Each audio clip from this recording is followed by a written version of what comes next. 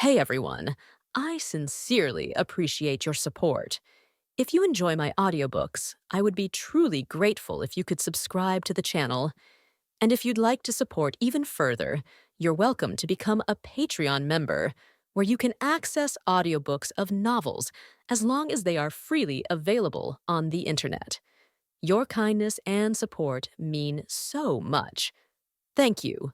Upper City of Igwent, Southern Sunflower Street, atop an apartment building. During the morning hours, Dorothy sat alone in her room. At the moment, she was the only one at home. Given what had happened last night, it was clear that Greor wouldn't be coming back anytime soon, granting her a rare moment of solitude. Though, truth be told, considering how often Greor had been caught in an endless cycle of overtime work lately, these moments weren't all that rare for Dorothy. Seated at her desk, Dorothy was deep in thought, contemplating the new deal Aldrich had proposed to her not long ago. Aldrich wants me to take his side in the upcoming battle against his greatest enemy. In return, he promises to owe me a favor, one I can call upon whenever I need it in the future. A favor? Huh. Such things are the most unpredictable. Their value can be immense or negligible, entirely dependent on the capability of the one who owes it. Aldrich remains an enigma. I have no idea where his true limits lie, but considering that his enemies are deploying 2 black-rank combatants as their vanguard, it's safe to assume he isn't someone to be underestimated. If I use this favor wisely, it could end up being worth more than any amount of money. But the catch is, I have to take his side. That means making enemies of his adversaries. I'll be putting myself at risk. Aldrich claims he has a 60% chance of winning this fight, but the reality is unknown. Facing off against one entity stronger than black rank, plus 2 black rank combatants, do we really stand a chance? Dorothy pondered this dilemma. Aldrich had refused to divulge further details until she agreed to help him, explaining that he could only share more intelligence with those who had confirmed their allegiance. It was a reasonable stance if she asked for all the information and then decided not to assist him. Aldrich would suffer a major loss. She hadn't given Aldrich an immediate answer, choosing instead to return home and carefully weigh the pros and cons before making her decision. Yet, after more than an hour of deliberation, she was still unable to make up her mind. Ugh, this is tough. Thinking about it is giving me a headache. Maybe I should take a break and read some mystical books to clear my mind. Muttering to herself, Dorothy massaged her temples before pulling out 2 new books she had recently purchased from Aldrich, hoping that some reading might refresh her thoughts. She reached for the first book on her desk. Its cover was a worn-out grayish-purple, far more tattered than any mystical book she had read before. Opening the book, Dorothy began to read and was surprised to find that the content was of a type she had never encountered before.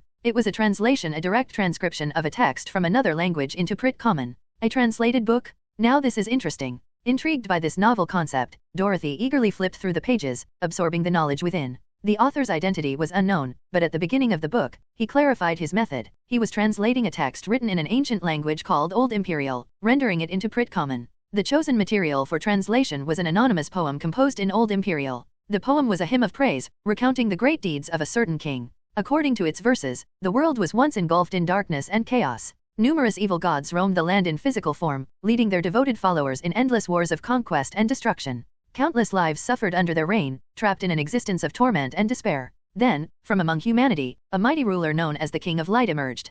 Possessing unparalleled strength, he led the oppressed in rebellion against the tyrannical deities. After forging powerful alliances, he ultimately defeated and banished the evil gods, establishing his own empire in their place. The poem was not lengthy, and its content was highly condensed. Much of it consisted of elaborate praise and rhetorical embellishments, yielding little concrete information. Yet, it was enough to pique Dorothy's curiosity. The King of Light? A mortal who rose up to fight against the evil gods in an age of darkness and chaos? This bears a striking resemblance to the myth of the Radiant Savior. And both titles are associated with light. Could there be a connection? But, there are also differences. In the myths of the Radiant Church, the Radiant Savior is a divine being. He took pity on humanity's suffering at the hands of the evil gods and descended to save them, before returning to his celestial palace within the sun, leaving behind 3 incarnations to watch over the world. Meanwhile, in this poem, the King of Light is a mortal one who rose from among humanity, united allies, and rebelled against the evil gods. Moreover, it mentions the establishment of an empire, something the Radiant Church's mythology never alludes to. Dorothy didn't dwell too much on the identity of the so-called King of Light. Instead, she accessed her system to check what knowledge she had gained from reading the book. To her surprise, the book granted her insight into 2 distinct subjects. The first was the poem itself. The second was an introductory understanding of Old Imperial. Oh, just by reading this translation, I've gained a foundational grasp of Old Imperial? If I can find more texts like this, I might gradually master the language, and perhaps even use it to acquire new dragon shouts. Recognizing the additional benefits, Dorothy decided to save the linguistic knowledge for later, aiming to fully master the language before utilizing it. Meanwhile, she extracted the poem's content as spirituality. She accumulated 3 points of lantern and 2 points of revelation. After finishing the first book, Dorothy set it aside and picked up the next one. This one had a plain gray cover. Though covered in dust, it was in noticeably better condition than the previous book. Flipping through its pages, Dorothy realized it was a research journal and account detailing the process of creating spiritual constructs imbued with stone essence. And the author? Aldrich himself. In the journal, Aldrich stated that all Beyonders aligned with stone, regardless of their rank, were deeply involved in constructing various formations and constructs, himself included. The notebook chronicled his experiments and findings, seemingly from his younger years.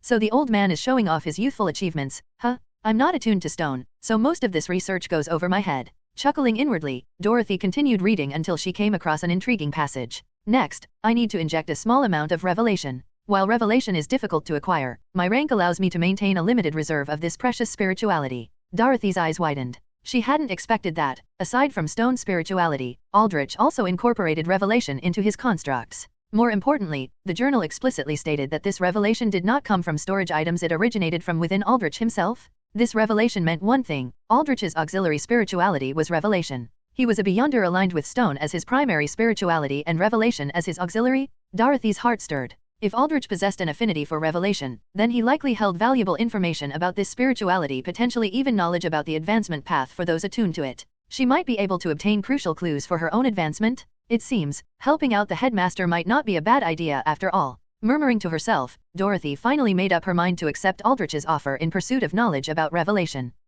Selling me these specific books, does he already suspect that I have ties to revelation? Giving me this journal, was it his way of saying, if you want more knowledge on revelation, then come help me? Truly, a cunning old fox. By the time she finished the second book, Dorothy had extracted 3 points of stone and 3 points of revelation. Her current reserve stood at 15 points of chalice, 8 points of stone, 4 points of lantern, 3 points of shadow, 2 points of silence, and 14 points of revelation. Of these, 5 revelation points were blue bar spirituality, while the remaining 9 were experience bar spirituality. 2 of the blue bar points were still in the process of recovery. With the books read, Dorothy leaned back in her chair, contemplating how to face the upcoming challenge. 2 black ranks, plus 1 being above black rank. Just me and Aldrich? That doesn't feel reassuring. Maybe I should try to recruit some help. With that thought in mind, she pulled out the magic box she had recently acquired, adjusted the size of its opening, and retrieved a book literary sea logbook. Flipping through its pages, she found an entry from a past conversation with Vonya. Then, she picked up her pen and wrote, "Are you there? Upper City of Igwent, Radiance Church." In the morning, the sunlight streamed through the massive stained glass windows into the spacious chapel. Clad in a nun's habit, Vonya knelt before the sacred altar, her expression devout as she recited her morning prayers. "O Lord, I thank you for granting your new radiance upon this day, allowing us once more to bask in your grace. I stand before you again to offer my gratitude and praise. May your greatness be eternal. May your knowledge endure forever. I shall forever remember your revelations. Thank you for shielding my mind from the corruption of heretical knowledge. TCH. Mid-prayer, Vonya suddenly sensed something amiss. She abruptly slapped her own face and immediately halted her recitation. No, this isn't right. The morning prayer isn't supposed to be like this. It started off normally, so how did it go astray toward the end? There's no mention of praising knowledge in the morning prayers. And what was that nonsense I said just now? Frustration and embarrassment welled up in her heart. This had been troubling her for days now. Whenever she engaged in prayer, her words would inexplicably deviate in strange directions, especially when she immersed herself in a state of sincere devotion. In short, as long as she kept her prayers superficial, everything was fine. But the moment she prayed earnestly, just as she used to from the depths of her heart, the prayer would veer further and further off track. It had been bothering her for the past 2 days, and she had nearly let something slip in front of the other nuns. Sigh. I should practice more and try to correct it. With a silent sigh, Vonya resolved to continue practicing her prayers. But just then, a voice called out beside her. Well, Sister Vonya, still here offering morning prayers." Vonya turned toward the voice and saw a portly priest approaching. She recognized him. His name was Konda, one of the local church leaders, known for his fondness for flattery and boasting. Haha. Morning prayer time ended over an hour ago, yet Sister Vonya persists in her devotion. Such steadfast piety is truly admirable. As expected of a nun from Tivian, an example for us all. Konda praised, causing Vonya to feel a deep sense of awkwardness. Haha. You jest, Lord Konda. I just happened to pray a little longer than usual. It's nothing extraordinary, Vonya responded with a polite smile, all the while thinking to herself that she was merely practicing due to repeatedly making mistakes in her prayers. Haha, such humility truly a virtue, Sister Vonya. With that, the two engaged in some idle chatter. After exchanging pleasantries, Konda inquired about the progress of the relic recovery mission for Bishop Dietrich. Vonya replied that most of the work had already been completed and that they would be returning to Tivian in a week's time. Hearing that she would be leaving in a week, Konda took the opportunity to ask Vonya about her impressions of Igwent. He was probing her attitude toward the local church, hoping to discern whether she might report anything unfavorable to the higher UPS upon her return. Vonya, however, skillfully deflected his inquiries with vague pleasantries, stating that she had a very good impression of this place. Satisfied with her response, Konda bid her farewell with a smile and left. Vonya, on the other hand, breathed a sigh of relief before kneeling once again before the altar to continue practicing her prayers. This time, she took out the holy scriptures from her waist, intending to recite directly from them to strengthen her faith. However, as she turned to one of the pages, her gaze was suddenly drawn to a newly appearing line of text. Are you there? A few days later, western outskirts of Igwent, St. Amanda School. Night had fallen. A waning moon hung in the sky. Though darkness loomed, St. Amanda School was brightly illuminated, its halls abuzz with activity.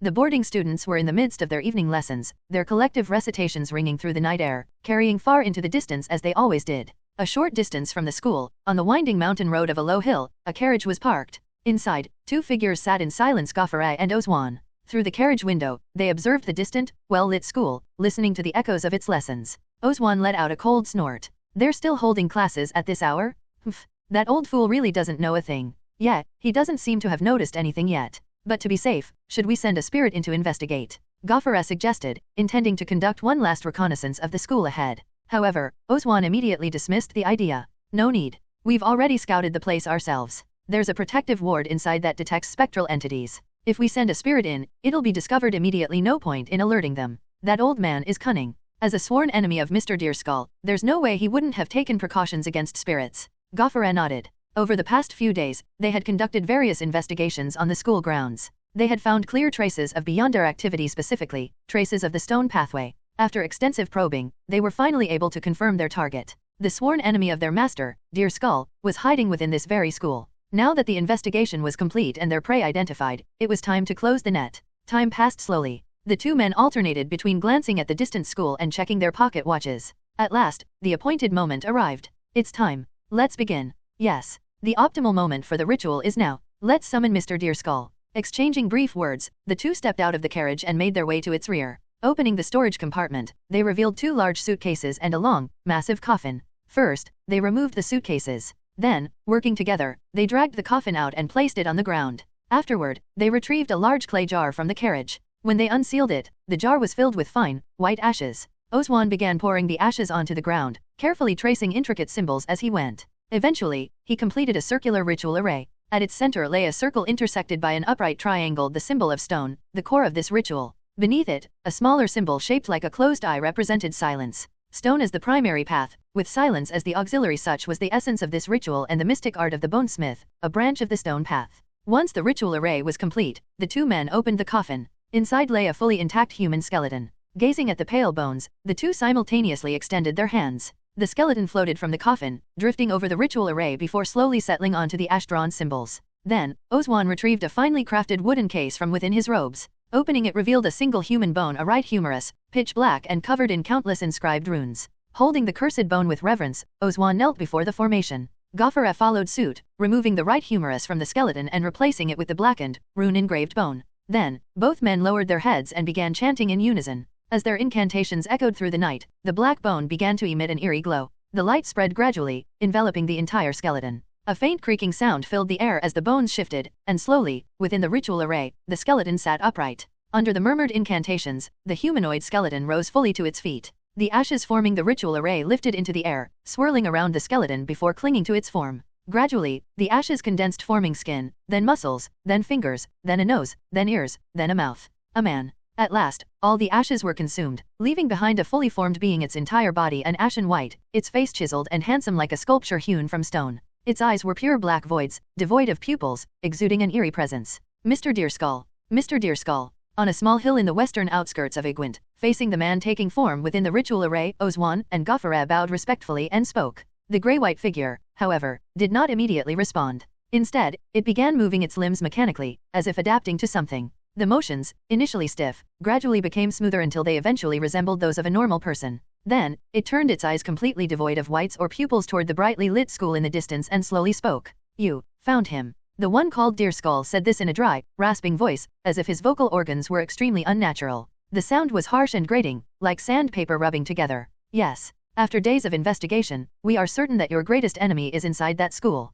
He should be disguising himself as the school's principal and is there right now. Facing Deer Skull, Ozwan declared with absolute certainty. Deer Skull glanced twice more at the distant school before opening his mouth. Then, more than a dozen invisible wailing spirits burst forth from his mouth. They swirled chaotically in the air for a moment before returning, wrapping around Deer Skull and the two men beside him. The spirits lifted them from the ground and carried them into the sky, heading toward the school. Before being taken into the air, Ozwan and Gofara did not forget to bring their briefcases with them. Flying through the night, the three finally arrived above the school. Just as they were about to stop and hover to observe below, something suddenly affected the spirits carrying them. The spirits let out agonized wails and began scattering chaotically. In an instant, the three lost control and started plummeting. Caught off guard, Ozwan and Gofara panicked. Deer Skull, however, simply waved a hand, forcibly regaining control over the spirits. The spirits steadied and gently lowered all three to the ground, landing them in the open area at the center of the campus. Once on the ground, Gofara and Ozwan took in their surroundings. They found themselves amidst brightly lit corridors and buildings, with numerous exquisite stone sculptures adorning the area, giving the nighttime campus a strong artistic atmosphere. Yet, amidst this artistic ambience, there was an undeniable sense of eeriness. Gofara and Ozwan were shocked to realize that sounds filled the air around them, voices chatting in the corridors, lectures echoing from classrooms, the sounds of children running and playing in the open space. Every sound typical of the school was present, yet there was not a single person in sight. The corridors, the classrooms, the open spaces. Though the noises reverberated through the campus, it was utterly deserted. The stark contrast between the lively sounds and the empty school created an uncanny scene. Stunned by the sight, Gofara and Ozwan were bewildered. They had assumed that since there were lights and voices, the school must be operating as usual. But why was it like this? This bizarre phenomenon sent a chill down their spines. Why are there no students? Shouldn't they be in class right now? Why are there only voices? Ozwan murmured in shock. At that moment, a slightly aged voice responded. I gave the children a night off especially to welcome our guests. It's only proper etiquette for an old friend. Startled, Gofara and Ozwan turned their heads toward the source of the voice. Emerging slowly from the corridor was a figure with graying hair, wearing a janitor's cap and sleeves, dressed in dusty work clothes. His face bore a genial smile, his eyes squinting slightly, and in his hand, he held a small music box. Aldrich. As Gofara and Ozwan gaped in shock, Aldrich walked into the open space, then closed the music box in his hand. Instantly, the lively campus sounds ceased abruptly. This music box was one of Aldrich's mystical artifacts, classified under the attribute of shadow. Aldrich had once used it to record the disguised voice of Dorothy during a mystic gathering, then played it back to confirm her presence when she enrolled at St. Amanda School. Now, Aldrich had recorded the sounds of the school at night and replayed them in this empty campus, misleading Gofara and Ozwan's perception. It's been a long time, Greyhill. You still enjoy playing tricks like these, huh? At that moment, Deer Skull turned his gaze toward Aldrich, speaking in his harsh, unpleasant voice. Aldrich, however, responded with ease. And you're the same, still unwilling to show your true body. Let me guess, which part of your bones is this? I'd say, pelvis. Aldrich chuckled with a hint of playfulness. Deer Skull coldly replied, I have no time for your meaningless jokes. Hand over what I came for, and I might mercifully spare your soul from becoming fuel. Looks like you're quite confident. Do you really think a single cursed bone avatar is enough to defeat me in my own workshop? Aldrich said, his signature smile unfaltering. Deer Skull scoffed. Just a failed gold rank ascendant who was backlashed by his own advancement, why wouldn't it be enough? The spirituality remaining in your body probably isn't even as much as a patch of black earth. What can you possibly fight me with? Then let's find out. Aldrich clasped his hands behind his back, his squinted eyes opening slightly, revealing a sharp glint. Boom! Suddenly, the ground beneath Deer Skull exploded as massive stone hands shot out, locking around his body. At the same time, the entire open space trembled, cracks forming as the surrounding land broke away from the school. Then, this detached section of ground began descending rapidly like an elevator, carrying Aldrich, Deer Skull, and the others down with it. I'm the principal of this school now. If we destroy everything up here, that'd be troublesome. I've prepared a battleground for us down below. Let's go there. Standing on the sinking platform, Aldrich spoke calmly. As he did, the ground above began closing like a lid. Seeing this, Deer Skull remained silent, glancing at the panicked Gofara and Ozwan beside him. Deer Skull commanded the spirits to lift the two men and hurl them back upward, sending them safely to the surface before the lid sealed completely. Aldrich and Deer Skull were now entirely isolated underground. Back in the now eerily quiet campus, beneath the starry night sky, Gofara and Ozwan stood in stunned silence. Mr. Deer Skull went underground with that old man? They're going to fight there. Piecing together what had just happened, Ozwan murmured. Suddenly, a tremor rumbled through the ground, making the buildings and their own bodies quiver slightly. Then, the underground tremors came in waves, one after another, as if colossal forces were clashing beneath them. We can't interfere in their battle. So Mr. Deer Skull sent us back up. Staring at the scene before him, Gofara muttered. But at that moment, something strange happened. With each tremor, a finely crafted bust in the nearby corridor developed tiny cracks before suddenly disintegrating into fine dust, scattering onto the ground. Then, as if contagious, the same phenomenon began occurring at intervals, decorative statues crumbling into powder without warning. Gofferat and Ozwan watched in confusion. What was happening? Why were these statues suddenly turning to dust? Just then, a bald spirit emerged from the ground. It floated before them and spoke in Deer Skull's voice. Quick! Destroy every statue you see before that bastard absorbs their spirituality. Quick! Destroy every statue you can see above. Destroy them before that guy absorbs their spirituality. In the central open ground of St. Amanda's School, a bald spirit emerging from the earth shouted these words in the voice of Deer Skull before vanishing, leaving Gofferat and Ozwan staring at each other in shock. Mr. Deer Skull's formidable enemy is using the spiritual sculpture technique to accumulate spirituality. He can carve spiritual statues and store them without absorbing them immediately, saving the final absorption step for when he needs it. We must destroy those statues right away, otherwise, that guy's spirituality will be endless. We must go up and assist Mr. Deer Skull. Understanding the situation instantly, Ozwan and Gofferat knew they had to support Deer Skull and Aldrich by cutting off the source of Aldrich's spirituality by destroying every statue in the school. Without hesitation, they opened their briefcases. As bonesmiths, they prepared to summon their bone tools to begin their task. However, at that very moment, an unexpected change occurred around them. Suddenly, 5 men dressed in different attires emerged from various hiding spots behind the corridor pillars, near the upstairs windows, within the grassy floor beads. Their expressions were cold and emotionless, and each held a pistol aimed directly at the 2 men standing in the open space. Bang, bang, bang, bang. Without warning, the 5 gunmen opened fire in unison, bullets raining down from multiple angles toward Gofferat and Ozwan. Caught off guard, each of them was struck by a bullet and immediately knocked to the ground. For an ordinary person, even a single shot would render them incapacitated if not outright dead. But they were not ordinary, they were beyonders of the stone pathway. Ugh! An ambush. Ozwan, shot in the left shoulder and writhing in pain, let out a cry. Swinging the empty bone in his hand, he summoned his spirit, which dived into his briefcase. Instantly, 4 bone shields flew out of the case. These shields, constructed from countless human bones interwoven together, were each over a meter in length and width. Though irregularly shaped, they bore engraved incantations. The moment they emerged from the case, they began orbiting around the 2 fallen men, intercepting all incoming bullets with loud clanging sounds. While ordinary human bones couldn't withstand bullets, the bonesmith's craft had reinforced them to a degree that made them durable enough to serve as weapons. Protected by the bone shields, Ozwan and Gofferat rose to their feet again. Ozwan gritted his teeth and clawed at his wounded shoulder, revealing skin that cracked open like stone. Embedded at the center of the fracture was the deformed bullet, crushed upon impact. Beyonders of the stone pathway possessed the ability to harden their skin even at the apprentice rank. Apprentices could withstand ordinary blades once their skin was hardened. Upon advancing to the black rank, regardless of their specific progression path, their hardening ability would further strengthen. A black rank stone could barely withstand gunfire. However, barely was the key word. They couldn't ignore bullets entirely. Continuous hits in the same spot could still break through their hardened defenses. Moreover, being struck by a bullet would still cause them to lose balance and fall. Unlike the chalice pathway, which granted extraordinary physical resilience, they couldn't take bullets head-on without being knocked down. Clenching his teeth, Ozwan pulled the bullet out of his body and turned to Gofferat, who was also struggling to his feet while extracting his own bullet. That old bastard brought reinforcements. I'll handle defense, you take them out. Ozwan shouted to Gofferat, who nodded with a resolute expression. He commanded his spirit to dive into his briefcase, and from within, 5 bone blades shot into the air, swiftly flying toward the attackers beyond the shields. Seeing the incoming blades, the 5 gunmen immediately ceased fire and ducked behind cover. Only one, who had been hiding in the floor bead, was decapitated by a bone blade. The rest of the blades lost their targets and had to hover in midair.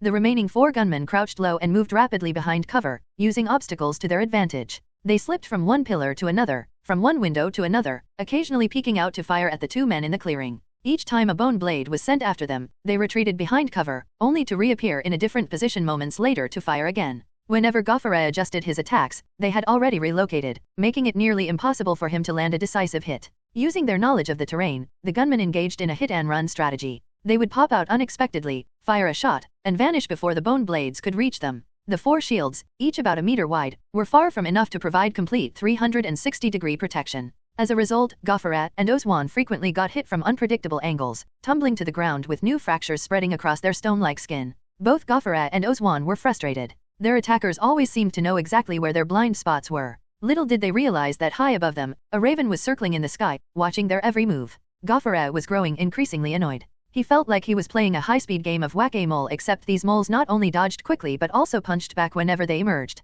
Ignoring them wasn't an option, as they would all attack together if left unchecked. Damn it. These guys are too slippery. I can't catch them. Gofferat gritted his teeth in frustration as he dodged another incoming shot. This was precisely why he hated enemies hiding inside buildings. It made them incredibly difficult to track. If we keep getting delayed like this, we won't be able to complete Mr. Deerskull's mission. Here, take this. Finish them all at once. We need to focus on the task. Oswan, still controlling the shields to block incoming fire, shoved a piece of parchment into Gofferet's hands. Gofferet looked down and immediately recognized it as a sigil. His expression sharpened upon seeing it. All right, give me a second. He pressed one talisman onto his right palm. As it burned away, it left behind a glowing stone symbol in his hand. Then, he pressed his palm firmly onto the ground. Earth Listener Sigil. In the brief tremor that followed, Gofferet activated the sigil. Closing his eyes, he focused intently, sensing the vibrations in the stone and earth beneath him. In an instant, his perception expanded exponentially, extending beyond all obstacles, covering half the school grounds. Every movement and tremor became clear to him, including the hidden gunman shifting behind cover.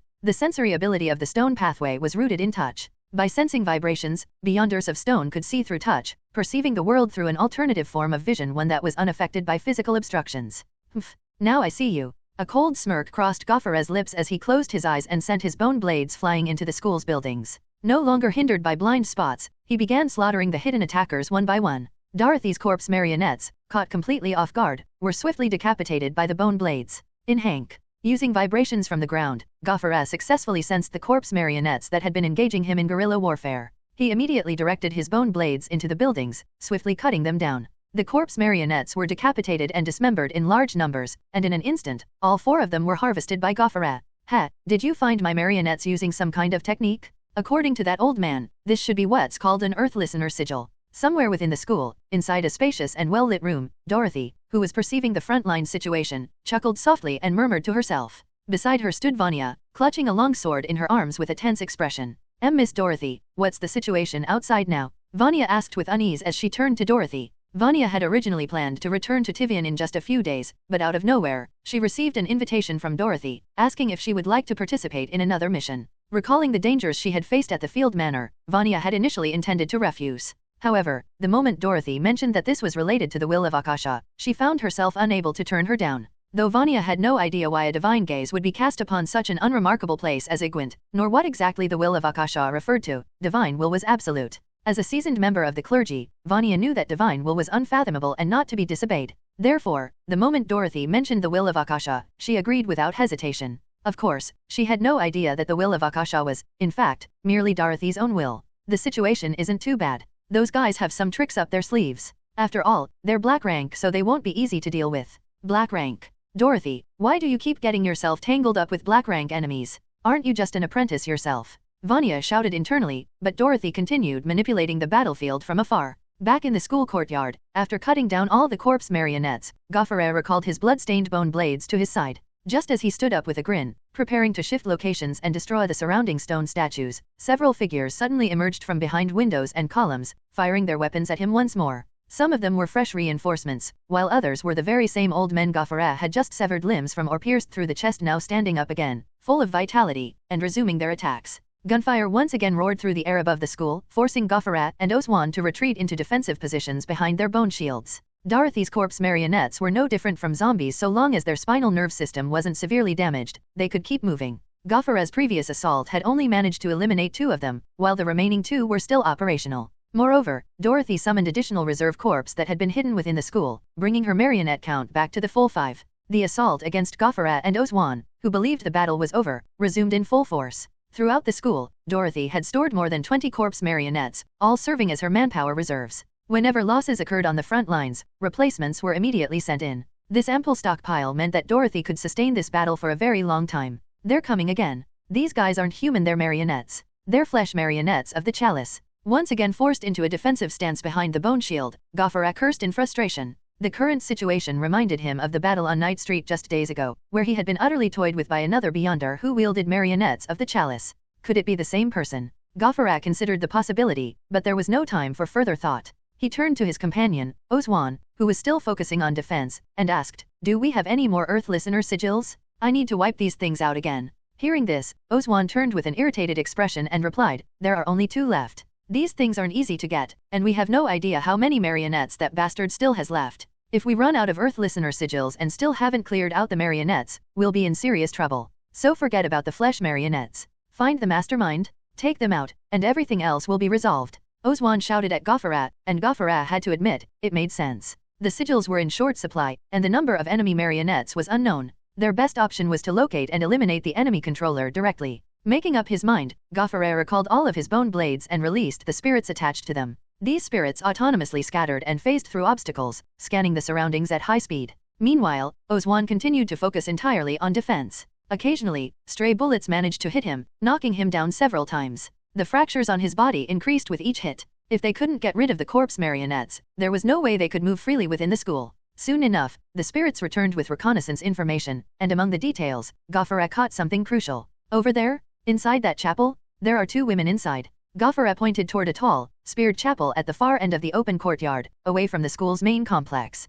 The information from the spirits suggested that the marionettist was likely hidden there. All right, let's go. With that, they began advancing under the protection of the bone shield, moving rapidly toward the distant chapel. The mid-sized chapel was built on a grassy field, detached from the main school buildings. As they closed in, they left behind the complex school environment, making it harder for the corpse to ambush them. With fewer marionettes attacking, their movements became much less restricted. Seizing the opportunity, they charged straight for the chapel, determined to kill the mastermind hidden inside. They're coming, Sister Vonya. Get ready. Inside the grand hall of the chapel, in front of the altar, Dorothy leaned on her cane and spoke to the nun beside her. Vonya nodded, gripping her sword tightly and pulling out a sigil. Dorothy, meanwhile, remained standing in the most conspicuous spot before the altar, awaiting the arrival of her enemies. There are statues of Aldrich inside the school. They aren't just reservoirs of his spirituality, they form part of his workshop's foundation. They can't be destroyed or relocated. They are the key to this battle, the cornerstone of Aldrich's victory. Thus, protecting the statues is the top priority. If we fought recklessly within the school, Aldrich's statues would undoubtedly be caught in the crossfire. So, the true battlefield mustn't be inside the school. It must be here, inside this chapel, far away from the main complex. And to lure them here, there's only one option: the mastermind must act as bait. Standing at the altar, leaning on her cane, Dorothy quietly waited. Soon enough, Greor and Ozwan burst through the chapel doors, their bone blades and shields at the ready, only to find a young girl standing before them. What? It's just a little kid. Doesn't matter. Kill her. Ozwan barked at Greor, who wasted no time, commanding his bone blades to slash through the air toward Dorothy. Just as one of the bone blades was about to reach Dorothy, a gleaming steel sword intercepted it with a sharp clang, deflecting it away. Clad in a nun's habit and gripping her long sword, Vonya stood firmly before the altar, shielding Dorothy from harm. Sister Vonya, from here on, I entrust my life to you. Dorothy's gaze was solemn as she looked at the nun standing protectively before her. Without hesitation, Vonya responded, Understood, Miss Dorothy. I will protect you with everything I have. In Han. St. Amanda's School was built through the donation of a saint from the Radiance Church, so naturally, a chapel was a standard facility. The school's chapel was located on a lawn, slightly distanced from the main school buildings. The structure itself was not small, and students would come here daily for prayers. Occasionally, theology teachers would also hold theology lessons on site. At this very moment, however, this place of prayer had become a battlefield, with the center of the conflict being Dorothy, who stood before the altar. She was clad in an exquisite ceremonial dress, leaning on a cane, wearing a hat, and donning a gold thread masquerade mask. Her long white hair was tied into a single ponytail at the back, making it difficult to discern her hair color from the front. Through the mask, her eyes silently overlooked the battlefield before her. Greor, who had just entered the chapel, continuously slashed at Dorothy with his bone blades. However, every strike was intercepted by Vonya, who stood guard beside Dorothy. She, too, wore a mask and deflected each attack with her sword. Meanwhile, Dorothy commanded several corpse marionettes, which had been hidden around the chapel, to fire their guns at the attackers. As usual, Ozwan defended against the shots using his bone shield.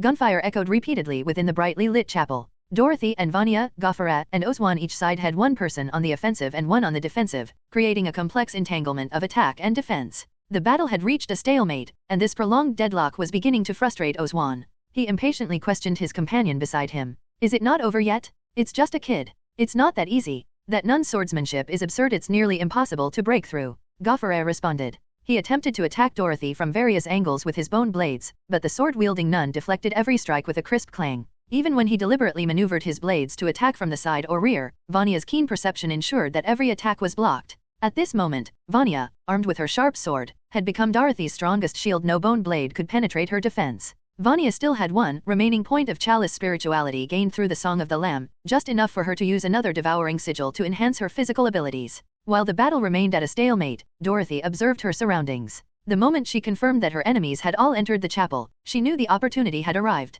Without hesitation, Dorothy activated a hidden corpse marionette stationed near the chapel doors. The marionette stood up and pulled a lever nearby. In an instant, the massive chapel doors slammed shut, trapping everyone inside. What? Hearing the heavy doors suddenly close behind them, both Greor and Ozwan felt a sense of unease. At that very moment, Dorothy reached into her small pouch and took out an inconspicuous item, a small candle. She brought the candle to her lips, and it ignited with a silver flame on its own. She then slightly lifted her mask and blew out the flame. Along with the extinguished flame, every light source inside the chapel went out as well. This was the extinguishing black candle, an item Dorothy had obtained from Lure. By infusing it with 1 point of shadow, she had plunged the entire chapel into total darkness without a single trace of light. The vast space was now swallowed by absolute blackness. Not even moonlight seeped in, as Dorothy had already sealed off all the windows beforehand. With darkness enveloping them, Gofferat and Ozwan were rendered completely blind. Their attacks halted in frustration. It's a shadow artifact. They're trying to cut off our vision. This is a trap. Realizing the situation,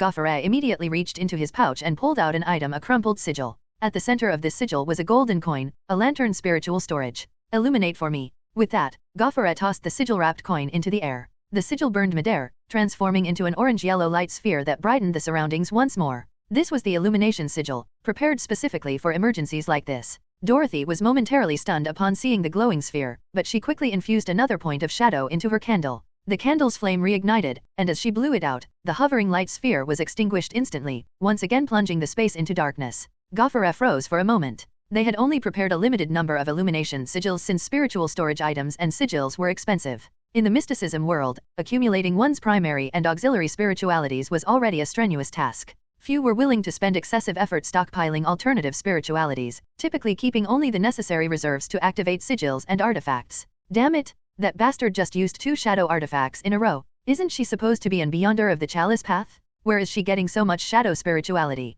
Gofferat thought in irritation, his mind clouded with confusion. Then, he instinctively nudged his companion. Give me the Earth Listener sigil. Without hesitation, Ozwan handed it over. Gofferat activated Earth Listener sigil, pressing his hand to the floor to detect vibrations. He then directed his bone blades to strike at the chapel doors, trying to break them open for an escape. He allocated half of his bone blades to hacking at the doors, while the other half remained around them, reinforcing the defense of his bone shield. In this pitch-black environment, Gofferat and Ozwan knew the most critical factor was preventing their enemies from launching a sneak attack in the darkness. As long as they could block any surprise assault, they could eventually break through the doors and escape this trap.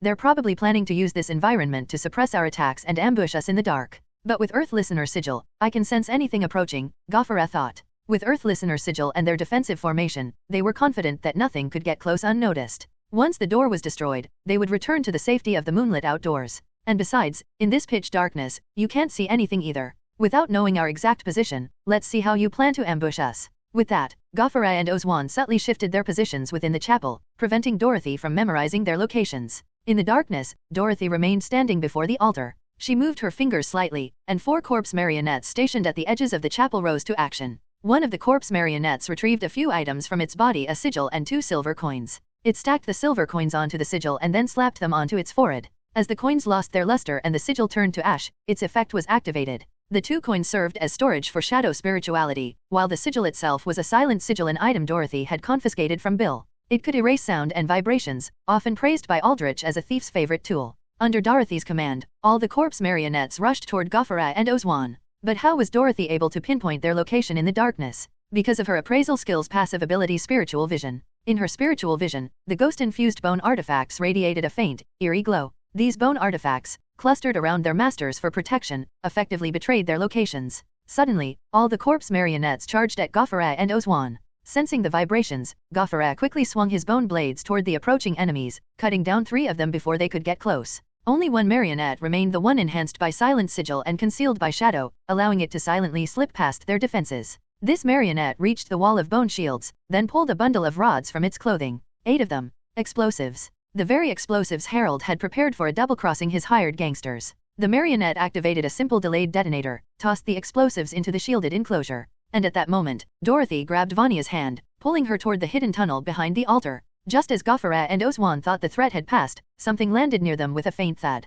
What is this? Before they could react, boom! A deafening explosion shook the skies above St. Amanda School. A massive explosion erupted within the darkened chapel. The violent detonation ignited from within the bone shield wall, sending a powerful shockwave that shattered the shields, scattering fragments across the entire chapel. The chapel pews were overturned in rapid succession, objects on the altar were blown away, and bone shards and stone debris shot out like bullets in every direction. The already battered and broken main door was instantly blown apart by the blast wave, allowing the chapel to once again be bathed in pure moonlight. After the explosion, the chapel interior was engulfed in a cloud of pale gray dust. Once the dust settled slightly, Dorothy and Vonya emerged from the secret passage behind the altar. Cough, cough. Coughing as she waved away the dust before her, Vonya stepped out of the passage, her feet landing on the debris-covered floor of the chapel. Under the moonlight, she took in the devastation before her, unable to suppress her astonishment. It's mining explosives from the mountains. Since they're meant for blasting rock, they're perfect for dealing with these two stones. After all, they're both made to blow up rocks. Behind Vonya, Dorothy had already removed her mask. Leaning on her cane, she emerged with a white cloth wrapped around her nose and mouth as an improvised mask. Explosives. You used explosives in a Beyonder battle? Miss Dorothy. Yes, and you see, the results are quite good, aren't they? Dorothy said with a grin, swinging her arm as she gestured toward the wreckage of the chapel. Vonya, however, as a member of the clergy, couldn't help but feel guilty at the sight before her. Miss Dorothy, we blew up the Radiance Church like this. Won't it displease the saints? Don't worry, don't worry. We did this to deal with dangerous and evil Beyonders, didn't we? The saints will surely understand, so stop worrying too much. Dorothy waved dismissively. Even so, Vonya remained uneasy. She stepped toward the altar, clasped her hands together, and began silently praying. Lord, please forgive us for defiling the holy altar. We only did so because. Hearing the nun's prayer beside her, Dorothy pursed her lips and shook her head, deciding to ignore it. Instead, she turned toward the epicenter of the explosion inside the chapel. The ground there had been completely obliterated. Not far from the explosion's core lay a figure, their body covered in gray dust, bloodied and mangled, with one arm blown off. This was one of the two black-rank enemies. Dorothy tested the body with her corpse marionette ring, confirming that he was dead.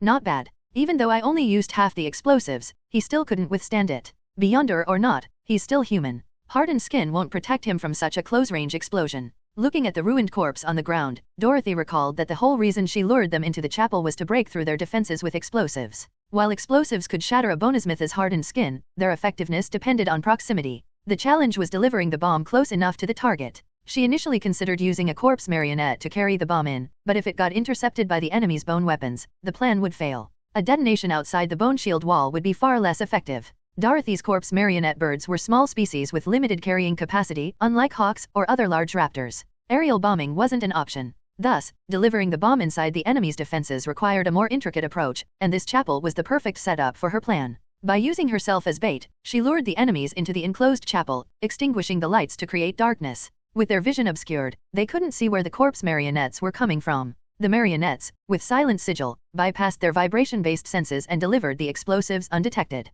To be safe, Dorothy had only used half the explosives for Plan A, keeping the other half as a backup in case the first attempt failed. But judging by the results, a second attempt wasn't necessary. But, why is there only one body here? Where's the other one? Scanning the area, Dorothy soon spotted another figure lying in the distance. This figure was on the ground, some distance from the explosion's center. Unlike the first, he had all his limbs intact, and aside from being covered in dust, he had no obvious external injuries. A large fragment of a bone shield lay atop his body. Seeing him, Dorothy tested with her corpse marionette ring again but found she couldn't control him, meaning he was still alive. He's alive? Is he faking his death to ambush me? Suspicious, Dorothy immediately controlled a barely functional corpse marionette to stagger over and inspect the fallen man. After a careful check, she concluded that he had lost consciousness. His body was covered in fine, crack-like fractures, but there were no major injuries. He must have been knocked out by the blast. This guy, he was the one controlling the bone blades, right? And earlier, he was also the one using tremor sensing. He must have noticed the vibrations when the bomb landed and realized something was wrong, so he ran. Looks like he got outside the shield wall before the bomb went off. The wall absorbed most of the shockwave, and his hardened skin saved him from death, but he still got knocked out. Dorothy analyzed the situation while using her corpse marionette to check the man's condition. She initially considered finishing him off but then had another thought. Maybe, he could be useful for something else. With that in mind, Dorothy immediately had her marionette find some rope and tightly bound the unconscious man, tying him up securely before tossing him into the secret passage behind the altar far away from any bone-based objects. After handling everything, Dorothy scanned her surroundings, ignoring Vonya, who was still sincerely repenting before the ruined altar. She then slowly walked out of the chapel, gazing at the silent school grounds ahead. I wonder, how's that old man doing in his battle? Just as Dorothy was thinking this, a tremor suddenly ran through the ground. The scattered rubble inside the chapel rattled as if an earthquake had struck. Vonya, still deep in prayer, jumped in fright, fearing divine retribution.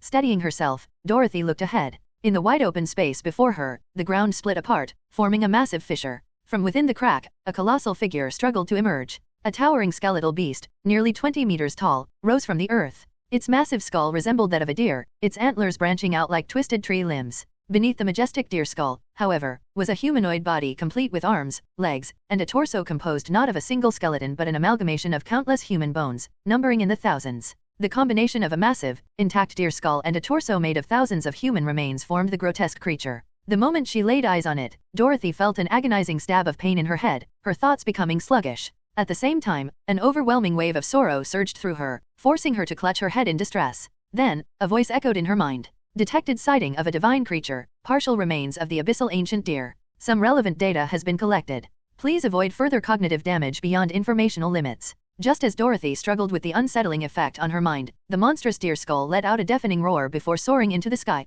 However, before it could escape, 3 enormous stone spears suddenly erupted from the ground, impaling it midair. The creature shrieked in agony. From the fissure, a massive stone-clad knight, over 10 meters tall, stepped forward. Wielding a colossal stone sword, the armored giant slashed downward, cleaving the skeletal beast apart. Its body exploded into scattered fragments, human bones raining down while the deer skull warped and vanished into the night sky. Enhance your ready. After witnessing the skeletal monster, Dorothy's mind was thrown into chaos. Her thoughts became sluggish, her consciousness began to blur, and an overwhelming sense of sadness surged within her. She wanted to cry, but her sluggish mind couldn't even figure out how to shed tears. This state lasted for an unknown amount of time before she gradually felt her consciousness clearing up. As she held her head and steadied herself on the ground, she slowly opened her eyes. Standing before her, smiling, was Aldrich. To witness divine remains without any protection and not collapse immediately, only suffering a slight mental impact, Miss Machos, I'm afraid my interest in you has deepened even further. Standing in front of Dorothy, Aldrich spoke with a smile. Dorothy shook her head, regaining her composure, and then asked, what was that thing just now? It's the skull remnant of a divine creature. That guy found it during an expedition and incorporated it into his constructs. It's his trump card and his symbol. That's how he earned the title Deer Skull. Gazing at the calm sky in the distance, Aldrich continued calmly, generally, ordinary people or low-ranked beyonders who witness a divine creature suffer severe adverse effects, ranging from direct mental radiation to cognitive poisoning, and sometimes even physical mutations. Although that thing is just a remnant and its effects are much weaker, the fact that you're still standing is indeed beyond my expectations. Aldrich spoke frankly, and Dorothy nodded in understanding. Witnessing a divine creature causes many negative effects, including a certain amount of cognitive poisoning. Since I'm immune to cognitive poison, the impact was much lighter. That's why I could still stand after seeing that remnant. Aldrich also helped me eliminate the other negative effects. After hearing Aldrich's explanation, Dorothy understood why she had experienced that state earlier. Then, she suddenly thought of something. Wait, if witnessing a divine creature causes negative effects on ordinary people and low-ranked beyonders, what about Vonya? At that moment, Dorothy turned to look at the church behind her and saw Vonya lying unconscious in front of the altar. She quickly ran over to check and found that Vonya was in a deep coma. Hey, my companion seems to have passed out after seeing that thing. What should we do now? Dorothy immediately turned to Aldrich and asked. Aldrich walked over, examined Vonya, and then said, it's not a big problem. Carry her to the basement. With that, Aldrich stood up, opened a hidden passage in the chapel leading to the basement, and walked down. Dorothy controlled her marionette to carry Vonya and followed behind. Soon after, Dorothy followed Aldrich into the familiar underground workshop. Following Aldrich's instructions, she placed Vonya on a long table in the workshop. Then, Aldrich had Dorothy administer 2 tubes of medicine to the unconscious Vonya. After that, Aldrich lit a special incense and consumed a few spiritual storage items to perform a simple ritual for Vonya. Finally, he clapped his hands to signal that the task was complete. Alright, now we just wait for this young lady to wake up on her own. All she needs is a bit of time. Hearing Aldrich's words, Dorothy breathed a sigh of relief and then joked, you used so many things. You're not going to charge her when she wakes up, are you? She's just a novice nun from the Radiance Church and doesn't have much money. What are you talking about, Miss Machos? I'm always clear about debts and payments. You've helped me greatly today, and I still owe you. How could I dare to charge anything? If I really wanted money, I would have charged you at least £100 for the information about divine creatures I just shared. Sitting down in a chair he often used, Aldrich chuckled as he spoke. Hearing his response, Dorothy couldn't help but feel a bit stunned. So you're saying I can ask you questions freely without paying now? Of course, ask away. But for every answer I give, I consider a bit of my debt repaid. If you ask too much and I finish repaying, then you'll have to start paying again. Of course, the favor I owe you isn't included in this. These are extra rewards outside of that favor. Aldrich's reply made Dorothy's mouth twitch. This old man, he can even be so meticulous about this. Only he knows the standards for how much debt is owed or repaid. After silently judging in her mind, Dorothy continued to ask, so, have you successfully defeated your great enemy now? More or less. But to be precise, I only defeated one of his cursed bone avatars. His true body is still out there. Aldrich spoke slowly, and Dorothy asked in confusion, cursed bone avatar. It's an ability of the stone path, the bonesmith branch, at the red rank spirit bone warlock. they can use a piece of their own bone to create a cursed bone, which can then be grafted onto another skeleton to create an avatar. Here, take a look at this. As he spoke, Aldrich pulled something out from behind him. Dorothy looked closely and saw a black human bone covered in engraved runes. The bone was now broken in two, clearly severed. So this is a cursed bone? Does that mean Deer Skull is a red rank beyonder? Dorothy asked, looking at the broken bone. Aldrich continued to explain. Yes, but with the divine creature remnant in his possession, his strength is already at the peak of the red rank. He's just one step away from completing his great work and stepping into the gold rank. However, this time he lost a cursed bone, so his power will take a bit of a hit. That monster has the strength of a red rank peak, just one step away from advancing to gold. Dorothy thought to herself as she listened to Aldrich. Then, she continued to ask, so, since that guy is so powerful, how did you two become enemies? Hearing Dorothy's question, Aldrich paused, fell silent for a moment, and after drinking a cup of tea, slowly replied, the grudge between him and me dates back 200 years. At that time, we were both high-ranking members of the White Craftsmen's Guild, both outstanding red-rank beyonders. Back then, a vacancy appeared in the highest echelon of the White Craftsmen's Guild, the Golden Triad. As a result, the most outstanding red-rank member among the high-ranking members would be selected. This individual would receive a significant amount of resources from the guild to help them advance to the gold rank and fill the vacancy in the Golden Triad. He and I were the top contenders. Enhance your reading X. The Golden Triad is. Hearing Aldrich's words, Dorothy tilted her head slightly with a hint of confusion and asked. Aldrich immediately provided an explanation. It's the highest leadership of the White Craftsmen's Guild. Although the White Craftsmen's Guild is a relatively loose association, it is vast enough to require a strong leadership group to ensure the basic functioning of the organization and prevent fragmentation. This leadership group is the Golden Triad, composed of 3 gold rank beyonders, usually from the Stone Path. Occasionally, there are vacancies, and when that happens, a candidate is selected from among the red rank beyonders in the guild. The guild then pours resources into helping them advance to gold rank and join the triad. Wow, 3 gold rank beyonders as the highest leadership. No wonder it's a world-class association, far stronger than small local groups like the Holy Banquet. So, the Golden Triad had a vacancy 200 years ago, and you and Deer Skull, both outstanding red rank members of the guild, competed for the seat, which led to a feud. Dorothy continued to press, and Aldrich nodded in response. Correct. The competition was the beginning of the feud, but competition alone wasn't enough to escalate to the life and death situation we have today. The feud deepened during the process of competition. During the competition, how did you compete? Naturally, craftsmen compete in the way of craftsmen. Creating works and competing in skill. This is the only way for Stone Path beyonders to compete without resorting to direct conflict. At the time, we were both members of the same guild, so it wasn't appropriate for us to fight directly. Thus, we used our creations as the means of competition. Under the witness of the entire upper echelon of the guild, we agreed to create powerful, exquisite, and artistic works within a set time frame. These works would not only serve as a testament to the gap in our skills but would also be key to our future gold rank advancement rituals. The key to your gold rank advancement rituals? Do your gold rank advancement rituals require the use of works you've created? Dorothy asked curiously, and Aldrich nodded again. Yes, many branches of the Stone Path require the creation of an epic, extraordinary work that embodies the characteristics of their branch when advancing to gold rank. In fact, the process of creating this work is a crucial part of the advancement ritual, and the quality of the final work also affects the success rate of the ritual. After saying this, Aldrich slowly took a sip of tea, while Dorothy, having absorbed this information, felt a sense of realization. The Stone Path truly lives up to its reputation as the path of craftsmen. It seems that each branch represents a different kind of craftsman. Even their gold rank advancement rituals involve pouring their full effort into creating an epic work. I imagine that the vast majority of mystical items in the hidden world are produced by these craftsmen. I wonder how powerful the items created by those who successfully advance to gold rank must be. After finishing her thoughts, Dorothy noticed that Aldrich had finished his tea and was ready to continue. The time frame we agreed upon was 30 years. Within 30 years, we were to create our most outstanding works, which would then be evaluated by the Golden Triad. The winner would receive the guild's support to advance to gold rank. However, the problem arose during this 30-year creation process. What problem? Dorothy continued to ask, and Aldrich responded in a serious tone. As I mentioned before, the bonesmith branch requires the use of living humans as materials extracting bones and souls. Normally, his small-scale actions wouldn't be an issue, but this time, in his eagerness to win, he crossed a serious line. Wait, you said his small-scale actions weren't an issue. Are you saying that the guild doesn't care about his murderous practices, similar to the Eucharist?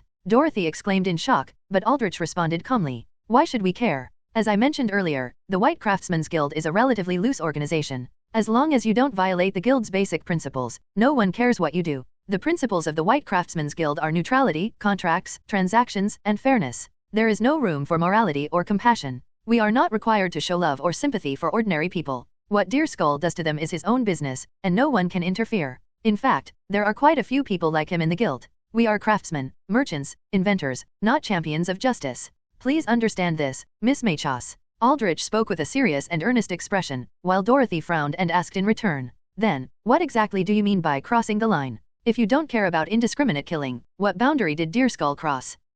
We don't care about indiscriminate killing, but other organizations do. Deerskull went too far in his desire to win me, which drew the ire of other organizations. The constructs of a bonesmith are created by combining necromancy and bones. Deerskull's work was a bone artifact that bound countless ancient, powerful evil spirits. These spirits were obtained from the ruins of ancient cities and were said to be the souls of 7 exceptionally wicked beyonders. He spent all his resources to create a powerful bone artifact to restrain and control these ancient spirits, then allowed them to grow stronger by devouring the souls of ordinary people. If Deerskull had kept his actions small-scale, secretly capturing a few people to refine souls and covering his tracks, it wouldn't have been a big deal. But his appetite grew. In his quest to create an even more powerful work, he began to recklessly allowing the evil spirits to devour the souls of ordinary people to enhance the quality of his bone artifact. At first, it was a few settlements, then a few villages, and then a few towns. But even that wasn't enough to make him feel confident of winning against me. So, he set his sights on a city. Sitting in his chair, Aldrich reminisced as he spoke. Hearing this, Dorothy was stunned. What? Are you saying that, to win the competition, he allowed evil spirits to devour an entire city? Dorothy exclaimed in shock. Cities in this era could have populations ranging from tens of thousands to millions. Did this guy really plan to swallow an entire city just to win a competition and advance? He planned to do it, but he didn't succeed. The reason was that his actions had become too conspicuous, and he was targeted by the covert agents of the nation where he operated, as well as the Radiance Church. Such a serious mystical event, threatening the lives of an entire city, was something they couldn't ignore. So, it was the nation's covert agents and the Radiance Church who stopped Deerskull. Dorothy asked curiously, but Aldrich shook his head. No, it was the guild. What? Didn't you say the guild wouldn't interfere with Deerskull's killings? Earlier, I told you that the guild wouldn't interfere with what its members did as long as they didn't violate the guild's principles. Deerskull's killings were fine, but the scale of his actions provoked hostility from other major organizations, which became a serious problem. I mentioned that one of the guild's key principles is neutrality. Deerskull's actions were tantamount to declaring war on a nation and slapping the Radiance Church in the face. This severely violated the guild's principle of neutrality. Therefore, after the covert agents and the Radiance Church brought the issue to the guild's attention, the Golden Triad investigated and determined that Deerskull had seriously violated the rules. After stopping his actions, they expelled him from the guild. So it was because he provoked other organizations, and the guild had to maintain its neutrality, that they took action. This White Craftsman's Guild is really something. Dorothy thought to herself. Then after a moment, she spoke to Aldrich again. Deerskull was expelled from the White Craftsman's Guild, so he lost his eligibility to compete. That's why he resented you, his rival, right? Of course, it wasn't just that. Deerskull also suspected that I had uncovered his plans and reported them to the Radiance Church and the covert agents, ruining all his carefully laid plans. And was that true? Yes, it was. Aldrich waved his hand and raised an eyebrow as he spoke. Hearing this, Dorothy's mouth twitched. Well, so you were the one who reported him. I didn't expect it was really you who reported him. But reporting someone from your own organization to other groups, wouldn't that be considered betrayal? After hearing Aldrich's words, Dorothy asked curiously, to which he responded calmly. No, I reported him precisely for the sake of the Craftsman's Guild. Think about it, if Deerskull had truly devoured an entire city to create a masterpiece, won the competition, and taken a seat on the Golden Triad, only for his actions to be exposed later, the covert agents and the Radiance Church would have come demanding answers. By then, he would have already been one of the Golden Triad, representing the guild to a significant extent, making it extremely difficult to handle. If the other two members of the Triad tried to deal with him forcefully, Deerskull, as a gold rank, would have had the power to split the guild. In the end, this would have escalated into a complete deterioration of relations between the Craftsman's Guild and a major nation's government, as well as the Radiance Church. This would have been absolutely detrimental to the guild's future. My report was for the sake of the guild's future. Aldrich spoke with a righteous tone, and after hearing his explanation, Dorothy felt that it made sense. Deerskull's actions were indeed gambling with the guild's future. Moreover, whether Aldrich intended it or not, he had objectively saved the lives of an entire city, which was undoubtedly a good thing. So, what happened after that? Deerskull was expelled from the guild, so you were the final winner, right? Why didn't you successfully advance to gold rank? Dorothy continued to ask, and Aldrich, after taking a deep breath, replied. After that, I did indeed win and gained the qualification to advance to gold rank. However, Deerskull, harboring a deep grudge, sabotaged me during the final stages of my advancement ritual, causing it to go awry. As a result, I suffered a backlash. In fact, the ritual wasn't a complete failure. After the ritual, I had gained most of the abilities and status of a gold rank, but the backlash severely damaged my body, especially my spiritual channels, which store spirituality. Now, although I'm technically half a gold rank, I can only store spirituality equivalent to a black rank. With such limited spirituality, I can hardly use even red or white rank abilities, let alone gold rank. This is why I've hidden so many stone statues in the school. I can only rely on external objects to unleash higher level abilities. That's why, in the battle earlier, your fight against Deer Skull's subordinates was the key to the entire battle. After Aldrich finished speaking, Dorothy nodded thoughtfully. It seems the backlash from the ritual severely crippled the old man's MP pool, which is why he needs so many mana potions to fight. You said Deer Skull sabotaged your advancement, which means his actions directly opposed the entire guild. Did the guild just let him go after that? Dorothy continued to ask. Crippling a gold rank that the guild had invested so much in, surely the guild couldn't just let that slide? Earlier, they had only expelled him, perhaps out of sentiment, but after this, wouldn't the Golden Triad have tried to kill him? They did go after him. The Golden Triad immediately issued a kill order for Deer Skull. However, at that time, Deer Skull found a new backer. Somehow, he convinced the Silence Major faction, the Nether Coffin Order, to take him in. The upper echelons of the Nether Coffin Order intervened and negotiated to protect Deer Skull, and the Golden Triad was persuaded. Aldrich responded, and Dorothy couldn't help but exclaim in surprise. They were convinced just like that. Heh, of course. The Nether Coffin Order sect used the Craftsman's Guild's own principles to persuade them. They proposed a trade with the guild, offering something from the Nether Coffin Order in exchange for Deer Skull's life.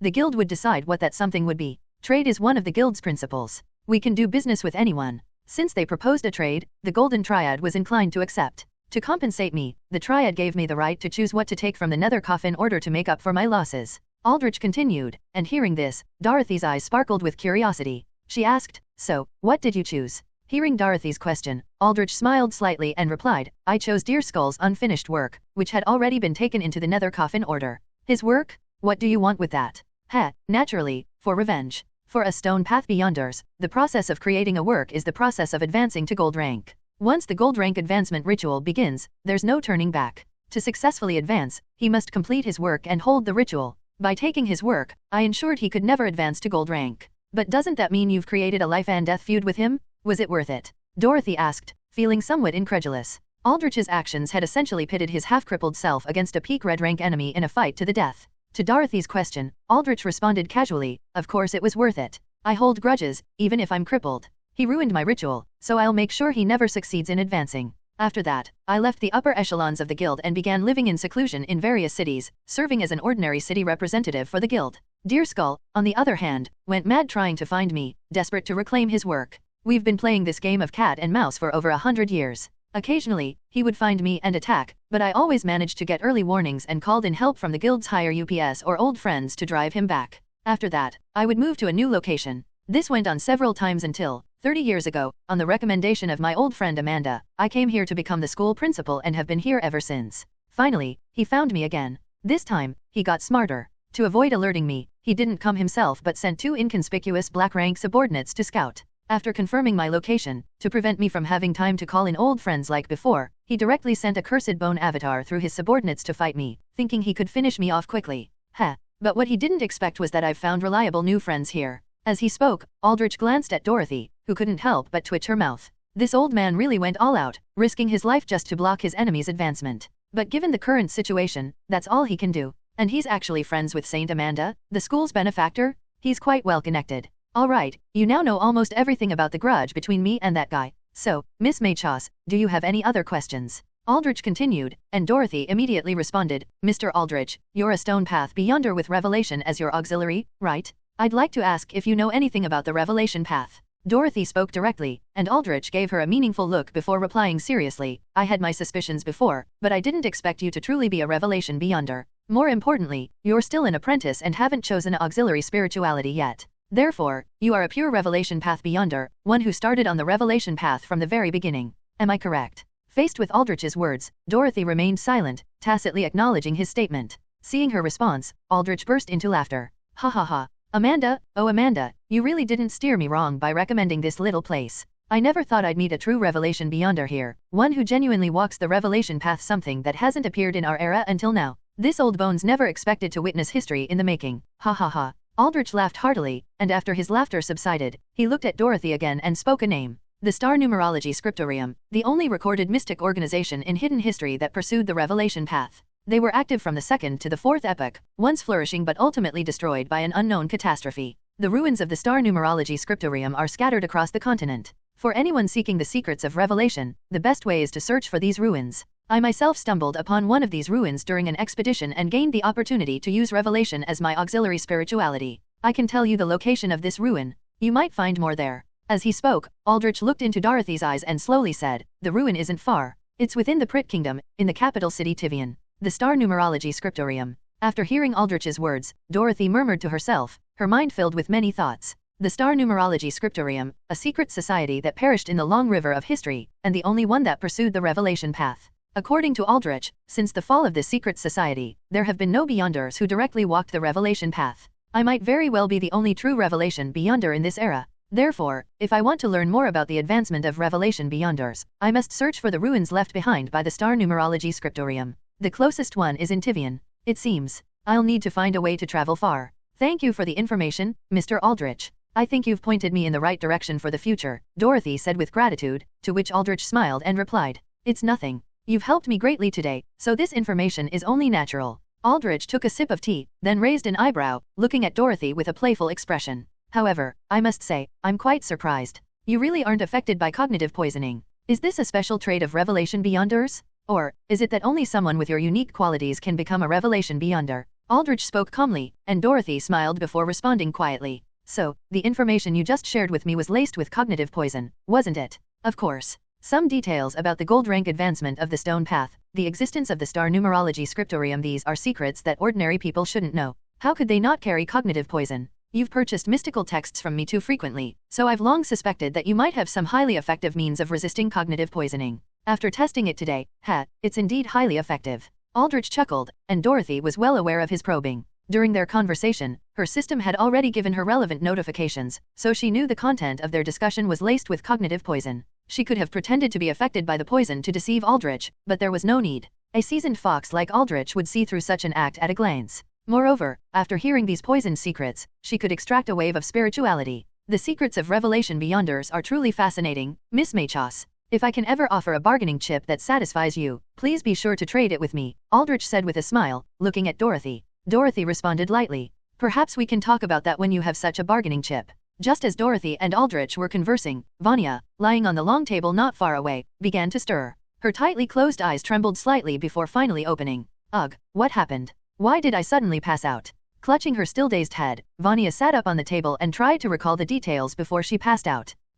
I was confessing in front of the altar, and then suddenly there was a loud noise outside, so I looked over and saw, a monster? A monster made entirely of bones. Recalling the skeletal monster with a massive deer skull, Vonya shuddered. What was that thing? Why was it here? That kind of thing, that terrifying evil. Could it be the true target of our mission? Was the will of AKA truly pointing to that monster, rather than the minor skirmish with those two Beyonders? Vonya thought to herself. Earlier, Dorothy had sought her help under the pretext of AKA's will, but after arriving, Vonya had only helped Dorothy deal with two seemingly low-ranking Beyonders. Vonya had been puzzled as to why AKA, a true god, would focus on such minor figures. Now, it seemed those two were merely superficial. The true target of AKA's will was that skeletal monster? The one that had made her faint just by looking at it, an utterly evil creature? The weapons used by those two Beyonders were made of bones, likely deeply connected to that monster. Perhaps they were its minions? Or maybe the monster itself had been summoned from the realm of an evil god by these wicked Beyonders. Vonya's thoughts grew more intense, and the more she thought about it, the more plausible it seemed. She now believed that the Beyonders they had faced were cultists, possibly trying to summon some evil entity to cause a disaster. The will AKA had conveyed to Miss Dorothy was likely to stop that monster and prevent the catastrophe. So, this is the true will of AKA, hidden beneath the surface. Vonya was stunned by this realization. Just as she was contemplating whether to immediately confess to AKA for doubting the divine, the sound of her waking up caught the attention of Dorothy and Aldrich. Ah, Sister Vonya, you're awake, Dorothy said upon seeing Vonya stir. Hearing Dorothy's voice, Vonya was startled and quickly got off the table to respond. Miss Dorothy, where are we? That monster? That evil bone monster? Where is it now? Vonya asked anxiously, and Dorothy walked over, patting her shoulder with a smile. Don't worry, the monster has already been destroyed. You passed out earlier due to the influence of some divine remnants, but you're fine now. It's been destroyed? That's good, but, divine remnants. Hearing Dorothy's words, Vonya was once again shocked, as it seemed to confirm her earlier suspicions. Divine remnants. So, that monster was summoned from the realm of an evil god? Could it be a servant of an evil god? Did I just participate in resisting an invasion of the mortal world by an evil god's servant? Is this the will of AKA? Thinking this, Vonya stood frozen in place. Meanwhile, Dorothy turned to Aldrich and said, by the way, this sister also participated in the mission and helped me greatly. Shouldn't you give her some reward too, Mr. Aldrich? Hearing Dorothy's words, Aldrich smiled and replied, "Heh, of course. Please wait a moment." With that, Aldrich stood up and walked into his room. A short while later, he returned with 2 hardcover books. These 2 mystical texts were written by an old friend from the Radiance Church. She has a unique understanding of the Lantern Path. I'll give them to you now, little sister. I hope you will study them well. This is. Vonya took the mystical texts and examined them carefully, noticing the author's name prominently written on the cover. Amanda Petty. Amanda. Saint Amanda? One of the 7 living saints of Mount Sanctum, Saint Amanda? These are works by Saint Amanda? This old gentleman is a friend of Saint Amanda? Just who is he? Silently raising her head, Vonya slowly asked, "Sir, may I ask who you are?" "Just an old man, nothing special.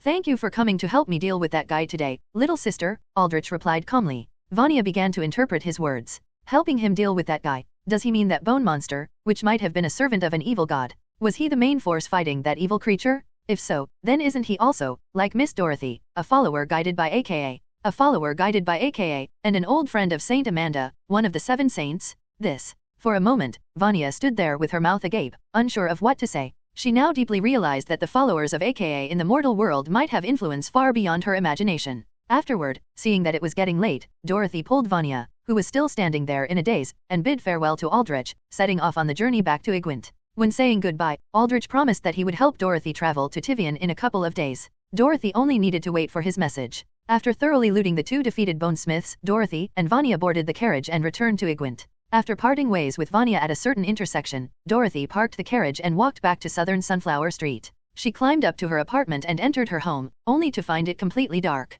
Clearly, Greor was still working overtime and hadn't returned yet. Ah, he's really working hard. With a simple sigh, Dorothy entered her room, turned on the light, locked the door, and sat down at her desk to sort out her gains and losses from this operation. First, the losses. In terms of marionettes, Dorothy had lost a total of 9 marionettes in this operation, leaving her with 12. As for sigils, she had used the only silent sigil she had obtained from Bill, and there were no other sigil expenditures. Half of the explosives she had acquired from the flooded dockyard had been used, leaving her with the other half. In terms of spirituality consumption, the expenditure of revelation did not exceed the upper limit of her blue bar, which was 5 points. Overloading the corpse marionette ring had consumed 2 points of chalice. The consumption of shadow was slightly higher. She had used the extinguishing black candle twice, consuming 2 points of shadow herself, and the marionettes had used 2 shadow spiritual storage items to approach the enemies stealthily. With this, Dorothy's shadow storage items were completely depleted. Next were the gains. To be honest, those 2 bonesmiths were really poor. Dorothy had only found a few sigils and a small amount of money on them.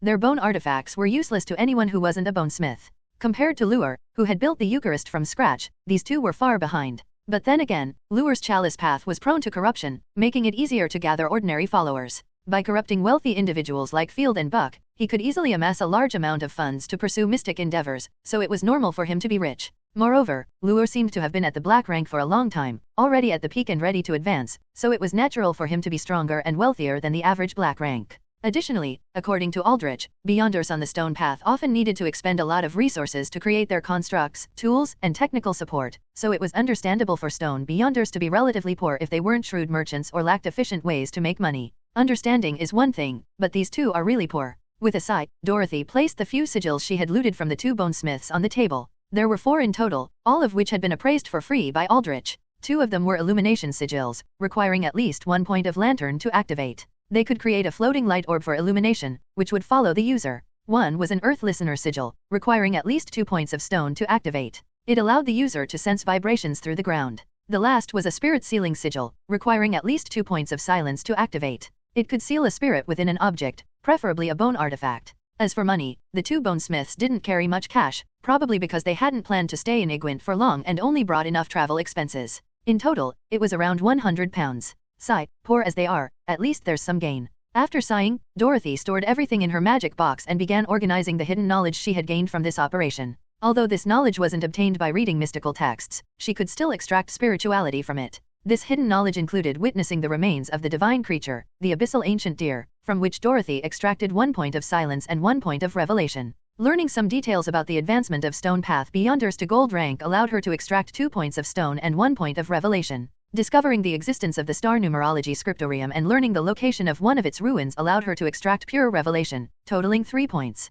Combining this with her previous expenditures, Dorothy's current spirituality status was 13 points of chalice, 10 points of stone, 1 point of shadow, 4 points of lantern, 3 points of silence and 14 points of revelation. This time, Dorothy calculated revelation by excluding the 5 points of inherent spirituality used as her blue bar, only counting the experience points. Her current experience points for revelation were 14, meaning she only needed 6 more to reach the apprentice rank's upper limit of 20. As for storage items, Dorothy now had 4 lantern and 2 stone items. This was her current spirituality situation. In terms of money, after adding what she had gained from the docks and this operation, she now had a total of 940 pounds. I didn't expect my shadow to be down to just 1 point. I'll need to find time to buy some more from Aldrich, at least enough to meet the basic needs of the concealment ring. Also, chalice. Although I have a decent amount now, after the Eucharist is completely destroyed, I won't have a stable way to replenish it. My main combat strength lies in my marionette army, and the primary energy source for the marionettes is chalice. While 13 points of chalice can last for a while, I'll need to find a suitable source before it runs out, or my marionette army will be significantly weakened.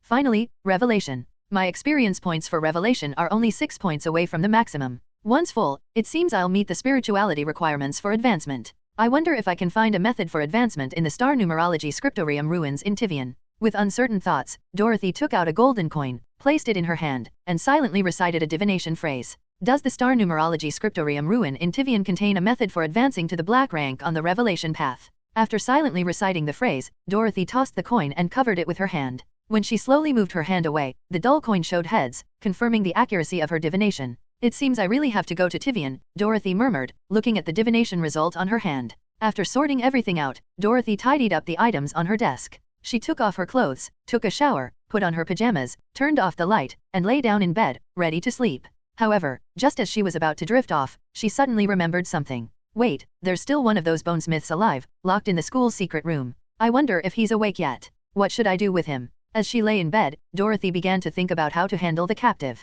What can I do with a black rank bonesmith captive? Turn him into a marionette? That's too wasteful. My marionettes can't inherit Beyonder's abilities, so killing him and turning him into a marionette would just make him an ordinary one. Sell him to Aldrich for interrogation to get information about Deer Skull? That's an option, but Aldrich already knows I have a bonesmith captive and hasn't asked for him. That probably means he thinks this low-ranked minion wouldn't have any useful information. Deer Skull wouldn't leak important details to someone at this level. Aldrich also isn't the type of Beyonder who extracts bones and souls, so he wouldn't have much use for human materials. Selling him to Aldrich probably wouldn't fetch a good price. Psychological manipulation? Turn him into my puppet? If only I had that kind of ability. Give him chalice medicine and corrupt him? Would that even work on a stone path Beyonder? Lying in bed, Dorothy pondered how to use the black rank bonesmith captive. As she glanced around her empty room, an idea came to her. Maybe I can try this. In the morning, in a dim and cold alley somewhere in Igwent, sunlight filtered through the narrow gap between the buildings, barely illuminating the dark environment. Ragged and dirty vagrants huddled against the walls, some sleeping with their eyes closed.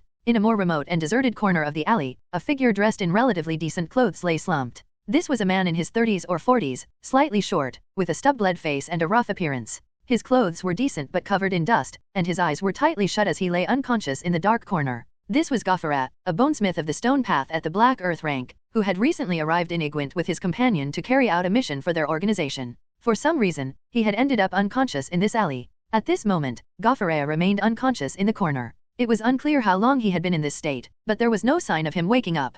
Just as it seemed he would remain comatose indefinitely, a splash of cold water poured down from above, drenching him. The sudden shock of cold water jolted Goffera awake. He shivered violently, clutching his still-dazed head as he looked around at the unfamiliar surroundings. Ugh, where is this? What happened to me? Goffera muttered in confusion. In his memory, he had been carrying out a mission for Mr. Deerskull, tasked with destroying the stone statues in the school and fighting off the Beyonders who tried to stop them. Goffera remembered that during the final moments of the battle, he had used an Earth Listener sigil to sense his surroundings, confident that he could handle any enemies trying to ambush him in the dark. However, he had sensed something falling near his feet and instinctively knew something was wrong. While trying to escape, he was knocked unconscious by a loud explosion. That thing back then was definitely dangerous. It's a good thing I managed to dodge it, or the consequences would have been unthinkable. As he recalled these events, Goffera struggled to his feet and looked around, even more bewildered. The question now is, how did I end up in a place like this? Where is Mr. Deerskull? Where is Ozwan? Did the mission succeed or fail? If it failed and I was knocked out, why didn't the enemies deal with me and just left me here? As he pondered these questions, Goffera suddenly felt a sharp pang of hunger and intense thirst. I'm so hungry, so thirsty. No, I can't think about this now. I need to find something to eat and drink. With this thought, Goffera looked around, searching for any signs of food or water. Of course, in a dark alley like this, there was nothing of the sort unless he, as a Beyonder, wanted to rummage through trash bins or drink from the gutters like the vagrants. After a quick glance around, Goffera decided to leave the alley. He looked around and realized that he was at the dead end of the alley, with only one path leading out. Without much thought, Greor staggered forward, following the only path out of the alley. After turning a few corners, he finally saw the exit leading to the main road. More importantly, near the exit, he spotted a bar that was open for business. Seeing the bar, Greor, who was both hungry and thirsty, let out a long sigh of relief and immediately headed toward it. In Igwent, the upper and lower cities were roughly divided by the Iron Clay River, with the north bank being the upper city and the south bank being the lower city. However, the lower city was much larger than the upper city, and even parts of the north bank downstream of the Iron Clay River were considered part of the lower city.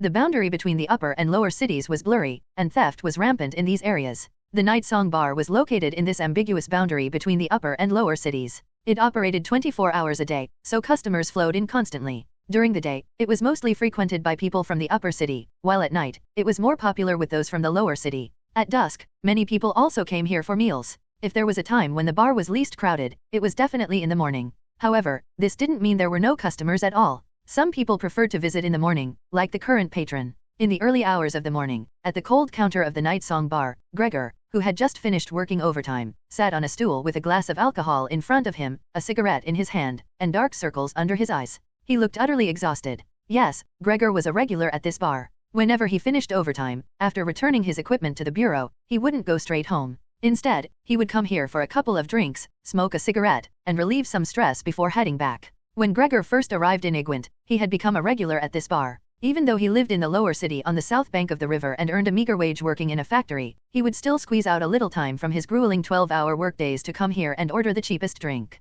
He would sip his drink while gazing longingly at the well-dressed men and women chatting and laughing on the streets. Back then, Greor had hoped that through hard work, he could one day live like them. But after seeing too many old workers in the factory who had been working for 5 or 10 years, still dragging their sickly bodies to do the same work as him, he felt increasingly hopeless. As despair set in and the crushing weight of his work suffocated him, Greor spent his first year in Igwent. During that time, he had thought countless times about escaping this hellhole and returning to his village. But when he remembered that most of the farmland in the village had been enclosed, leaving little for him to cultivate, and that the forest where his father used to hunt had been bought by a land developer and turned into an exclusive hunting ground for the wealthy, he realized that going back would only burden Aunt Hannah's family. So, he gritted his teeth and endured. The turning point came 2 years ago. One night, after finishing his drink at the bar and preparing to return to the crowded dormitory where 30 people slept in one room, Greor heard a sharp cry for help. Following the sound, Greor arrived at a dark alley, where he single-handedly took down 3 kidnappers and rescued 2 young girls. At first, he thought they were just ordinary thugs, but one of them, after being knocked down by Greor, stuck a piece of paper on his head and then lunged at Greor like a madman. The thug's speed and ferocity were unlike anything Greor had ever seen. An ordinary person would have been easily killed, but Greor was no ordinary person. He had always been agile enough to outmaneuver wild animals during hunts with his father as a child, and agile enough to outwit 5 other kids in a fight. After suffering 8 wounds, Greor managed to grab a broken bottle and stab the crazed, superhumanly strong attacker to death. Afterward, Greor witnessed something unbelievable. The thug's body turned into a withered corpse within seconds. Later, in the hospital, still shaken, Greor was visited by an unexpected group of people, men in black. They introduced themselves as officials from an organization Greor had never heard of, called the Serenity Bureau. They had taken notice of Gregor's potential and invited him to join the Hunter Squad. Only later did Greor learn that the 3 kidnappers were minions of an organization called the Crimson Eucharist, and that the Bureau had recruited him to protect him. After joining the Bureau, Gregor's life underwent a dramatic change. Not only did his workload become lighter, but he also started earning a salary he had never dreamed of, £8 a month. With this income, he left behind his previous squalid living conditions and moved into a decent apartment in the lower city. Later, Greor thrived in the Serenity Bureau in Igwent. In just 2 years, he became the captain of one of the only 4 hunter squads in the entire Igwent County. With the Bureau's support, he became a true beyonder, and his monthly salary rose to £23. With such a high income, Greor immediately moved again, upgrading from the lower city to a larger, brighter apartment in the upper city. He fulfilled his long-held dream of bringing his only relative, his younger sister, from the countryside to the city. He provided her with the best education, paving the way for her so that she would never have to walk the dark, hopeless path he had once trodden. Greor knew very well that his escape from that path was a rare combination of his natural talent and sheer luck. Not everyone could have such an opportunity, and even he had nearly lost his life several times during the process. Therefore, Greor knew his case was special. His sister couldn't follow the same path, so he prepared a smoother, brighter road for her, the road of education. Now, Greor was content. His sister, Dorothy, seemed to be on the right track as he had hoped. However, his work had recently hit an unexpected snag. The constant incidents and overtime didn't affect him much. For Greor, it was just a return to his previous work routine, and he knew it wouldn't last forever. But in a recent incident, Greor suffered a major blow. During a guard mission on Night Street in the upper city, his squad was attacked by an unexpected beyonder. 3 members died, 5 were injured, 2 of them gravely. The squad had suffered more than 50% casualties, the heaviest loss Greor had experienced since becoming a hunter squad captain. Although a subsequent investigation by the Bureau concluded that the attacker was likely a black rank beyonder, and Greor, despite the heavy losses, was not held responsible. In fact, he was commended for leading his squad to repel the mysterious black rank beyonder. Greor, as the captain, was deeply affected by the sudden loss of so many teammates he had worked closely with.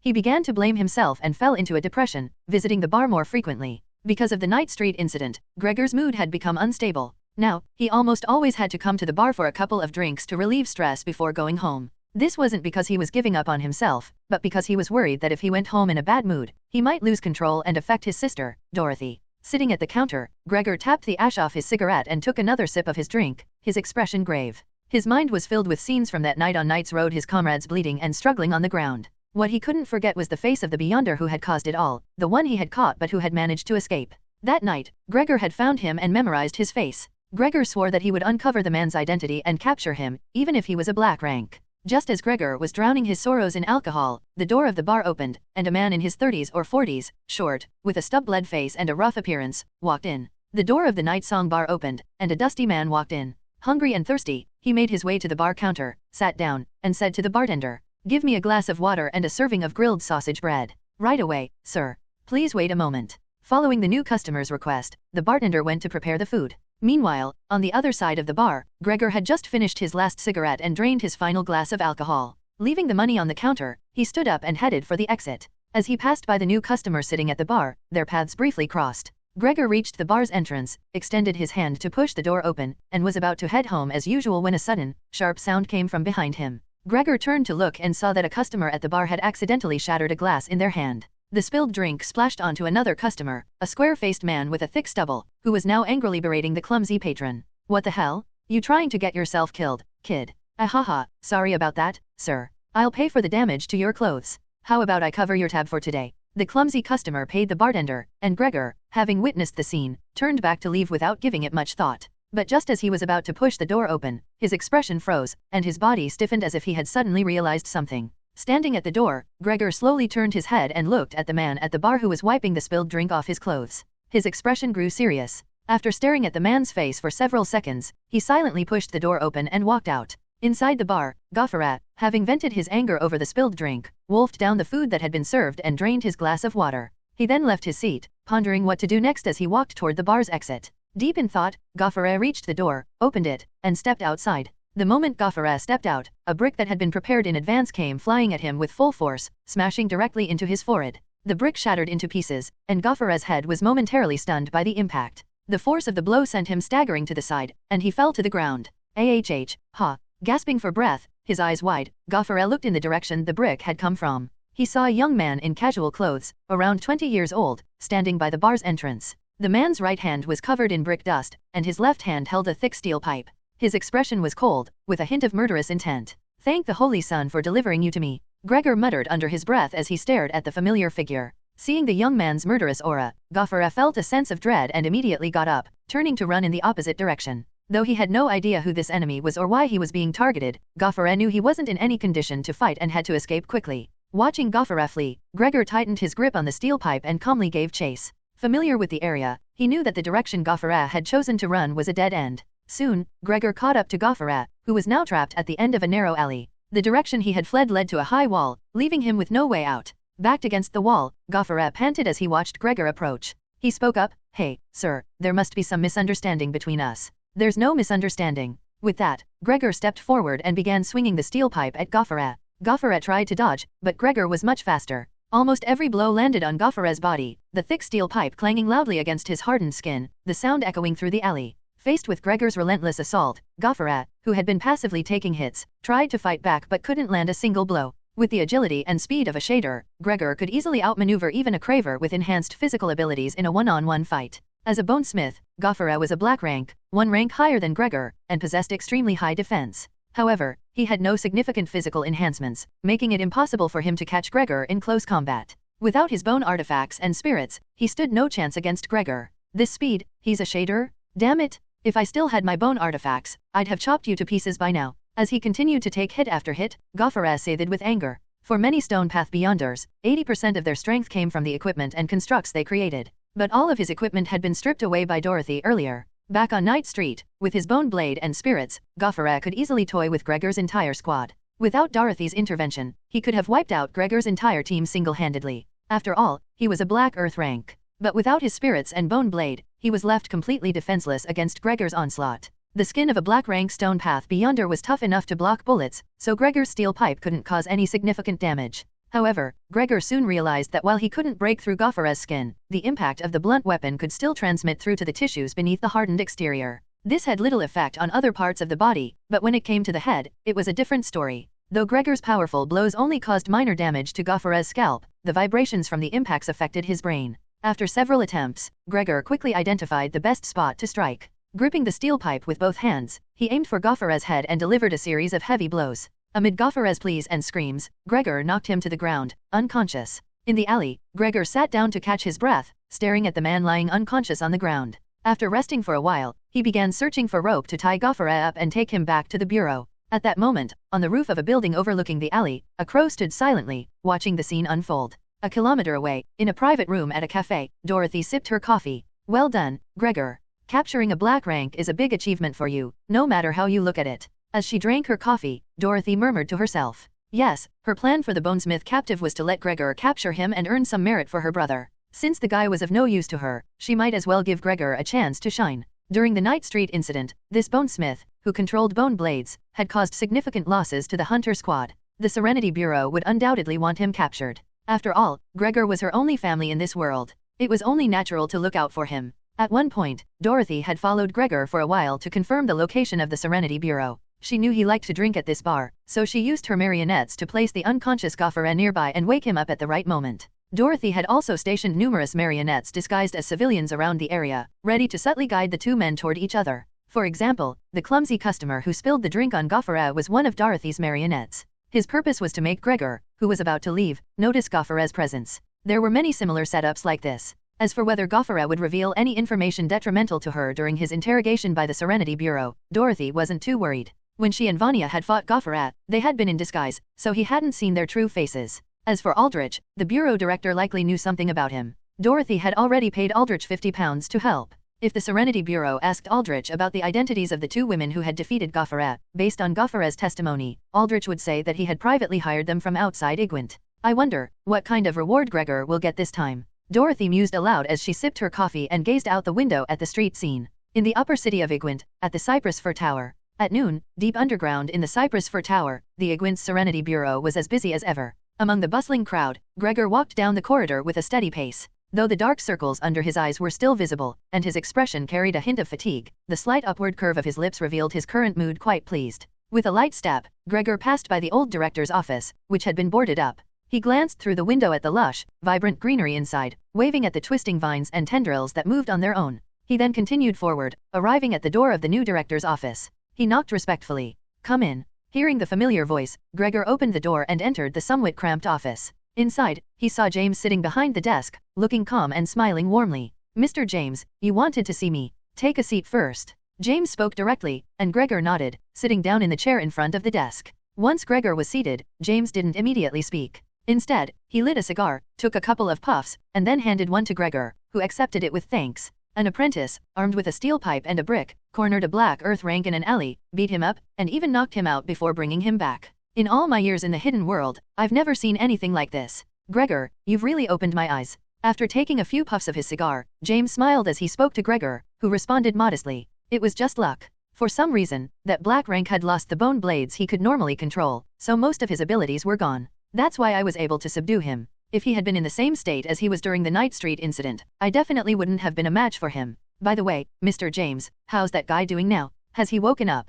He's awake, but his brain seems to have suffered repeated shocks, and he's still a bit disoriented. It'll probably take some time before we can get anything useful out of him. James tapped the ash off his cigar as he spoke. In truth, he already knew most of the details. Not long ago, an envoy from the White Craftsmen's Guild had visited him to explain the situation regarding the Night Street incident. James had learned that it was a personal conflict involving a guild member that had inadvertently affected the local hunters. The guild expressed regret and was willing to offer some compensation. Greor, the reason I called you here today is mainly to discuss your situation. James pointed at Greor with his cigar and continued, you, me, yes. Despite the various coincidences involved, the fact remains that you, as an apprentice, captured a black rank alive. You captured the murderer who had the blood of our hunter comrades on his hands, a bonesmith who has no doubt harmed countless civilians. This is a major achievement. Since the founding of the Igwin's Serenity Bureau, this is the first time such a significant individual accomplishment has been recorded. You've brought great honor to our bureau. Bringing you in was definitely the right decision. James smiled as he spoke, and Greor quickly responded.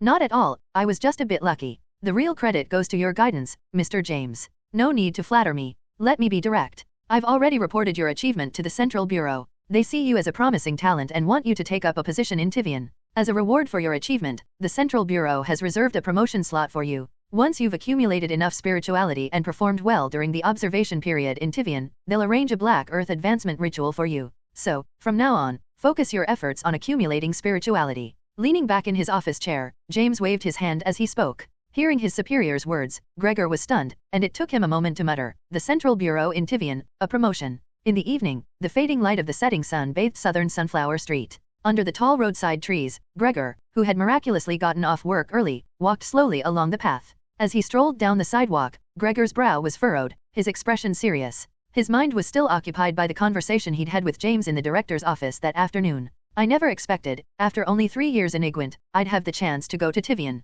And, after only a year and a half as a Beyonder, I already have the opportunity for advancement. Has fortune truly smiled upon me? Am I the chosen one? Greor thought to himself. To be honest, Greor, who had always dreamed of rising above his station, was thrilled when James told him he could take up a position at the Central Bureau in Tivian and had the chance to advance to Black rank. This was a huge step forward in his life, and he was genuinely excited about the new heights and opportunities that awaited him. However, despite his strong desire to go to Tivian, Greor didn't immediately accept James's proposal. He had one concern holding him back: his sister, Dorothy. Dorothy has only been in school in Igwint for a short time. If I leave now, who will take care of her? I've heard that many schools in Tivian require a genuine noble status to attend. If we really go to Tivian, will we be able to find a suitable school for Dorothy? Would forcing her to transfer schools affect her studies? Maybe it's better to let Dorothy continue studying in Igwint and have Aunt Hannah and the others come to the city to take care of her. With these thoughts swirling in his mind, Greor arrived at his apartment building and climbed the familiar stairs to his door. Taking out his key, he unlocked the door and stepped into the living room, where he found 2 figures already seated. One was his familiar sister, Dorothy, sitting on the sofa. Not far from her sat another figure. It was an elderly man, dressed in a neat suit and wearing a hat, his hair graying. The man's half-closed eyes exuded a kind and gentle demeanor. Ah, Greor, you're back? You're early today. Dorothy greeted him from the doorway, and Greor, momentarily stunned, responded. Yeah, I finally didn't have to work overtime today, so I came back at the usual time. Dorothy, who is this? Greor asked, his gaze shifting to the elderly man with a puzzled expression. Dorothy smiled and replied, this is Mr. Dean, one of my teachers at school. He's here for a home visit today to discuss some matters. As Dorothy spoke, the elderly man with the kind expression stood up from the sofa and walked over to Greor, extending a hand that still had a bit of white dust on it. Hello, Mr. Machos. I'm a teacher at St. Amanda's school. I've come to see you today regarding some matters concerning Miss Machos. I hope I'm not intruding. Hearing the elderly man's words and seeing his outstretched hand, Greor was momentarily stunned. A sense of unease crept into his mind. A teacher's home visit? Oh no, did Dorothy cause trouble at school? Hello, Mr. Dean. Please, have a seat. After snapping out of his initial surprise, Greor, who had just returned home, quickly extended his hand to shake the elderly man's hand and then promptly invited him to sit down again. Afterward, Greor also sat down on the sofa. After glancing at the empty coffee table in front of him, he turned to his sister Dorothy with a serious expression. Dorothy, the teacher has come all this way for a home visit, and you're just sitting there? Go make some tea. With a slightly reproachful tone, Greor spoke to Dorothy. Oh. Hearing Gregor's words, Dorothy was momentarily stunned but quickly got up and went to prepare the tea. Meanwhile, Greor turned back to the elderly man on the sofa and spoke with an apologetic smile. I'm sorry, sir. My sister and I are from the countryside, and we're not very familiar with proper etiquette. Please forgive us. Haha, it's no problem at all. I believe that etiquette is merely superficial and not the most important thing. Hearing Gregor's words, the elderly man responded with a smile, casting an intrigued glance at Dorothy, who was preparing the tea. Dorothy, in turn, subtly returned his gaze. Finally, Dorothy brought the brewed tea to Greor and the elderly man. After taking a sip, the elderly man nodded slightly, while Greor, sitting beside him, spoke with some unease. Mr. Dean, you mentioned that you came here today because of Dorothy. Has she, done something inappropriate at school, or is there some issue with her usual behavior? Haha, Mr. Machos, you worry too much. Miss Machos is doing very well at school. She is an excellent student. As he spoke, the elderly man glanced at Dorothy again and continued with a smile. Miss Maychos is diligent in her studies, hardworking, respectful to her teachers, and caring toward her classmates. She attends classes on time every day, never late, and even takes the lead in organizing her classmates to clean the school chapel. She is devout and reverent toward the divine. To put it simply, Miss Maychos is the most talented and virtuous student I have encountered in all my years of teaching. She is a genius. The elderly man spoke calmly and confidently. After hearing his words, the worry on Gregor's face vanished, replaced by a broad smile, while Dorothy turned her head away, scratching the goosebumps on her arm. Oh, thank the saints! I had no idea Dorothy was so outstanding. My late father once said that our mother was very intelligent. Dorothy, I think you've inherited even more of her brilliance. Keep it up, Dorothy. You're destined for great things. After hearing the elderly man's words, Gregor couldn't contain his joy and spoke loudly to Dorothy, who, with more goosebumps rising, smiled and responded. Ahaha, I'm just doing what I should. Feeling elated, Gregor turned back to the elderly man and continued with a smile. As Dorothy's guardian, I sincerely thank you, Mr. Dean, and the entire school for your guidance. When I have the time, I'll personally visit the school to express my gratitude. There's no need for a personal visit, Mr. Maychos. I believe that soon, Miss Maychos won't need to attend St. Amanda's school anymore. The elderly man continued, and hearing this, Gregor was momentarily stunned. Dorothy won't need to attend school anymore. Mr. Dean, what do you mean? Has Dorothy caused some major trouble after all? Gregor asked with concern, but the elderly man reassured him with a smile. No, as I said earlier, Miss Maychos is doing very well. In fact, she's doing so well that the headmaster believes it would be a waste of her talent for her to continue studying at St. Amanda's school or even in Igwent. Miss Maychos deserves a better, more comprehensive educational environment. A better, more comprehensive educational environment. Hearing the elderly man's words, Gregor was momentarily speechless, but the elderly man continued to explain. I've heard from Miss Maychos that she wants to attend university. With her talent, I believe she can easily gain admission to the best universities in the kingdom, provided she has access to a better educational environment. While St. Amanda's school offers a good education, it is by no means the best. To ensure her talent isn't wasted, we recommend that Miss Maychos transfer to a more prestigious school in Tivian. We will provide her with recommendation letters to secure her admission. After finishing his explanation, the elderly man fell silent, waiting for Gregor's reaction. Gregor sat in stunned silence for a while before finally speaking. What, you're saying that Dorothy can transfer to Tivian, to a better school there, and you'll provide recommendation letters to secure her admission? That's correct. However, this is merely a suggestion for now. The final decision lies with you, as her guardian. Mr. Maychos, do you agree to let Miss Maychos pursue her studies far from home? Of course I agree. Gregor immediately responded loudly, his heart swelling with joy. At dusk, at the end of southern Sunflower Street, under the fading sunlight, after declining Gregor's invitation to stay for dinner, Aldrich, dressed in a neat suit, walked slowly down the street.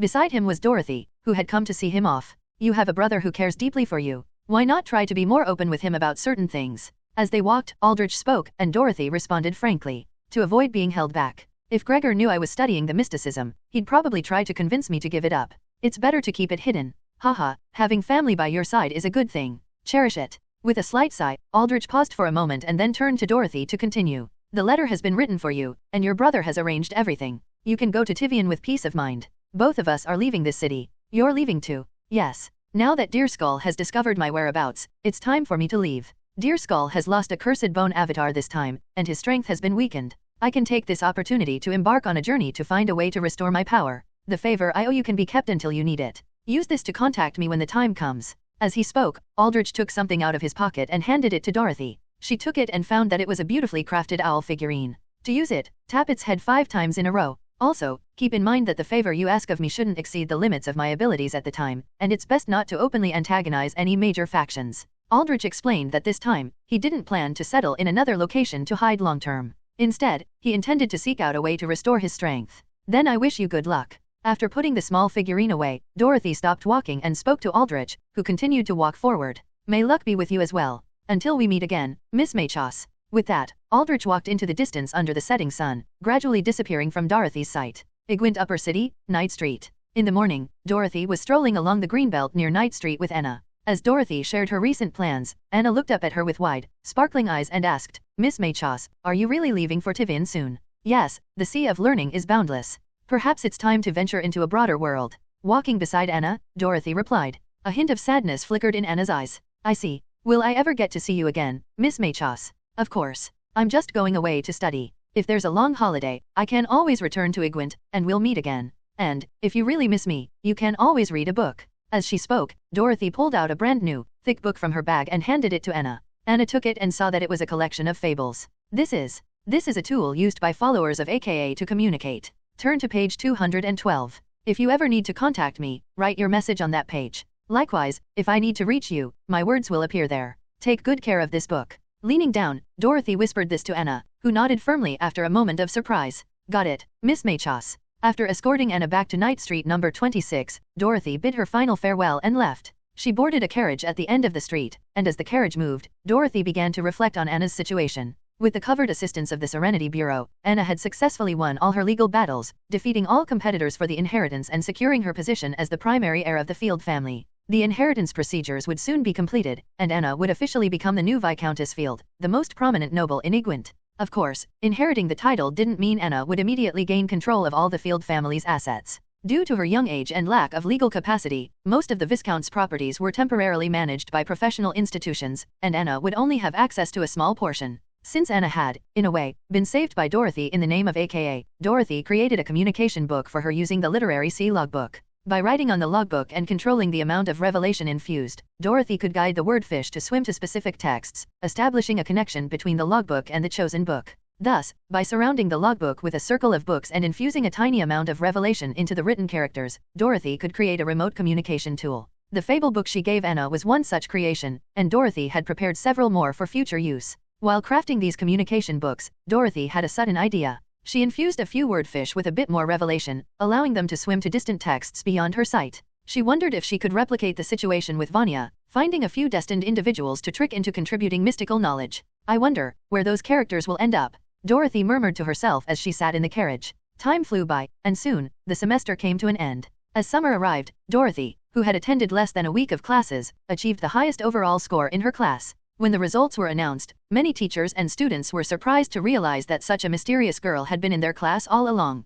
Seeing Dorothy's name at the top of the rankings, many students and teachers wondered if they could get a chance to meet this enigmatic girl who had excelled without attending classes. However, they would never get that opportunity. Igwent train station, morning. Under the broad steel canopy, the platform was bustling with activity. A long steam train stood quietly on the tracks, awaiting its departure. Maintenance workers were conducting final checks on the massive iron beast. In the square outside the station, under the scorching July and August sun, people came and went. Dorothy stood there, dressed in a light summer dress with short sleeves, sandals, and a sun hat. Beside her was a large suitcase. After spending most of the summer in Igwent, Dorothy was finally ready to depart. Listen, Dorothy, remember to lock the door of your compartment on the train. Stay in your compartment if you can, don't wander around, and avoid the cheap, non-reserved carriages. Don't engage with strangers, keep your belongings safe, and don't wander around at night. When you arrive in Tivian, send me a telegram. Got it. Standing in front of Dorothy, Greor spoke with utmost seriousness, and Dorothy nodded in response. Don't worry, Greor. I can take care of myself.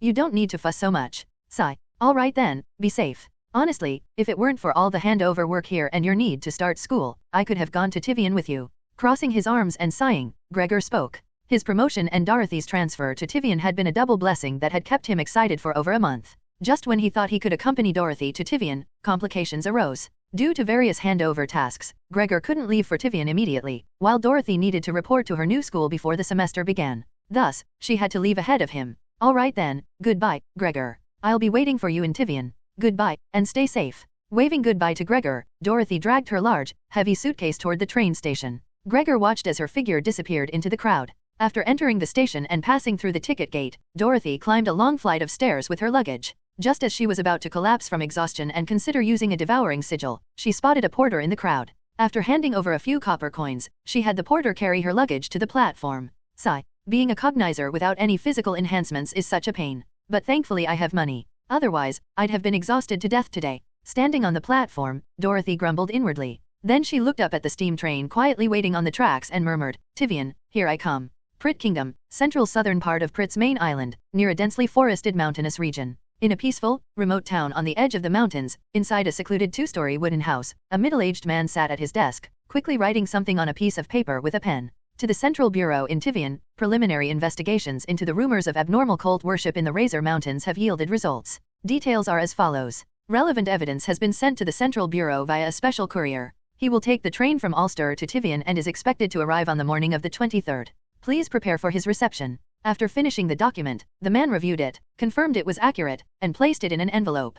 He then stood up to leave, intending to send the information via telegram. But as he opened the door and stepped out of the room, he felt a chill in his chest. Looking down in shock, he saw a small knife protruding from his heart. Ugh! The man tried to cry out, but a large hand covered his mouth and nose from behind. His eyes widened as he collapsed lifelessly to the floor. The envelope he had been holding fell to the ground and was picked up by the same hand. Afternoon, the vast central plains of the Prit Kingdom. Endless fields stretched out as far as the eye could see, with long iron tracks cutting through the landscape. A steel beast roared along the rails, its wheels turning and thick smoke billowing from its stack as it raced toward the horizon.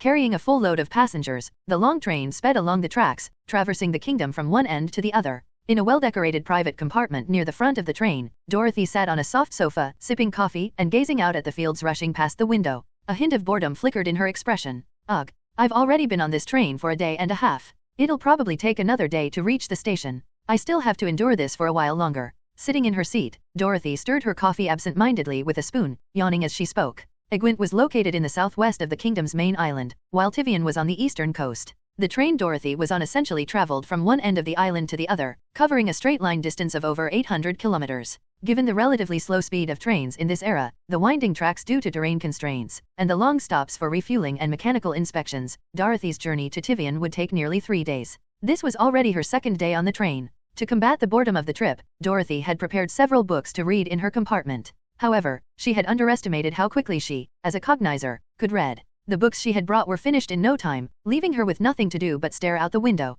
What a boring journey. At least the compartment is comfortable, with a sofa, table, and bed. If it were just a seat, it would be unbearable, Dorothy thought to herself. The train had 3 types of carriages. First-class carriages like Dorothy's had private compartments with all the necessary amenities. Second-class carriages had long rows of hard seats, with many people sitting side by side, packing the carriage to capacity. Third-class carriages had no seats at all, just an empty carriage with some straw and rags spread on the floor as padding. These carriages were the most crowded, resembling large, makeshift shelters. The price of a first-class ticket was 10 times that of a second-class ticket and dozens of times that of a third-class ticket, costing £3 to £4. Few could afford it, and the occupancy rate was usually low. For Dorothy's safety, Greor had gritted his teeth and bought her a first-class ticket. His monthly salary was only £23, and the ticket price was a significant expense for him, especially since he was saving up to buy a house. While the ticket price was a drop in the bucket for Dorothy, she didn't offer to pay for it herself when Greor was struggling to afford it. After all, she couldn't explain where her money came from. As Dorothy sat in her compartment, lost in thought, the sound of a train conductor's voice echoed through the corridor outside.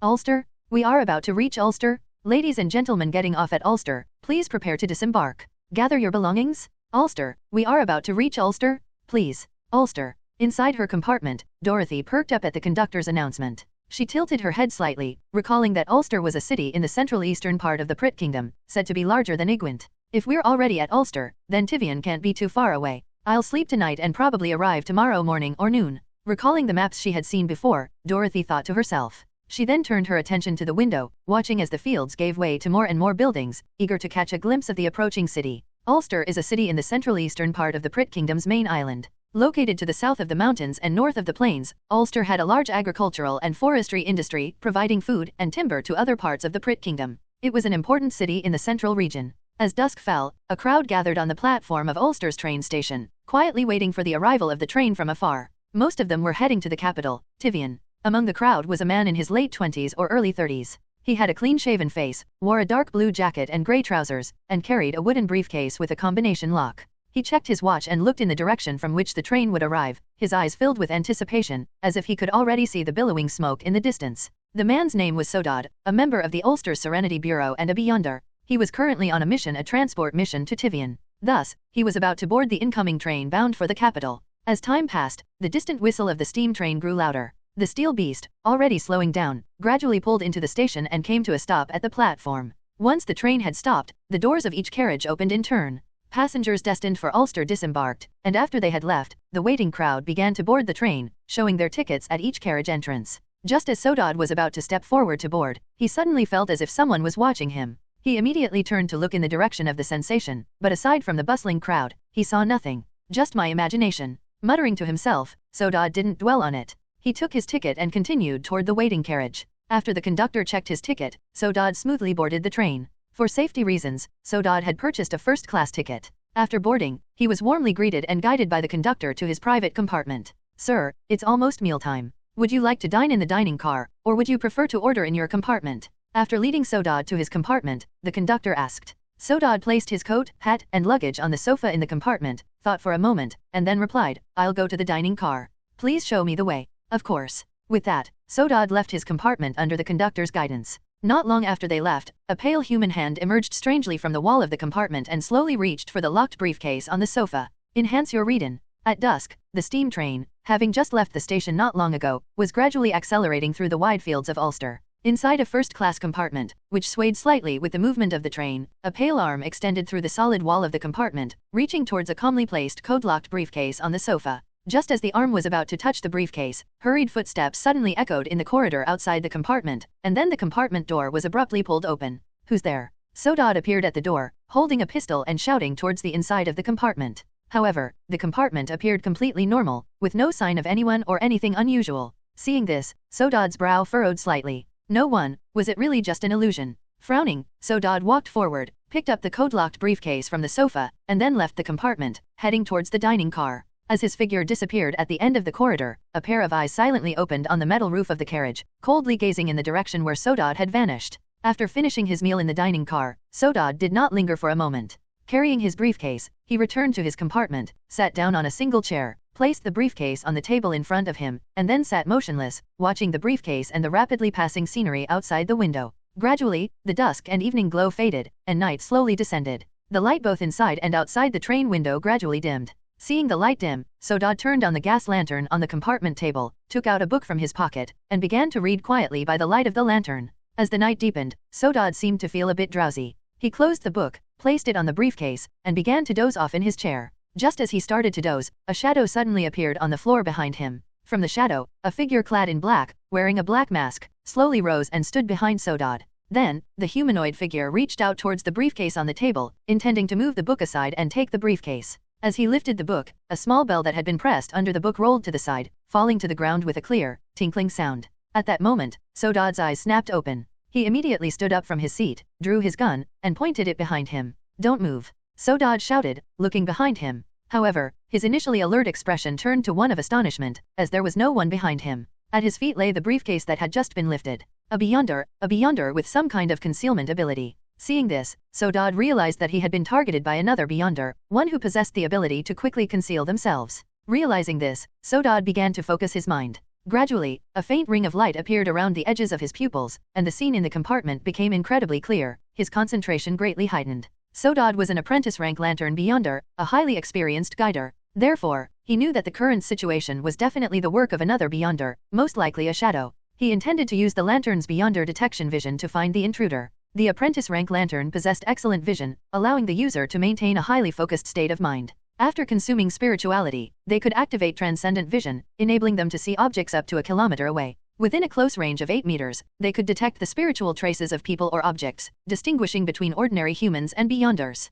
Focusing his mind and activating his beyonder vision, Sodod began to scan the compartment, hoping to find the hidden beyonder. However, after a long search, he found no trace. At that moment, a shadow appeared on the wall of the compartment behind Sodod. Then, a black-clad figure emerged from the wall, holding a dagger and thrusting it towards Sodod. Due to the lantern's heightened concentration, Sodod sensed the movement behind him and quickly pointed his gun in the direction of the black figure. However, the black figure was significantly faster than Sodod. Facing the gun, the sharp dagger swiftly sliced off the fingers of Sodod's right hand. The gun, which had not yet been fired, fell to the ground, and Sodod cried out in pain. "I didn't plan to kill and cause trouble, but you brought this upon yourself." Murmuring, the black figure tightened his grip on the dagger and thrust it towards Sodod's vital points. Sodod's eyes widened, and then he used his left thumb to swipe across a ring on his left index finger. A delicate mechanism inside the ring was triggered, containing a chalice spiritual storage and a small piece of concentrated, miniature devouring sigil. After the mechanism was triggered, the storage and the sigil were imprinted onto Sodod's finger, activating the devouring sigil ability. After activating devouring sigil, Sodod's physical abilities increased several times over. He quickly dodged the dagger aimed at his vitals, but his chest and abdomen were still slashed open, blood gushing out. Ugh!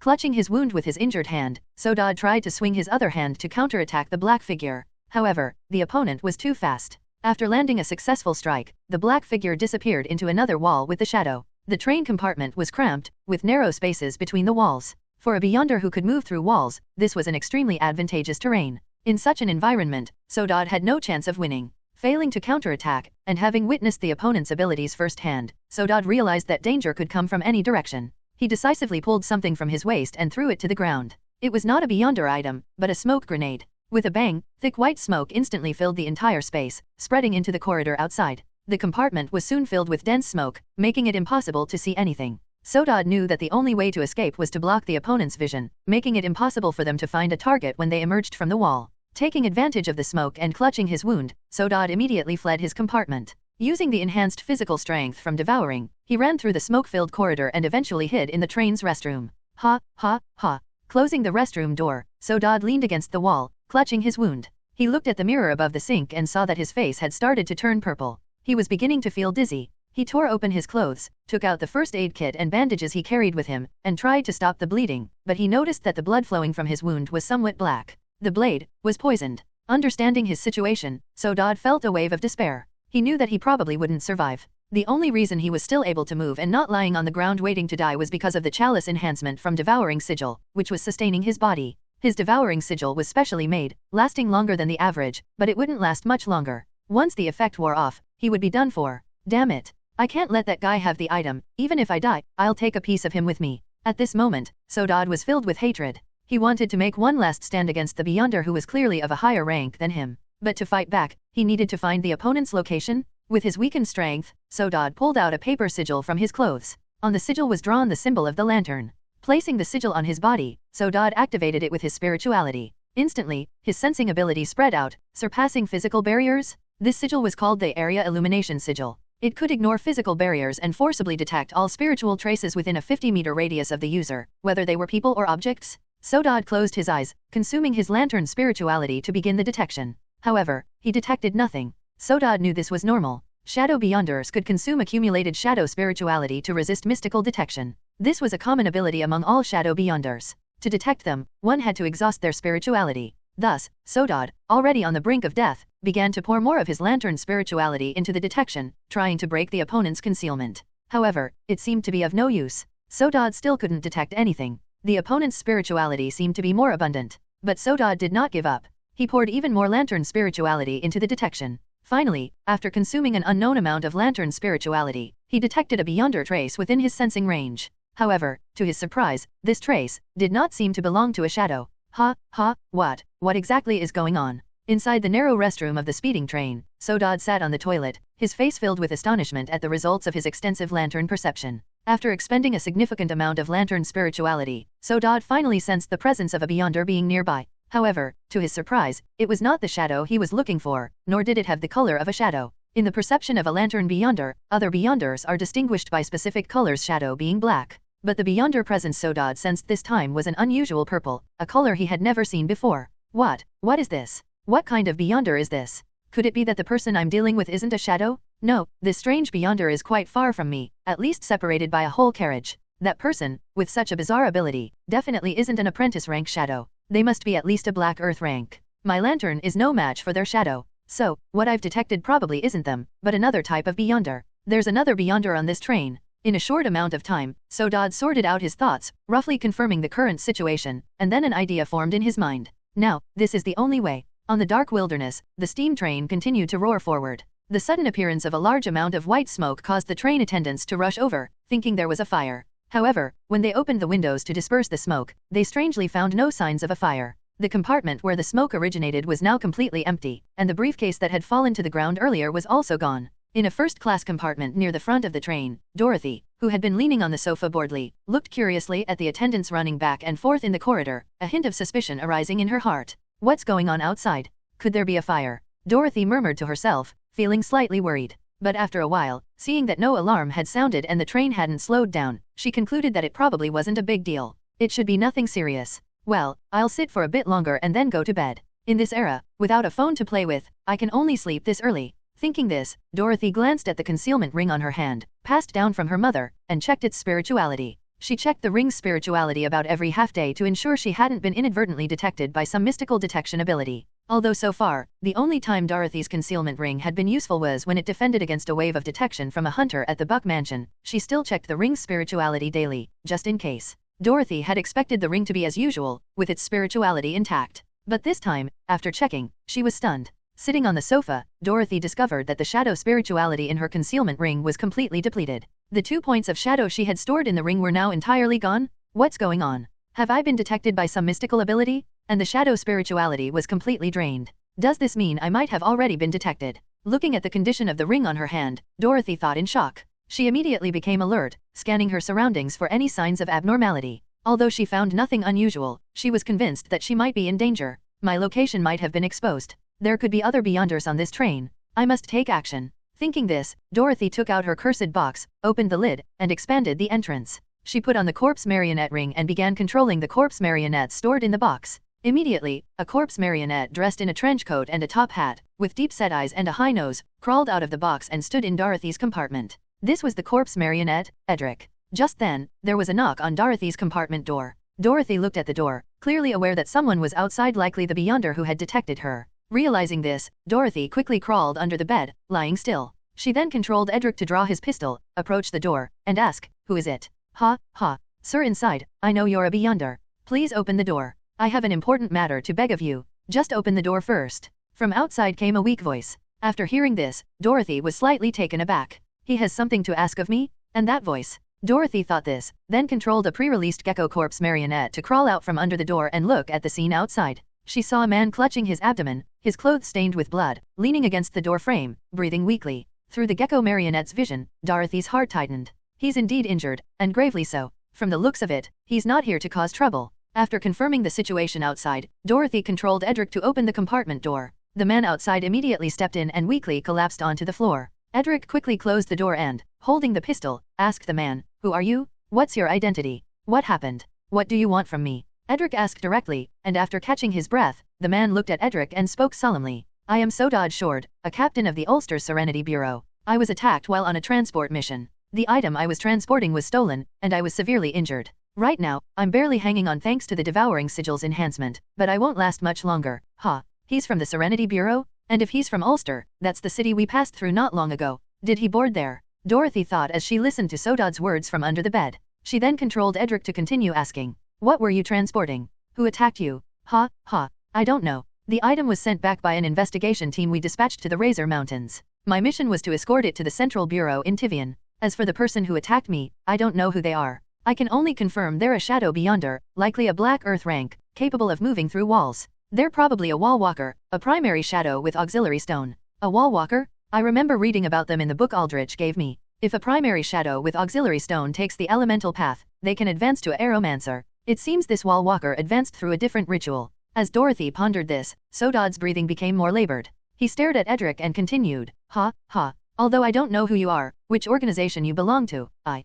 want to ask you to retrieve the item I was transporting. Then, deliver it to the Central Bureau in Tivian. If you can get it there, the Bureau will surely reward you handsomely. The item is in my briefcase. I don't know what's inside, but it must not fall into the hands of dangerous societies or cults." "Ugh, ah." As he spoke, Sodod's body began to tremble. His eyes widened, and he uttered his final words to Edric. "Please, I beg you." As the life-sustaining effect of the devouring sigil began to fade, Sodod spat out a final mouthful of blood, his head lolled to the side, and he died with his eyes wide open. "Please, I beg you." After uttering his final words, the man named Sodod died right before Dorothy's eyes. Watching this scene unfold, Dorothy, still hidden under the bed, confirmed through the corpse marionette ring that the man was truly dead. Her expression turned serious. Crawling out from under the bed, Dorothy wasted no time. She immediately took out the cursed box, opened it, and placed it on the floor. Using the corpse marionette ring, she lifted Sodod's body and had it, along with Edric, jump back into the box. After securing the box, the compartment was once again empty except for Dorothy.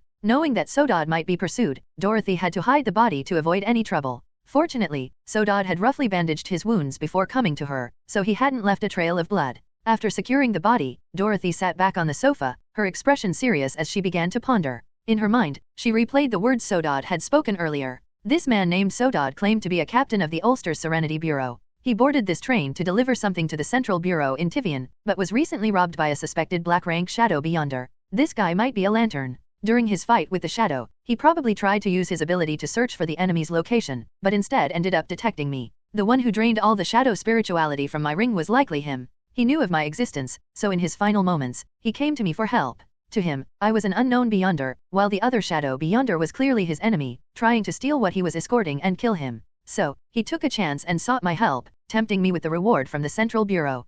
So, should I take this on? Sitting on the sofa, Dorothy pondered this. Opposing a Black Earth rank shadow was a risky endeavor, and this matter had nothing to do with her. She could easily walk away. No matter what, the Serenity Bureau is an official organization. Those who openly oppose them are likely dangerous societies or cults like the Crimson Eucharist. Honestly, I have no qualms about taking action against such organizations. They are my primary source of mystical resources. Moreover, the opponent is a shadow. Recently, I've been running low on shadow. I used up all my spiritual storage items during the fight with the two bonesmiths, and I've also used up a lot of my accumulated shadow. Now, even the shadow stored in my ring is gone. I really need to replenish my shadow reserves. Dorothy thought this way. Currently, she was indeed very short on shadow, with only 1 point left. After exhausting her shadow storage items during the school battle, Dorothy had initially planned to buy some shadow storage items from Aldrich. However, Aldrich, in order to recover his strength, decided to venture into some dangerous places and needed to keep all his storage items for combat readiness, so he temporarily stopped selling them. Instead, he recommended Dorothy to purchase items from the White Craftsman's Guild branch in Tivian. Therefore, Dorothy currently had only 1 point of shadow left, both in accumulation and storage. For someone like her, who preferred to stay hidden in the shadows, this was quite unfavorable. So, she had a genuine need to acquire more shadow. If she could eliminate this shadow beyond her, she might gain some resources and possibly receive a reward from the Serenity Bureau. If handled properly, I might be able to deal with that shadow safely. With this in mind, Dorothy decided to intervene in this matter and confront the shadow beyond her. First, I need to find him. That guy has already gotten what he wanted, and he might be planning to disembark soon. My opportunity lies before the next train stop. Thinking this, Dorothy left her compartment and headed toward the front of the train. After passing through a carriage, she found the train attendant's duty room behind the conductor's cabin and approached the attendant on duty. "Mr. Attendant, where are we now? How long until we reach Tivian?" Dorothy asked the attendant politely, and he responded courteously. "Miss, we are currently at the border of Black Forest County. If everything goes smoothly, we should arrive in Tivian tomorrow afternoon. And when will the train stop next? Will it stop for a long time like before? I find stopping so boring. I prefer when the train is moving." Dorothy tried to sound as innocent and naive as possible as she continued to ask. The attendant thought for a moment before answering. "Well, the next stop should be at Furwood Town. The train just passed the Moontree River Bridge, and according to past schedules, we should arrive there in about 10 minutes. But don't worry, miss. We'll only be handling garbage and restocking food there. We won't be refilling water or coal or doing mechanical inspections, so the train will start moving again quickly. 10 minutes. Thank you." After bidding farewell to the attendant, Dorothy walked back to her carriage. As she walked through the corridor, her expression immediately shifted from an innocent smile to one of seriousness and gravity. 10 minutes. It's almost impossible to find and deal with that guy in the entire train within just 10 minutes. If what Sodod said is true, and that guy has the ability to move through walls, then once the train stops, he can immediately disembark by passing through the walls. Any part of the train could be his exit point, making it impossible to stop him. To catch him, I must prevent the train from stopping. But how can I do that? Dorothy pondered deeply, and then she came up with an idea. With a plan in mind, Dorothy quickly walked through the train corridor. After passing through another section, she arrived at a carriage where faint traces of white smoke still lingered. In this carriage, she saw a compartment with its door wide open. Hurrying to the compartment, Dorothy carefully inspected the interior and found traces of blood on the floor. This is it. This is where Sodod clashed with the other beyonder. Thinking this, Dorothy looked around. After surveying the area, she murmured to herself, "It seems I need to set up a little something." In the darkness, the roaring train continued to speed along the tracks. In the train attendant's duty room near the front of the first-class carriages, several attendants were idly playing cards and chatting. "Hey, what happened in carriage 3 earlier? There was so much smoke. Who knows? We thought it was a fire, but when we got there wasn't any flame, just smoke. I opened the windows to let it disperse, and that was it. Hey, let me tell you, I just saw a little lady at the counter. She was so cute." As the attendants chatted and played cards, a sharp, clear scream suddenly came from the direction of the first-class carriages. "Ah." Hearing the scream, the attendants froze, exchanging glances. "What happened now?" "Don't know. Let's go check." Quickly putting down their cards, the attendants hurriedly put on their hats and rushed out of the duty room, heading toward the source of the scream. Soon, they arrived at carriage 3. Inside the carriage, they saw that several compartment doors were open, and passengers had gathered around one compartment. Realizing something was wrong, the attendants quickly made their way to the crowded compartment. They saw that the faces of the onlookers were filled with panic. Among the crowd, a noble woman sat on the floor, trembling as she pointed a shaky finger toward the open door of the compartment. Dead body." The noblewoman stammered in terror. The attendants' hearts sank, and they quickly pushed through the crowd to look inside the compartment. There, they saw a man in his 30s, wearing a dark blue shirt and grey pants, lying on the floor with his hands clutching his stomach. A large pool of blood had formed beneath him, and his lifeless face was frozen in a wide-eyed stare, a horrifying sight. Seeing this, all the attendants were stunned. They looked at each other, unsure of what to do. He's dead. What happened? One of the attendants exclaimed in shock, but a voice from the crowd responded. A murder. Hearing this, the attendants and many passengers turned to look. They saw a tall, thin man in a trench coat and a top hat, with deep-set eyes and a hooked nose. Facing the many eyes on him, Edric spoke solemnly. Ladies and gentlemen, unfortunately, it seems we have witnessed a despicable murder tonight. In the dead of night, the rumbling steam train continued racing forward. The peaceful night aboard the train was suddenly shattered by a sharp scream, revealing a gruesome crime scene before everyone's eyes. The dark-skinned conductor, who had been grooming his beard, was urgently summoned from his cabin by a train attendant. As he adjusted his cap, he was swiftly led through the train until they arrived at the crime scene, an enclosed compartment in the third carriage. Please step aside. Pushing through the gathered crowd, the conductor reached the compartment door. Just as the train attendant had described, inside the compartment lay a blood-soaked male corpse. So, someone really is dead. Muttering to himself as he observed the corpse, the conductor's gaze quickly sharpened when he noticed that there was another man still alive inside the compartment. The man was crouched over the body, carefully inspecting it and examining the crime scene. Hey, who are you? The conductor spoke bluntly to the man investigating the murder scene. Before the man could respond, the train attendant beside him quickly answered. Conductor, this is Mr. Ed. He claims to be a detective. As soon as he saw the scene, he declared it a homicide and insisted we call for you. A detective. The conductor frowned slightly upon hearing this. At that moment, the man named Ed stood up, turning to face him. Good evening, conductor. My name is Ed. I am a detective. I have already conducted a preliminary examination of the scene and confirmed some details. I may need your assistance shortly. Edric spoke politely, prompting the conductor to pause for a moment before responding. Detective, what have you confirmed?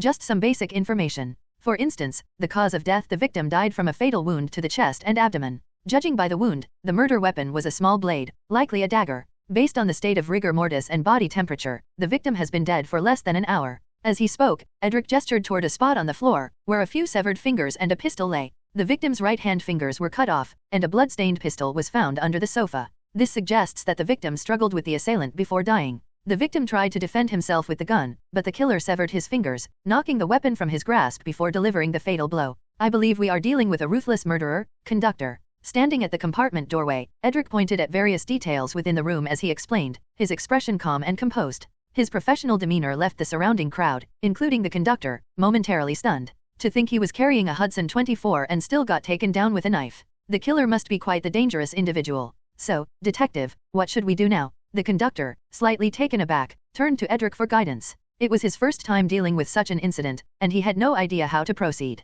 Encountering a professional in such a situation was a stroke of luck. Edric's expression grew serious as he asked, Conductor, when is the next stop? We're approaching Forwood Town. We'll be stopping there briefly for resupply. The conductor answered candidly. Without hesitation, Edric responded. We cannot stop there, conductor. If we do, the killer may escape through the windows. Until we reach a major city with sufficient police presence to take over the investigation, we must keep moving. Even if we cannot catch the murderer ourselves, we must at least ensure that he remains on this train. As citizens of the kingdom, it is our duty not to let evil go unpunished. Edric spoke with unwavering conviction. After a brief moment of contemplation, the conductor nodded. You have a point, detective. Then we won't stop at Forwood Town. The next city is Montoya. If we continue without stopping, we should arrive in about 4 hours. I will send a telegraph to Montoya Station to alert the authorities and have the police ready. The conductor's decision was firm, and as he spoke, Dorothy, hidden among the crowd, smiled faintly. Now, you won't be able to run so easily. Still smiling, Dorothy continued to manipulate Edric as he addressed the conductor.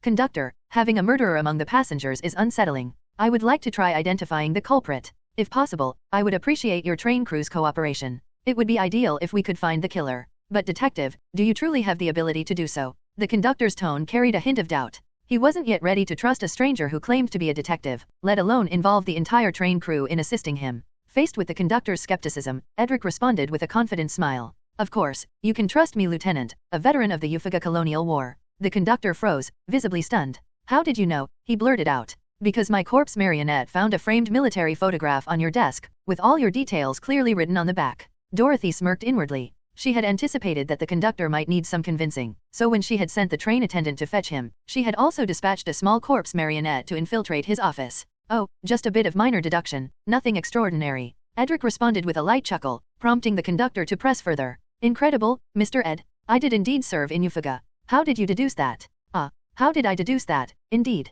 The conductor's sudden question momentarily caught Dorothy off guard. She quickly manipulated Edric to observe the conductor, crafting a plausible explanation on the spot. Conductor, the skin on your face and hands is slightly darker than the rest of your body, which suggests prolonged exposure to intense sunlight. Working on a train wouldn't cause such a pattern, meaning you previously had a job that required extended periods under the sun. However, given your current role, it's unlikely that you were a laborer or farmer. Additionally, your demeanor is composed and unshaken even when faced with such a gruesome murder scene. This indicates that you have witnessed similar sights before. Furthermore, you instantly recognized the make of the victim's pistol, proving your familiarity with firearms. From these details, I deduced that you are a military man, one who has served in a tropical region. Among our kingdom's overseas colonies, only Yufuga fits that description. And considering that retired enlisted soldiers don't typically become train conductors, you were likely an officer. After much effort, Dorothy managed to reverse engineer a deduction based on the conclusion she already knew, even resorting to mentioning demeanor and other subjective factors to support her reasoning. Thankfully, she had read Sherlock Holmes and other detective stories before, so she knew how to piece together such reasoning convincingly. As her deduction concluded, murmurs of astonishment spread through the crowd, and the conductor nodded repeatedly. Yes, I did serve as a second lieutenant in Yufuga. Mr. Ed, please forgive my earlier doubts. The train crew is now at your disposal in the hunt for the murderer. Phew, that's settled. Other detectives deduce to find an answer, while I already know the answer and then have to make up the deduction. Does this still count as detective work? Well, it's certainly much easier to figure out the process when you already have the conclusion. Breathing a silent sigh of relief, Dorothy continued manipulating Edric. Then, let's begin by collecting every passenger's ticket. In the dark of the night, a massive steam train continued to speed forward. It did not stop at the scheduled supply station along the way but kept racing ahead toward a distant city along the tracks. Inside a spacious second-class carriage, countless passengers sat quietly in rows of seats, traveling together with the train, patiently awaiting their final destination. As the night deepened, many passengers had already closed their eyes to rest, some even gradually falling asleep. Among them, however, one passenger simply could not shut his eyes, no matter how hard he tried. This was a man dressed entirely in black, wearing a black hat, with a small bag placed by his feet. His skin was slightly pale, his expression stern and grave, and his face had grown so thin that it outlined the contours of a skull. This man was a wall walker lurking aboard the train, the culprit behind the murder of Sodod and the theft of his transferred goods. Having completed his mission, he was now waiting for the train to make a stop so he could use his ability to phase through the walls and escape, returning to his organization. Before taking action, he had already infiltrated the conductor's cabin via his wall-walking ability to check the timetable. He confirmed that in just over 20 minutes, the train was scheduled to stop at a small station in a town for supplies, giving him the perfect opportunity to disembark. However, now that more than half an hour had passed, the train showed no signs of stopping, causing him to feel a sense of unease. Wasn't this train supposed to stop soon? Why hasn't it stopped yet? Did something unexpected happen? Could that guy still be alive and causing trouble? No, that's impossible. A mere district captain from the Serenity Bureau wouldn't be able to counteract the venom of the scarlet silk spider. Such thoughts ran through his mind, but then he suddenly realized he had never actually seen Sodod's corpse. After using his smoke escape ability, he had spent a long time searching the surrounding carriages by phasing through the walls. He had silently scoured every corner of the first-class cabin but found nothing. Eventually, he had to halt his search due to excessive spirituality depletion after counteracting detection spells. With Sodod neither alive nor dead, a faint sense of unease crept into his heart. Faced with this situation, he could, of course, choose to jump off the train. However, in this world, steam trains generally travel at around 60 kilometers per hour. He was not a chalice pathway beyonder, so jumping off would leave him with only his hardened skin and ability derived from his stone pathway spirituality as protection. But this hardening wasn't particularly advanced. While it would prevent him from dying in the fall, he would not emerge unscathed either. There was no need to take such a risk. As a beyonder, he would certainly survive the jump, but he would definitely be injured. More importantly, in the middle of nowhere, with poor transportation options, an injured man would be at a great disadvantage. For him, there was absolutely no reason to jump. He firmly believed that this train would have to stop at some point. All he needed to do was wait patiently. Aside from Sodod, whom he had already defeated, the rest of the train was filled with ordinary people. If he had enough spirituality, he could kill them all.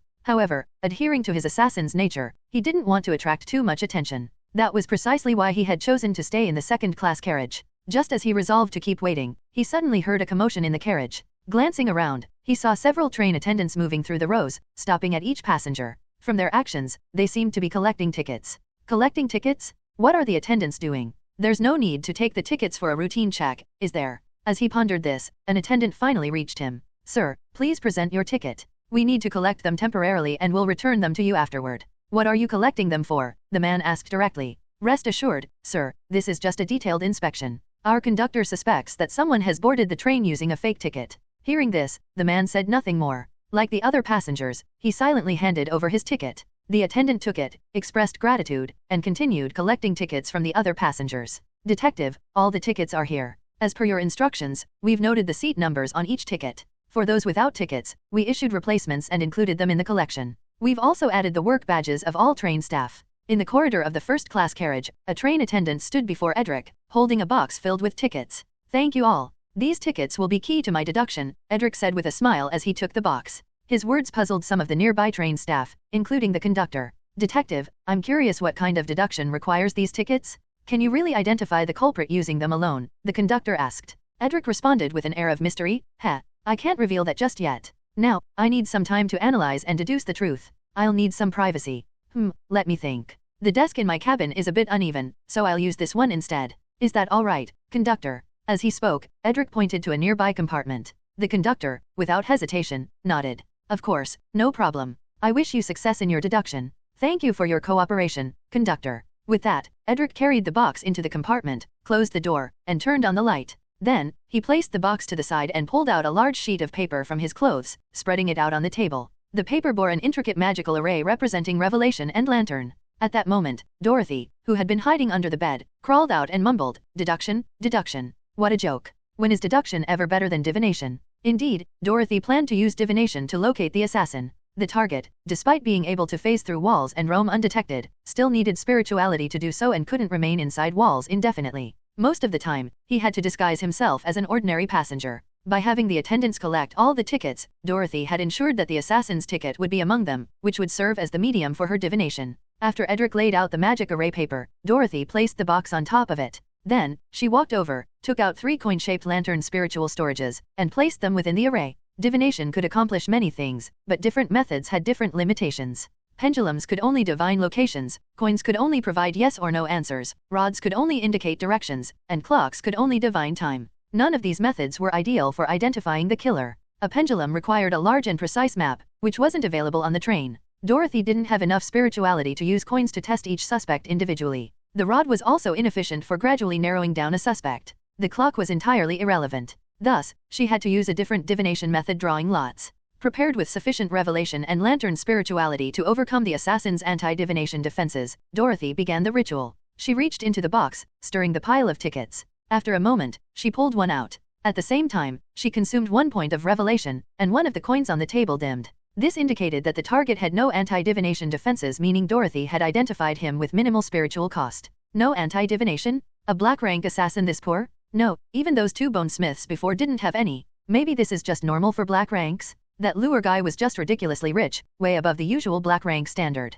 Pushing aside irrelevant thoughts, Dorothy examined the ticket she had drawn. It bore the passenger's name and the seat number written on it by the train attendants, per her instructions. 7th carriage, 5th row, 4th seat. Jim Cook. With the divination successfully completed, inside the compartment, Dorothy handed the ticket she had drawn to Edric. Then, she rummaged through the ticket box once more, pulling out a few more tickets. After setting the box aside, she collected the paper with the drawn ritual circle and hid herself. Controlling Edric, she then pushed open the compartment door and addressed the 2 train attendants waiting outside. "I have some leads now. I need to ask a few passengers some questions in person. Please notify them for me. Just tell them, an incident has occurred in the first-class carriage, and I need to question specific individuals." Hearing Edric's words, the 2 attendants exchanged a glance before responding. "No problem, detective. Just tell us who. Thank you for your cooperation. First, I need this person, Mr. Harry, seat 2, row 3 of the 7th carriage. Oh, and when you get there, announce it loudly so that the entire carriage can hear. If the person called feels anxious or afraid, reassure them that it's just a routine inquiry."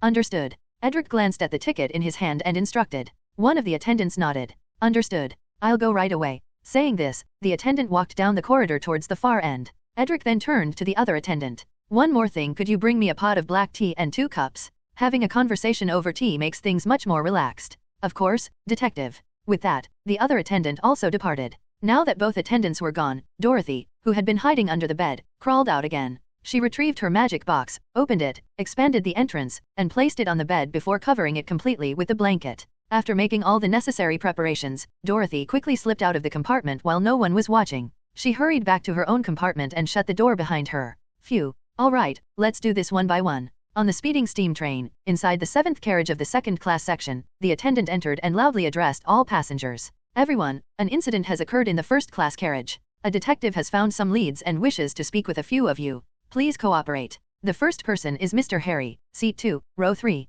As soon as the announcement was made, the entire carriage became restless, and passengers began whispering among themselves. The man called Harry stood up hesitantly. Excuse me, sir, what happened in the first-class carriage? Why am I being called? I've been here the whole time.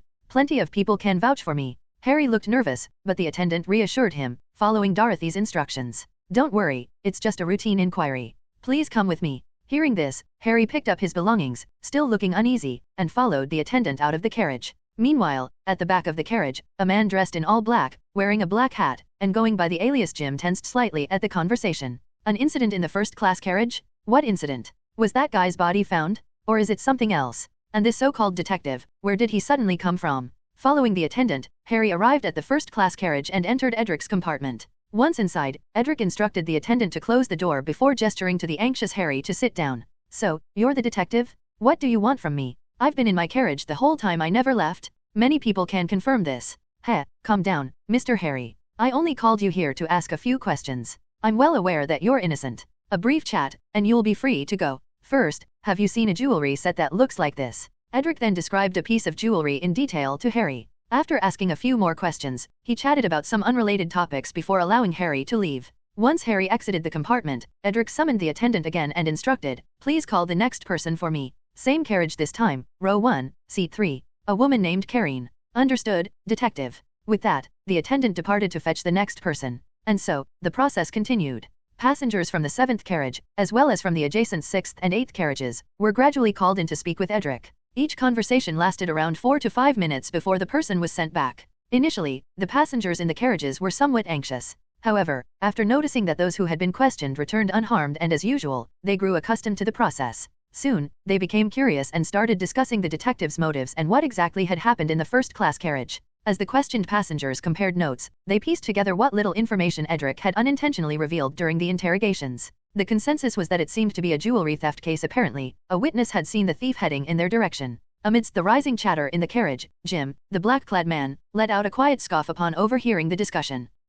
A jewelry theft case? So that black dog really did disappear and still hasn't been found. Makes sense. I used my ability to phase through walls and couldn't find him either, so how could these ordinary people? So, another jewelry theft occurred in the first-class carriage, and now some ordinary detective is playing detective over it? How boring. As he was thinking this, the attendant standing at the carriage door called out another name. "Seat 4, row 5, Mr. Jim, please come with me." After more than a dozen other passengers had been questioned, the man finally heard his name being called. Without hesitation, he silently picked up his belongings, stood up, and followed the attendant down the corridor toward the first-class carriage toward Edric's compartment. With a cold and indifferent expression, he entered the compartment. Behind him, the door was shut. As soon as he stepped inside, he immediately began scanning his surroundings. It was an ordinary private compartment. Apart from the area under the bed, everything was clearly visible. There were no blind spots where someone could be hiding for an ambush. The blanket was neatly covering the bed, but there was nothing bulky beneath it. Using the reflection of a nearby full-length mirror, he checked under the bed and confirmed there was no one hiding there either. Confirming that there were no conditions for an ambush, the man relaxed slightly. He then turned his gaze toward the man seated at the table, the so-called detective, according to the train attendants, who was now smiling at him. "Please have a seat, Mr. Jim. I just have 2 simple questions. It won't take much of your time, so please cooperate with my investigation." Hearing Edric's words, the man silently took a seat across from him and responded coldly. "Ask your questions quickly. It's simple. I'd like to ask, where were you at exactly 8 p.m. tonight?" Edric looked straight at the man and asked. The man slowly replied, "I was in my own carriage, in my seat. I didn't go anywhere." "Wrong. You were in the first-class carriage. And you brutally murdered an innocent man with a dagger. You severed his fingers, stabbed through his chest and abdomen, and he died from the poison on your weapon." Edric stated the truth with a heavy expression. The man's face froze momentarily before he replied seriously, "Aren't you investigating a jewelry theft?" That was just a ruse, my friend. If I were investigating a murder case from the start, would the murderer voluntarily walk into my trap?" Edric chuckled. Then, from beneath the table, he pulled out a pistol and aimed it at the man, who was less than 2 meters away. "Don't move, Mr. Jim. I have gathered sufficient evidence to prove that you murdered Mr. Sodod. You will be taken to court to face the righteous judgment of the Holy Father." Edric spoke sternly to the man. The latter, after a brief moment of rigid silence, suddenly relaxed and said in a calm tone, "Detective, how did you find his body, and how did you know it was me who killed him?" "It was nothing, just a bit of luck and a little reasoning. Surrender now, Mr. Jim," Edric continued. Hearing this, the man let out a soft chuckle. "Reasoning, huh? So you managed to deduce it was me? Truly an outstanding detective. But, detective, you've overlooked 2 things." "What things?" "First, you think I'm just an ordinary person. You actually believe you can take me down alone with a mere gun. And what about it? Are you saying you're faster than a bullet? Second, for me, at this distance, a blade is faster. A vicious glint flashed in the man's eyes as he swiftly pulled a small dagger from his clothes and lunged forward like a shadow. In the blink of an eye, the blade plunged into Edric's chest, and with his other hand, he struck Edric's gun, knocking it away. This was the speed of a black earth rank shadow beyonder. You were too arrogant, mortal detective. Looking at Edric, whose eyes were now widened in shock, his face frozen in terror, the man murmured coldly. But to his surprise, Edric, who had been stabbed in a vital spot, did not collapse. Instead, the fearful expression on his face suddenly changed. A sinister smirk crept onto his lips. The arrogant one is you, shadow assassin. What? Suddenly, Edric's hands shot forward, grabbing onto the man's outstretched arm, the one that held the dagger. His grip was firm, making it difficult for the man to break free. At the same time, from the seemingly ordinary bed beside them, the thin blanket covering it suddenly bulged. From beneath it, 3 burly men burst out and lunged at the assassin. In the pitch-black night, the massive steam behemoth roared forward, spewing thick smoke. Inside a private compartment of the first-class carriage, a long-planned ambush was about to unfold. Inside the detective's compartment, one of the conversation partners suddenly lunged, driving a small dagger into the detective's chest. However, the detective did not fall. Instead, he firmly grasped the assassin's outstretched hand, locking it in place. At the same time, from beneath the seemingly ordinary thin blanket, 3 strong men suddenly emerged in a manner that defied logic. Sensing an attack from behind, the assassin who had been operating under the alias Jim instinctively attempted to sidestep and phase into the nearby wall. However, Dorothy, who had anticipated his movements, had already placed a devouring sigil on Edric, allowing Edric to grip the assassin's hand with an inescapable strength. Before the assassin entered the compartment, Dorothy had secretly applied a devouring sigil on Edric, supplying it with chalice spirituality through her corpse marionette ring. This granted Edric strength far beyond that of an ordinary person, making it impossible for the assassin to break free. Neither the power of shadow nor stone could enhance physical strength that was the domain of the chalice. Though the assassin was stronger than an average person, his physical endurance was still limited, leaving him utterly unable to escape Edric's close-range restraint. At that moment, 3 corpse marionettes carefully selected by Dorothy swarmed the assassin. They grabbed his waist, arms, and legs, sealed his movements, and covered his mouth, lifting him off the ground so he could not make contact with the floor or walls to phase away. Among them, the sturdiest corpse marionette had also been reinforced with the devouring sigil, further tightening its grip. In the end, against the combined strength of 4 corpse marionettes, the assassin was completely restrained, unable to speak, unable to move, unable to step, and completely unable to escape using his sigils. At this moment, he found himself in a state of a strong man locked by stronger men, utterly immobilized. The assassin's eyes widened in shock. He had thoroughly checked the compartment before entering. There was nowhere for an ambush. That was why he had confidently sat down to talk with the detective. But where had these 3 strong men suddenly appeared from? In truth, before leaving the compartment earlier, Dorothy had opened the cursed box and hid it beneath the blanket. From her own compartment, she had been remotely controlling the 3 corpse marionettes inside the box, keeping them ready. At the critical moment, they crawled out of the box, delivering a shocking surprise to their target. The restrained assassin struggled frantically, but against many opponents and even more chalice strength, his struggles were utterly meaningless. Now that the enemy had been successfully subdued, it was time to eliminate him. Edric pulled the dagger from his own chest, then aimed to stab the helplessly struggling assassin in the throat. However, just as the blade touched the assassin's skin, it was as if it had struck solid stone with a sharp clang. The blade tip snapped off. Damn, it's stone hardening again. If his auxiliary spirituality is stone, then of course he'd have some level of toughness. I remember Aldrich mentioning that hardening is a standard ability of stone beyonders. The assassin possessed the ability to harden his body, making him impervious to bladed weapons. Dorothy considered using a gun. After all, only a black earth rank stone beyonder could barely resist bullets, meaning this assassin wouldn't be able to. However, firing a gun now would alert the train attendants outside. If they entered, they would discover the room's real situation, something Dorothy wasn't ready for just yet. After a brief moment of thought, Dorothy ordered the corpse marionette enhanced with the devouring sigil to smother the assassin's nose and mouth with full force. The assassin's face turned red as he struggled violently, but he still couldn't break free. As time passed, his struggles gradually weakened until, eventually, they ceased entirely. His body went completely limp. Dorothy used her corpse marionette ring to confirm his death. And just like that, in a perfectly executed ambush, this black earth rank assassin was silently hunted down and eliminated by Dorothy. Another higher ranked target was now added to her list of kills. First, Dorothy had posed as a detective investigating a jewelry theft, calling the passengers of carriage number 7 in for questioning one by one. After each interview, she let them spread the news to make the true target lower his guard. When it was finally his turn, he came in without suspicion. Then, using the cursed box and corpse marionettes, she laid a trap resulting in a black earth rank assassin being slaughtered without a fight. This was Dorothy's method of handling enemies. Phew, done. Letting out a breath, Dorothy ordered her corpse marionettes to lower the assassin's lifeless body, then proceeded to loot his belongings. After taking anything useful, she stuffed some money into his pockets, then commanded the extra corpse marionettes to crawl back into the cursed box. Finally, Edric closed the lid. After completing everything, Dorothy used her corpse marionette ring to lift the assassin's body once again. Target eliminated successfully. But, this detective game still needs a proper ending. Back in her compartment, Dorothy murmured to herself. The train conductor, accompanied by 2 attendants, walked over from the duty room. Upon reaching the compartment door, he turned to the 2 train staff guarding it and asked, "How is the detective's investigation going?"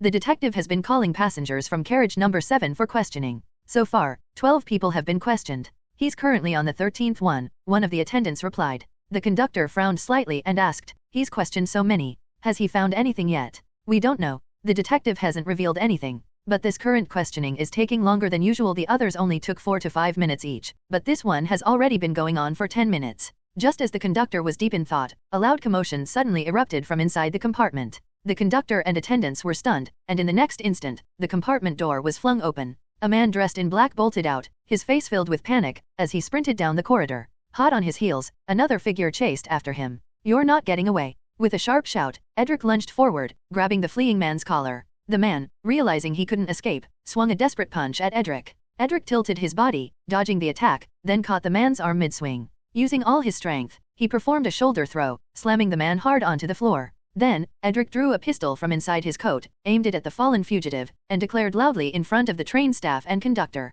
"So my deduction was correct, Mr. Jim. You are the murderer of Mr. Sodod. Trying to escape justice? Not so easy. You won't escape the kingdom's law." Lying on the ground, Jim slowly lifted his head and glared at the detective, his eyes filled with hatred. "TCH. If it weren't for you, I would have gotten away. Damn detective. T/N, I'm getting second-hand embarrassment NGL." In the corridor of the first-class carriage, Edric was confronting Jim. Under the watchful eyes of the train attendants and the conductor, Edric pointed his gun at Jim and began to lay out his crimes. "You are a greedy thief. Seeing that Mr. Sodod was asleep in his compartment with the door unlocked, you harbored ill intentions and snuck in to steal from him. However, unexpectedly, Mr. Sodod woke up, and a struggle ensued between you two. In the midst of this, you ruthlessly killed him. Am I wrong?" "You're not wrong. If that guy had just stayed asleep, he wouldn't have died. He brought it upon himself." Sitting on the corridor floor, Jim responded, a hint of malice in his expression. His words convinced everyone present that he was the murderer, an utterly ruthless criminal. "Surrender. There's no escape. You must pay the price for your crimes, Mr. Jim."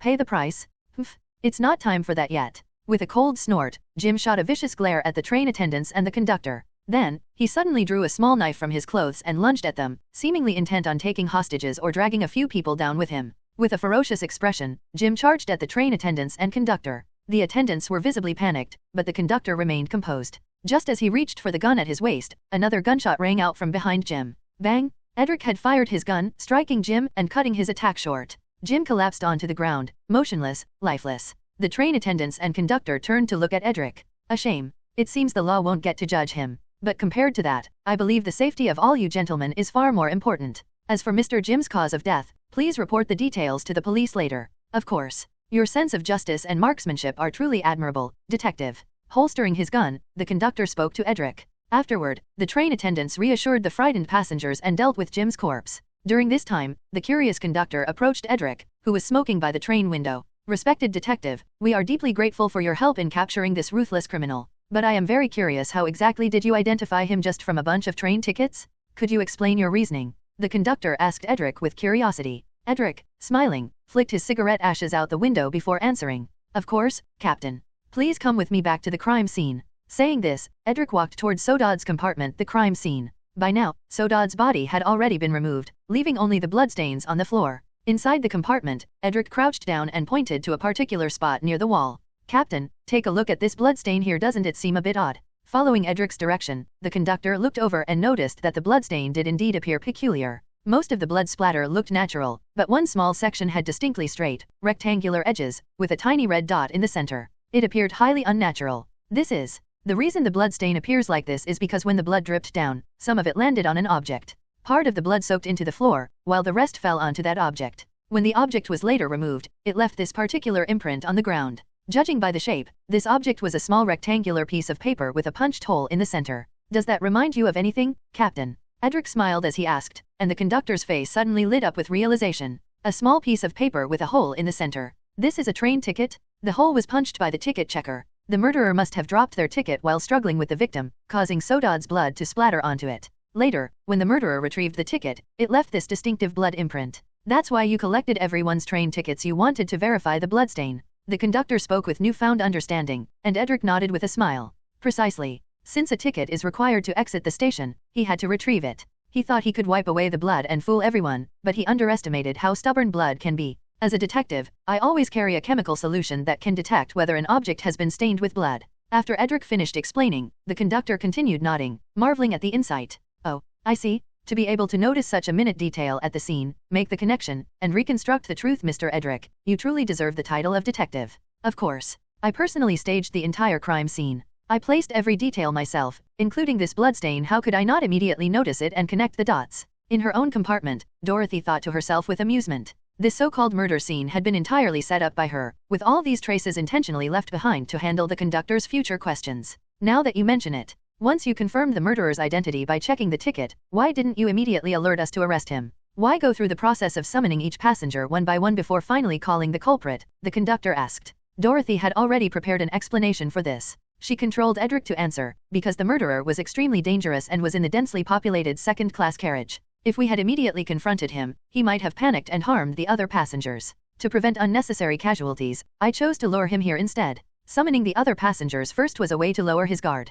After hearing Edric's explanation, the conductor's eyes gleamed with admiration, and his gaze toward Edric carried newfound respect. Oh, I see. So you were also considering the safety of the innocent passengers? How remarkable. Mr. Edric, your keen observation skills, sharp intellect, and sense of justice and compassion have truly opened my eyes today. You are an outstanding detective. I believe a man of your talent will one day become famous. When we arrive in Tivian, I'm sure the reporters will be eager to hear about what happened on this train tonight. The conductor praised Edric without reservation, to which Edric replied with a graceful smile. I do not seek fame, only the pursuit of truth and the execution of justice. At this point, Dorothy considered having Edric pull out a small pipe to take a few puffs, but after reaching into her pockets twice and finding nothing, she gave up on the idea. After explaining the mundane version of the case to the conductor, Edric claimed he needed to rest. He used the excuse that his original compartment's desk was inconvenient and suggested using the compartment where the interrogations had taken place. The conductor, now thoroughly impressed with him, readily agreed. He didn't even bother checking for a ticket, allowing Edric to switch compartments without issue. And just like that, Edric, who technically had no ticket at all, successfully evaded the fare. Then, Dorothy shut Edric inside the compartment for a while, intending to retrieve him later. Meanwhile, she herself sat at her table, sorting through the spoils of her little detective game. In the dimly lit train compartment, Dorothy began sorting through the mystical items she had retrieved from Sodod and Jim. First was Sodod. He didn't have many belongings. Dorothy only found a small amount of storage items, a mechanical ring, and 2 sigils. The storage item was a small red wooden block containing 1 point of chalice spirituality. Upon careful inspection of the mechanical ring, Dorothy discovered that it could hold spiritual storage items and sigils. At a crucial moment, simply wiping the ring would activate its delicate spring mechanism, pressing the storage item or sigil onto the finger for instant activation, convenient and efficient, without the need to take them out manually. The sigil was a type Dorothy had never seen before, one associated with lantern. This little mechanism isn't bad. Even though it's purely mechanical with no mystical components, it allows for one-touch activation of sigils, enabling their discreet use and quick deployment in combat. I should keep it. With that thought, Dorothy stowed away the mechanical ring along with the other items before turning her attention to Jim's belongings. Jim also didn't have much on him. The most valuable items were 2 silver coin-like shadow spiritual storage items and a small black bottle containing less than 30 ml of a colorless, odorless liquid. When Dorothy activated her appraisal skill and observed it through spiritual vision, she found that the liquid contained both shadow and chalice spiritual properties. This seems to be the poison that afflicted Sodod. So this poison carries spiritual properties. That explains why Sodod, despite not being fatally wounded, ended up dying. Staring at the small bottle, Dorothy considered its potential future uses and tossed it into her magic box. She was slightly disappointed that, although Jim did have spiritual storage items, they only contained a measly 2 points of energy. She immediately used them to recharge her concealment ring, restoring it to 2 points of shadow. It still feels like I don't have enough shadow. If I run into a capable Beyonder, even a mere apprentice rank Lantern Beyonder could detect me, let alone a high-ranking Lantern Beyonder. After all, even a Lantern Apprentice has at least 5 points of Lantern spirituality. I'd never win in a head-to-head spiritual battle.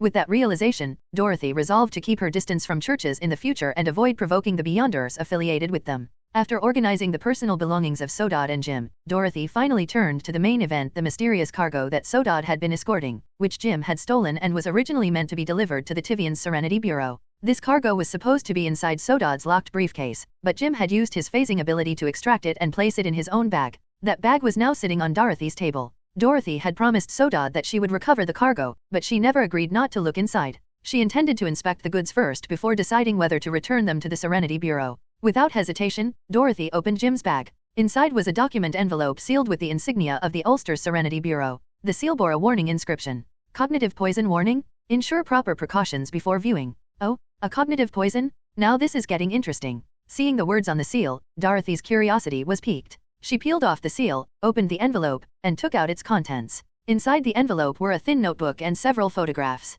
Both the notebook and the photographs were stained with a significant amount of blood. A book and photos? And so much blood. Could it be Sodod's blood? With a puzzled expression, Dorothy picked up the notebook and flipped it open. The bloodstains had long since dried and turned black, indicating that they had been there for quite some time, so they couldn't be Sodod's. The blood was already present when the notebook was acquired. Without dwelling on the thought, Dorothy started reading. Most of the writing was obscured by the blood, making it difficult to decipher, but she managed to make out some parts. With a quick glance, she realized it was an investigative journal. The journal recorded the journey of a Serenity Bureau hunter squad that had ventured into the Razor Mountains for an investigation. The case originated from reports of cult activity in the area. May 4th, after much effort, we finally reached the outskirts of the Razor Mountains, a place hardly visited by civilized folk. Our carriage broke down halfway, leaving us covered in mud, and our clothes were torn by thorny vines. Damn it. If it weren't for the reported deaths, we wouldn't have bothered with this case or come to this godforsaken place. After walking this route, I finally understand why this land remains undeveloped. May 5th, we found shelter in a mountain village.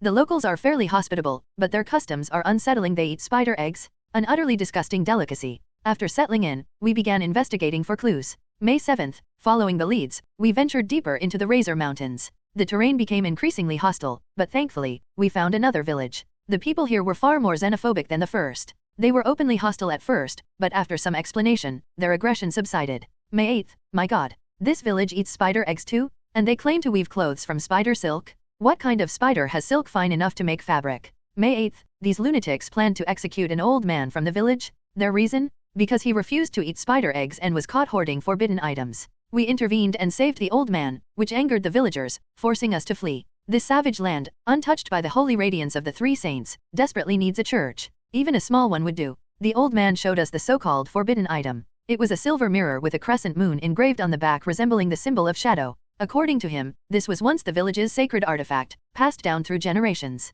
He insisted that the spider-related practices were the real taboo. When I asked him why, he said, May 9th, things are becoming more serious. We assigned one of our team members to escort the old man back to the first village while the rest of us pressed deeper into the mountains. May 10th, we found ruins. They bore clear traces of religious significance, with architectural features similar to the Radiance Church but with subtle differences in the details. May 11th, more ruins. Many were deliberately destroyed, and judging from the damage, it wasn't too long ago. May 12th, spiders, devouring the moon. Dorothy painstakingly deciphered what was readable amid the bloodstains. After reading all the meaningful content, she closed the notebook. Then, she turned her attention to the photographs. Most of them depicted the team's journey villages, spider eggs, the silver mirror that was considered a sacred artifact, and ruined structures. But one photo caught Dorothy's particular attention. It was a black and white image of a statue, a goddess statue, now heavily damaged. In the photograph, the statue depicted a slender, graceful figure draped in a flowing veil. She held an object in her hands, something resembling both a mirror and a full moon.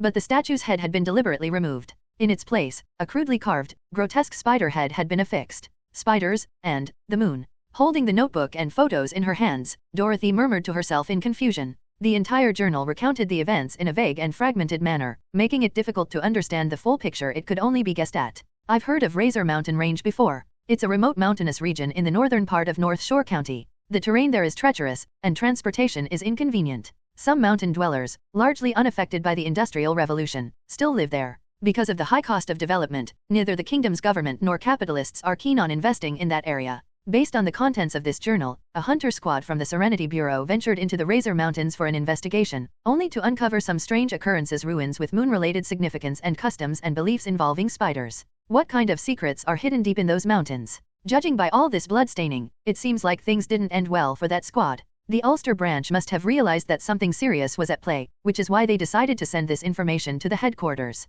And as for that beyonder named Jim, what was his true motive in trying to prevent the headquarters from obtaining this information? He went so far as to assassinate the branch personnel on the train. It seems there's quite a significant secret behind all this. These thoughts ran through Dorothy's mind, but she had no intention of solving the mysteries in this journal. Although the events were peculiar, they had little to do with her personally. The Serenity Bureau was already handling the matter, so she had no reason to concern herself with it. Her only task was to find a way to deliver these items to the Serenity Bureau headquarters. A notebook and some photos. These aren't of much use to me, so I might as well return them to the Bureau. Hopefully, they'll reward me, just as Sodod had promised. Dorothy thought to herself. To be honest, she was somewhat disappointed that the mysterious cargo only turned out to be some documents and not a powerful mystical artifact. If it had been something truly valuable, she wouldn't have minded keeping it for herself. That said, it wasn't a complete loss. The notebook and photos carried a certain level of cognitive poison, making them equivalent to a mystical book. At the very least, she could absorb some spirituality from them. With that in mind, Dorothy began extracting spirituality from the items.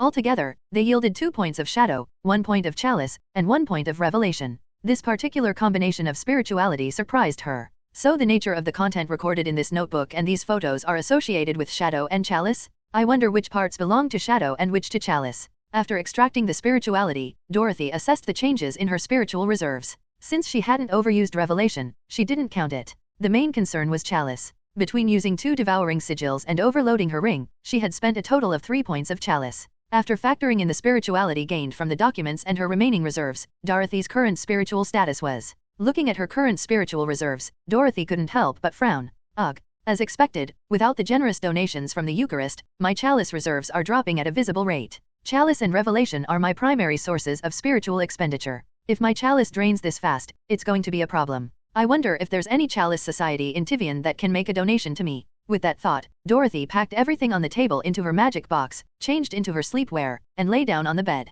Listening to the rumbling and vibrations of the train, she slowly drifted off to sleep. The night passed quickly. By early morning, passengers on the train were waking up. After finishing breakfast, they waited quietly for another half a day. Finally, the train reached the final stop of its journey, Tivian. On either side of the train, the once empty wilderness gradually gave way to towering buildings, growing denser and taller. Looking out through the train windows, one could see brick and stone houses flashing past. Converging with numerous other railway lines, the steam train gradually slowed down as it entered a vast steel-framed dome. Eventually, it came to a stop at the platform. Waiting on the platform were several police officers and a swarm of reporters from various newspapers. The police were there to take over the now concluded case on the train, while the journalists were eager to seize the latest headlines. A murder case on a train bound for the royal capital. If they put this headline on tomorrow's newspaper, it would surely attract a lot of attention. After the train stopped, the conductor walked up to a private compartment, knocked respectfully on the door, and said, "Mr. Ed, we've arrived. The police and journalists are waiting outside regarding the case." The conductor knocked but received no response.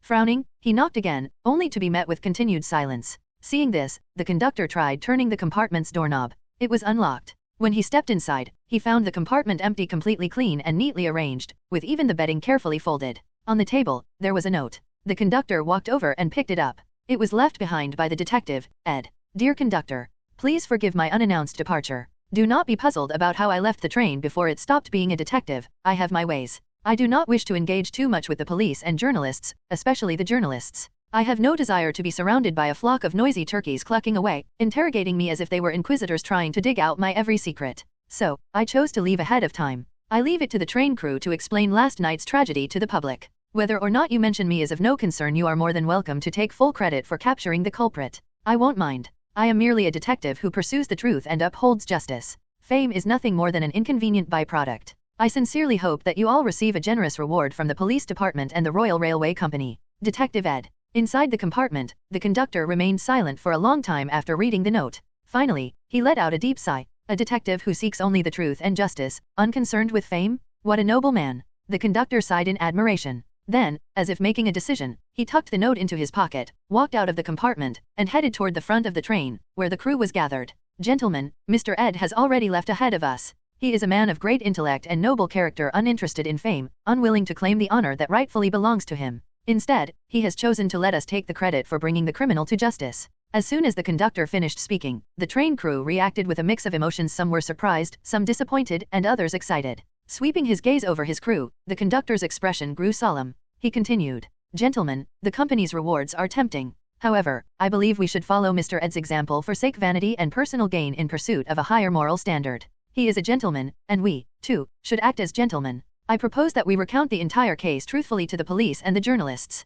Let those reporters record and publish every detail of Ed's deductions in tomorrow's newspaper so that more people can read about them. We must not only highlight his intelligence but also emphasize his character. In this age of greed and self-interest, he will be a role model for many." Tivian is located on the eastern coast of the Prit Kingdom, where the Moonflow River, which spans a third of Prit's main island, flows into the sea. The inland river network connects the city to the rest of the kingdom, allowing goods from across the country to be exported abroad while continuously bringing in imports from overseas to various domestic regions. This is the capital and most important city of the Prit Kingdom. Buildings densely cover the vast land, stretching as far as the eye can see. The city is home to over 5 million people. To the east, the massive port along the coastline operates ceaselessly, bustling day and night. To the west, industrial zones filled with towering chimneys endlessly spew thick smoke beyond the horizon. At the entrance of the Tivian train station, a dense crowd moves back and forth. Beside the towering station gates, dragging a large suitcase behind her, Dorothy finally stepped onto Tivian soil and let out a long sigh of relief. Phew, finally arrived. And I managed to get out smoothly, without getting tangled up with the police or journalists. That's the best outcome, Dorothy thought to herself with relief. She had spent the entire morning finding an opportunity to retrieve Edric, and by leaving the train discreetly, she successfully avoided being questioned by the authorities or the press. To minimize trouble, Dorothy had deliberately instructed Edric to leave a note in his compartment, suggesting that the train conductor and crew take full credit for capturing the culprit. To someone like Dorothy, who was used to staying behind the scenes, fame and trouble were essentially the same thing. That conductor and the train crew were decent people. They cooperated with me throughout. I hope they'll like my little gift. Standing outside the train station, Dorothy gazed at the unfamiliar city before her. Compared to Igwent, the streets here were noticeably wider. Instead of stone bricks, the roads were paved with cement, and more horse-drawn carriages moved back and forth. The buildings were taller, and the sidewalks were crowded with bustling pedestrians. Unlike Igwent, Tivian's air was filled with a faint white haze. Despite the clear sky above, visibility was limited, and there was a subtle but distinct odor lingering in the air. Looks like pollution here is quite severe, way worse than in Igwent. I'll have to start carrying masks from now on. Muttering to herself, Dorothy pulled her suitcase toward the telegraph office next to the train station. There, she sent a telegram to Greor in Igwent to inform him of her safe arrival. After that, she stepped onto the street and flagged down a horse-drawn carriage. Once the coachman had loaded her suitcase, she climbed into the carriage herself. Please take me to the Royal Crown University. Thank you, Dorothy requested. Which part of Crown University, miss? That place is huge. There are at least 7 or 8 campuses, the coachman replied.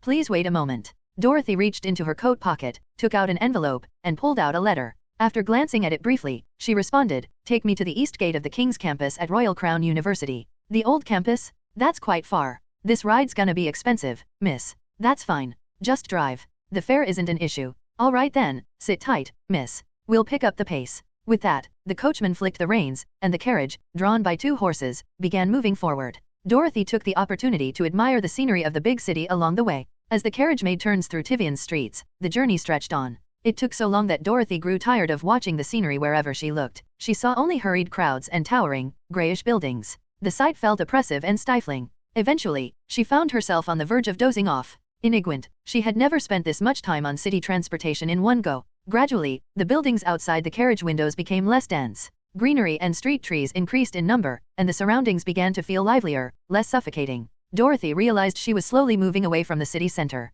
At last, after over 2 hours of riding in the carriage, she finally reached her destination. As soon as she stepped out, she took a deep breath of the relatively fresh air, gazing up at the bright sky and white clouds above. Before her stood an ancient, towering stone gate. Beyond it stretched an expanse of lush green fields. In the distance, clusters of classical buildings adorned with pointed towers and intricate stone railings stood proudly. Being somewhat removed from the industrial areas, the air here was significantly clearer, with far less haze and none of that lingering unpleasant smell. The King's campus is here, miss, the coachman informed her. Thank you, the journey was really quite long, Dorothy responded as she handed over the previously agreed upon fare. The coachman, after receiving the payment, smiled and said, if you wanted to be faster, you could have taken the city railway or the subway. Those coal-burning trains run much faster than horses. There's a subway and rail transit here. Yes, but the trains don't run frequently, and the waiting time is quite long. Plus, they're always packed with people, overcrowded and chaotic. For a wealthy young lady like yourself, traveling alone on them could be dangerous. You never know what might happen. This is the oldest campus of the Royal Crown University, the very place where the university first started.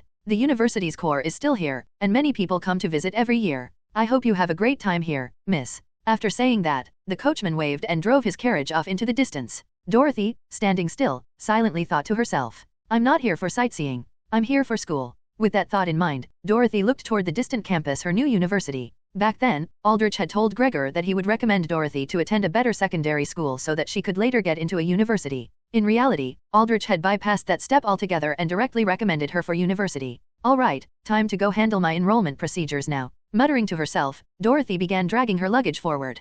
However, her destination was not the university campus, but a small town-like residential area across from the East Gate. Walking through the town streets, Dorothy glanced around. She noticed that most of the buildings were wooden houses with simple yet elegant decorations. Every home had trees and flower baskets as part of their decor, making the surroundings feel fresh and lively. Street vendors lined both sides of the road, selling various snacks and foods. Many young men and women in their 20s wandered the streets, shopping, while others sat under the shade of trees reading books. So this is a commercial town built specifically to serve students. Aldrich's contact lives somewhere in here. Taking out the letter Aldrich had prepared for her in advance, Dorothy read through it as she wandered the town. Before leaving Igwent, Aldrich had given her this letter, instructing her to find a certain contact upon arriving in Tivian. This person would help her arrange everything that came next. After searching for a while, following the address in the letter, Dorothy finally arrived at her destination, a stone-built house that looked quite ordinary, even somewhat old. Royal Crown University, East Gate, Greenshade Town, number 37. This should be the place. After confirming the address on the plaque, Dorothy stepped forward and knocked on the door, following the pattern described in the letter.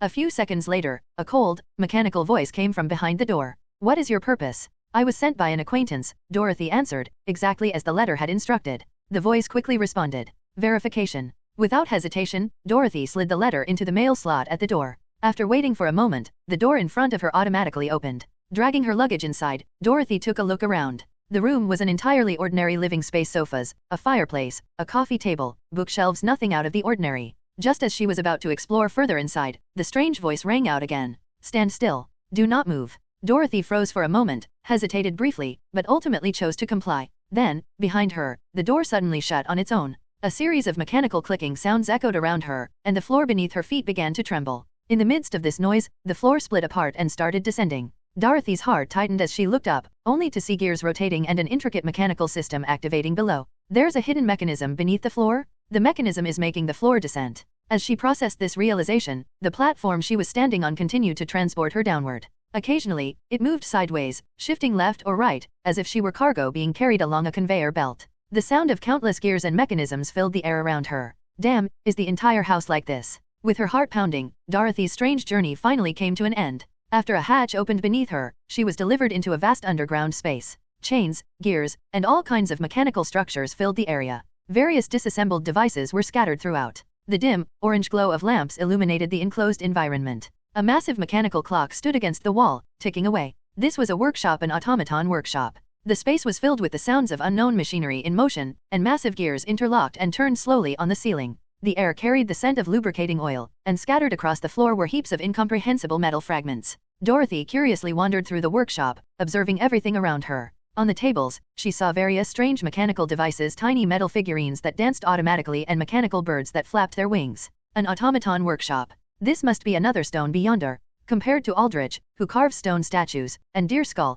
who crafts skeletal creatures, is this one more adept at metal mechanisms? As she took in her surroundings, Dorothy pondered to herself. Just then, a female voice with a strange, unnatural tone suddenly spoke from a corner of the room. "Excuse me, could you lend a hand?" Startled, Dorothy flinched slightly and turned toward the source of the voice, but she saw no one. "Who's there? Where are you?" she asked cautiously, and the voice promptly responded. "I'm right here. Lower your gaze a little. I'm on the floor." Following the instruction, Dorothy looked down and indeed, she saw something bizarre on the ground. A head. A young woman's head with short gray hair and delicate features. One of her eyes was covered by a circular lens, and her skin was visibly damaged in several places, exposing the yellow metal beneath. At the severed base of the neck, intricate mechanical structures were visible. A robot head. Dorothy blurted out in shock. The head, however, responded with a slightly displeased tone. "That's rather rude, guest from Igwent. My name is Beverly, and I am not just some robot head." Dorothy froze for a moment. After steadying herself, she carefully adjusted her tone before speaking again.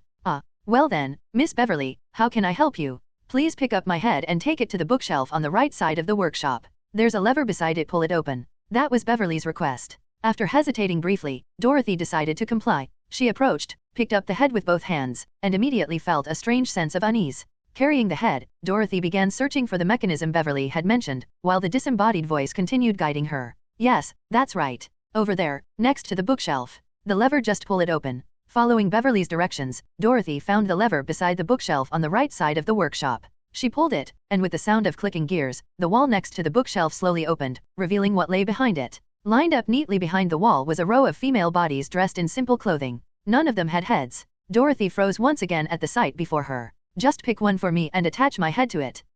How do I attach it?" Dorothy asked, confused. She had no knowledge of mechanical assembly. You just need to place my head onto the connection point. Beverly's instructions were simple. Though still uncertain, Dorothy followed them. She selected a body at random and set Beverly's head onto the vacant neck joint before releasing her grip. At that moment, the exposed mechanical components at the neck began to connect automatically. Beverly's head rotated slightly from side to side, adjusting itself into a natural position. Then, from a slot on the back of her new body, a massive wind-up key sprang out and slotted into place. With the assistance of the workshop's machinery, the key started turning click, click, click, tightening with each rotation. Finally, as the sound of mechanical operation settled, Beverly's new body began to move. At first, her limbs twitched with a stiff, mechanical motion, but soon her movements became increasingly fluid. She stepped forward from among the headless bodies and stood before Dorothy. Aside from the visible seams where her facial skin was damaged and the copper-colored connection ring around her neck, she now appeared to be a well-proportioned young woman of around 17 or 18 years old. Phew. Thanks a lot, Miss Mishas.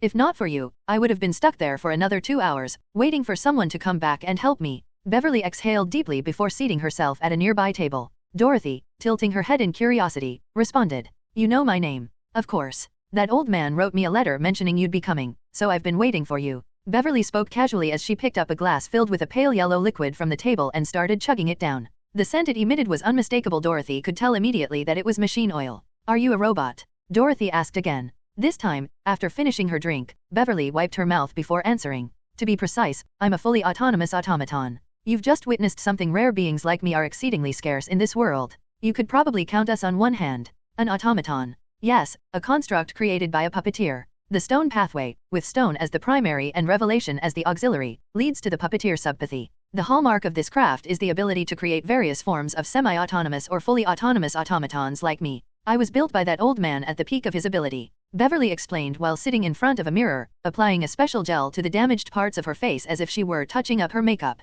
Her words left Dorothy stunned. What? You mean Aldrich created you? But, doesn't he carve stone? Yes, and when I was first made, I was stone lifeless and ugly as hell. You didn't like it? Of course not. That old man has a ridiculously rigid sense of aesthetics. He always sculpted knights, beasts, and heroes, but I prefer youthful, beautiful girls. I was really dissatisfied with the appearance he gave me at first. As Beverly spoke, Dorothy recalled that Aldrich's artistic taste was indeed quite traditional. He mostly sculpted dignified and imposing figures, kings, generals, knights, or fierce, feral beasts. It was rare for him to sculpt anything feminine. Aldrich's sense of aesthetics does seem like that. So he created you, but you didn't like the way he shaped you? You weren't satisfied with the form he gave you. Exactly. So, I tried to carve myself into a form I liked. I wanted to reshape myself into a beautiful girl, but my sculpting skills weren't as good as that old man's, and I butchered myself in the process. Beverly spoke nonchalantly as she continued her self-repair, now incorporating regular human cosmetics into the process. Meanwhile, Dorothy simply stood there, mouth agape. Right now, Dorothy was picturing a once imposing stone knight or prince standing in front of a mirror, earnestly carving at itself in an attempt to transform into a beautiful girl only to fail miserably, ending up as some grotesque, unrecognizable figure. This feeling is quite strange. Dorothy briefly imagined Beverly sculpting herself, only to botch it completely over time. Shaking her head slightly, she decided not to dwell on it too much and instead asked Beverly, so, because you messed up sculpting yourself, you abandoned your original stone body? Yes. At first, I wanted to ask the old man for help, but he was so furious after seeing what I was doing that he refused. So, I had to study myself. After decades of research, I finally figured everything out. I discovered the location of my core and realized that as long as I preserved it, I could replace my ruined stone body with other materials. Beverly continued her response while almost finishing the restoration of her skin. To differentiate myself from the old man, I started studying mechanics. Fortunately, I found some secrets about lantern that allowed me to process metal easily. So, I created a mechanical body using metal and embedded my core inside it. The reason I failed at sculpting myself before was that I had no experience. But this time, I had unlimited time to refine my skills and craft a satisfactory body. And now, here I am. You saw the bodies I made earlier, right? They're pretty good, aren't they? Combined with this bionic skin I spent over a decade developing, I'm even more beautiful than most human girls. After speaking, Beverly closed her toolbox more like a makeup kit complete with a built-in screwdriver and hammer. Then she turned to Dorothy with a smile. Her newly repaired face was indeed stunning, as she had claimed more attractive than most human girls. Her large golden eyes, in particular, gave her an almost anime-like appearance, yet the craftsmanship was so natural that it felt comfortable rather than uncanny. Wow, the level of self-modification here is insane. So this is one of Aldrich's top-tier mystical puppets? She's practically an exceptional craftsman herself. I bet that old man never expected his creation to reject his aesthetics entirely. Dorothy mused, wondering how Aldrich, a staunch classical craftsman with a rigid aesthetic, ended up sculpting a creation that wanted to turn itself into an anime-style beautiful girl. If creations were considered the children of their creators, then Aldrich had basically raised a son who turned into a daughter. Then again, that analogy didn't quite fit. After all, Beverly wasn't a biological being but a mystical construct. She was essentially genderless, and her choice of appearance was entirely her own. All done, thanks for your help today. If not for you, I'd probably be stuck in that corner for hours, bored out of my mind. As she tidied up the table, Beverly spoke to Dorothy, who then curiously asked, "How did your head ended up there in the first place?" "Oh, nothing major. I was conducting an experiment and accidentally blew myself up. My body got blasted apart, just a minor accident, really." After packing up her tools, Beverly clapped her hands and sat down across from Dorothy with a serious expression. "All right, let's talk about you now, Miss Machos. The old man already told me the basics. You came to Tivian primarily to find the ruins of the star numerology scriptorium, correct?" "Yes. Aldrich said the contact here would tell me the exact location of the ruins." "So, where is it?" Dorothy asked curiously. The key to her advancement lay within those ruins, which was the primary reason she had come to Tivian. "Oh, that? The ruins are both far and right before your eyes. They're located right beneath the school next to this town." Beverly wiggled her fingers as she spoke, leaving Dorothy momentarily stunned. "Beneath the school? You mean the ruins of the star numerology scriptorium are under the King's campus of Royal Crown University?" "Exactly. The university was originally built atop the ruins of the scriptorium. That's why the old man recommended you enroll here in the first place." As she spoke, Beverly poured herself another small cup of what looked like tea but was actually machine oil and sipped it leisurely. The star numerology scriptorium rose in the second epoch, flourished in the third, and was completely wiped out at the beginning of the fourth. Their ruins are scattered all over the world. Since they contain stored revelation and many ancient secret techniques, these ruins have always been fiercely contested by major factions. Discovering a single one often leads to battles. Take the one beneath the university, for example. Ever since it was discovered centuries ago, countless Beyonders have died fighting over it. Control over the ruins has changed hands 3 or 4 times, with various societies using it as their base. Beverly explained while sipping her oil, leaving Dorothy momentarily speechless. If multiple societies have taken turns controlling it, is there anything even left inside? Of course not. After being occupied by several factions over the years, even the ground has been stripped layer by layer. Every mystical item and secret technique was looted long ago. All the revelation were excavated as well. Luckily, the old man explored the ruins early on and found a crucial inheritance, which allowed him to advance to a puppeteer. If he had been any later, there'd be nothing left. Beverly's words left Dorothy in a daze for a moment before she blurted out, "Nothing is left, and he still sent me here. I wouldn't know. But if the old man recommended this place, he must have a reason. I know him well, he never does meaningless things. He wouldn't prank a little girl like you for no reason. Since he told you to go there, you should find a way in and take a look." Beverly seemed very confident in her understanding of Aldrich. After hearing her explanation, Dorothy fell into deep thought.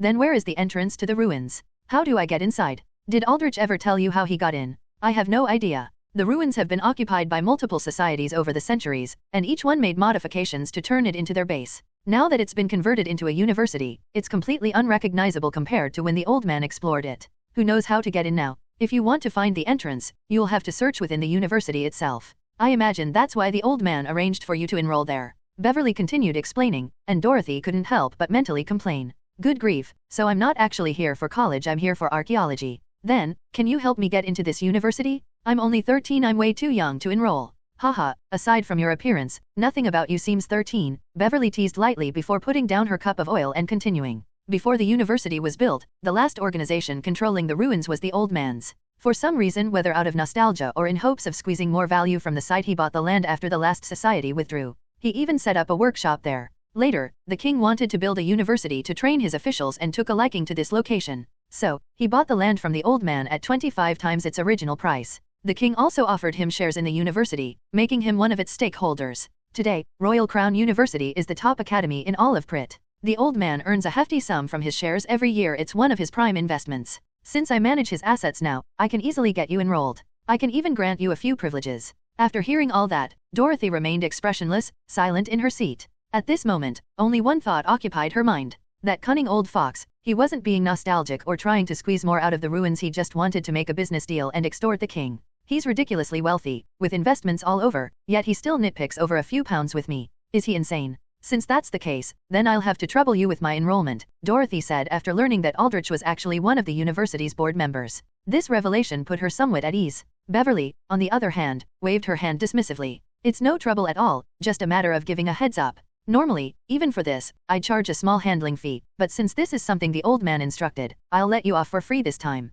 Also, I suggest you rent a place in town first before starting your studies. You look a bit young, so living in the dorms might be inconvenient. It's better to have your own place. That suits me perfectly, Dorothy replied to Beverly. She liked tinkering with cultic contraband in her free time, so there was no way she could stay in a dorm. She couldn't even imagine performing rituals while her roommates were messing around nearby. Alright then, go pick a place to stay later. Housing here is a bit pricey, but the quality is decent. By the way, I'm the head of the Tivian White Craftsmen's Guild. If you ever need to trade mystical items, you can come to me. Our stock is quite sufficient. Beverly continued speaking, and her words surprised Dorothy once again. She hadn't expected a self-disciplined automaton to hold an official position within the White Craftsmen's Guild, let alone be in charge of Tivian, such an important city. Well, this works out. Now I'll have a reliable source for buying and selling mystical items in Tivian, Dorothy thought. Suddenly, as if something had just come to mind, she turned to Beverly and asked, "By the way, do you know where the Serenity Bureau's headquarters is in Tivian? If I need to contact them, what should I do?" Dorothy asked, recalling the documents Sodod had left with her.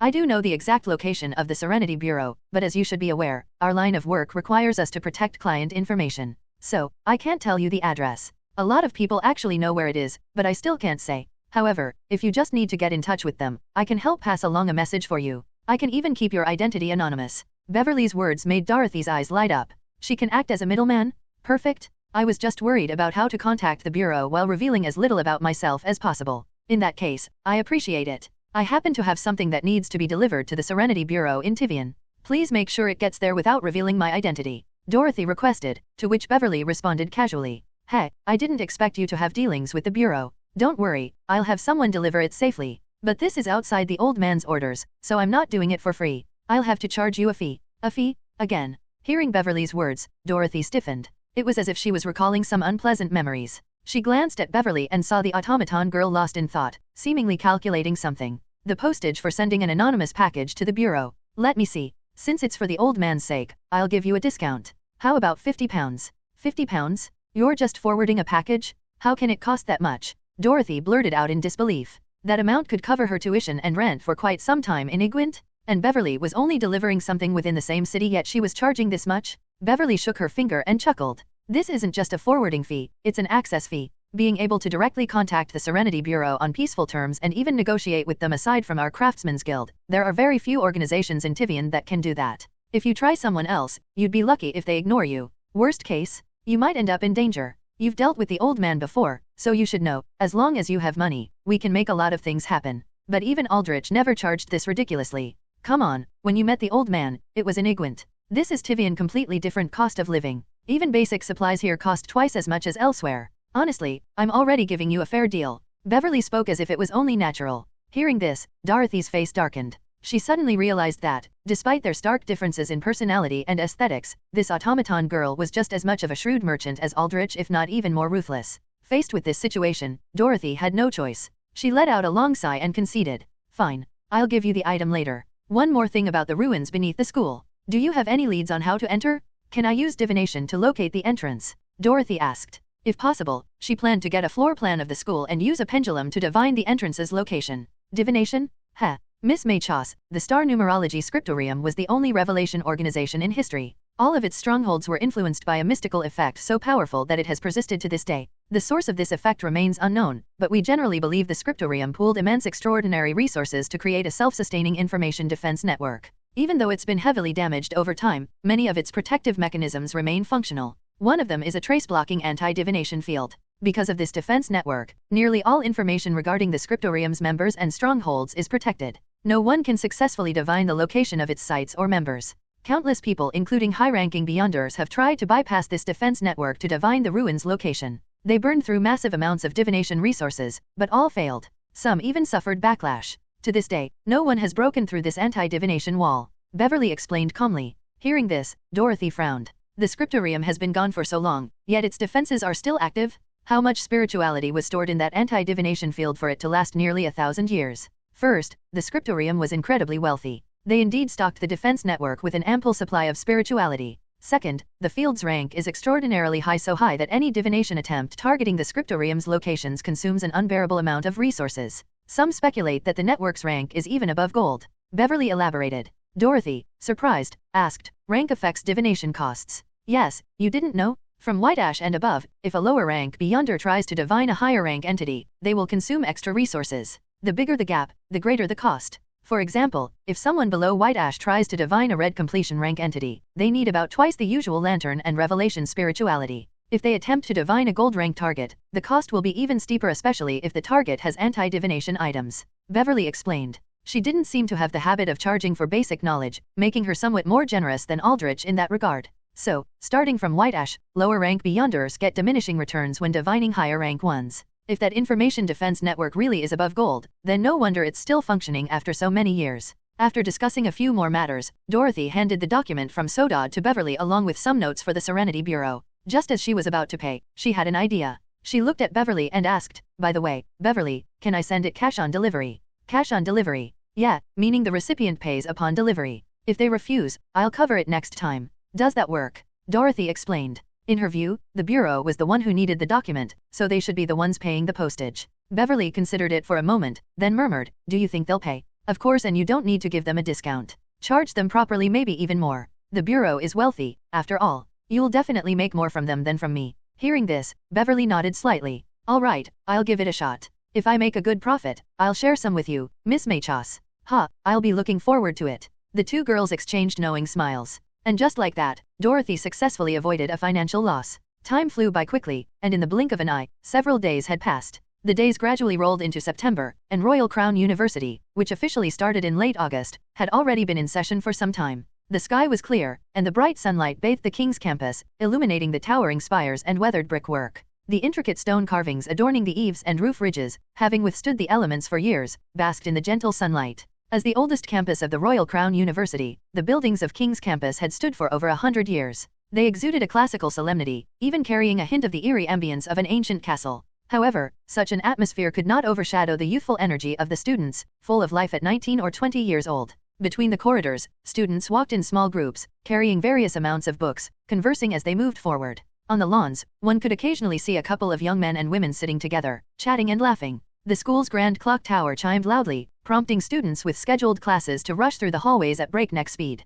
This was a vibrant campus, nurturing the kingdom's elites. Gaining admission here required both distinguished family background and exceptional talent. These students were the future pillars of Prit, and their families took great pride in having a member studying at such a prestigious institution. Inside the expansive library of King's campus, rows of bookshelves stood neatly arranged. Sunlight streamed through the massive floor-to-ceiling windows, casting a warm glow. Many students wandered between the shelves, searching for books, while others sat by the windows, quietly flipping through the volumes on their desks. Dorothy was one of them. If Greor knew I had enrolled in this university, he would be so excited that he wouldn't sleep for days. Unfortunately, enrolling in university at 13 is a bit too outrageous, so it's best not to tell him. Dressed in a brown top and a plaid skirt, Dorothy sat by the window, gazing at the campus outside as she pondered. In front of her, a towering pile of thick books covered the desk. Upon closer inspection, they all pertained to the history of Royal Crown University. The history of Royal Crown University, the notable figures of Royal Crown University, the origins of Royal Crown University, the Student Gazette, the Crown University Weekly.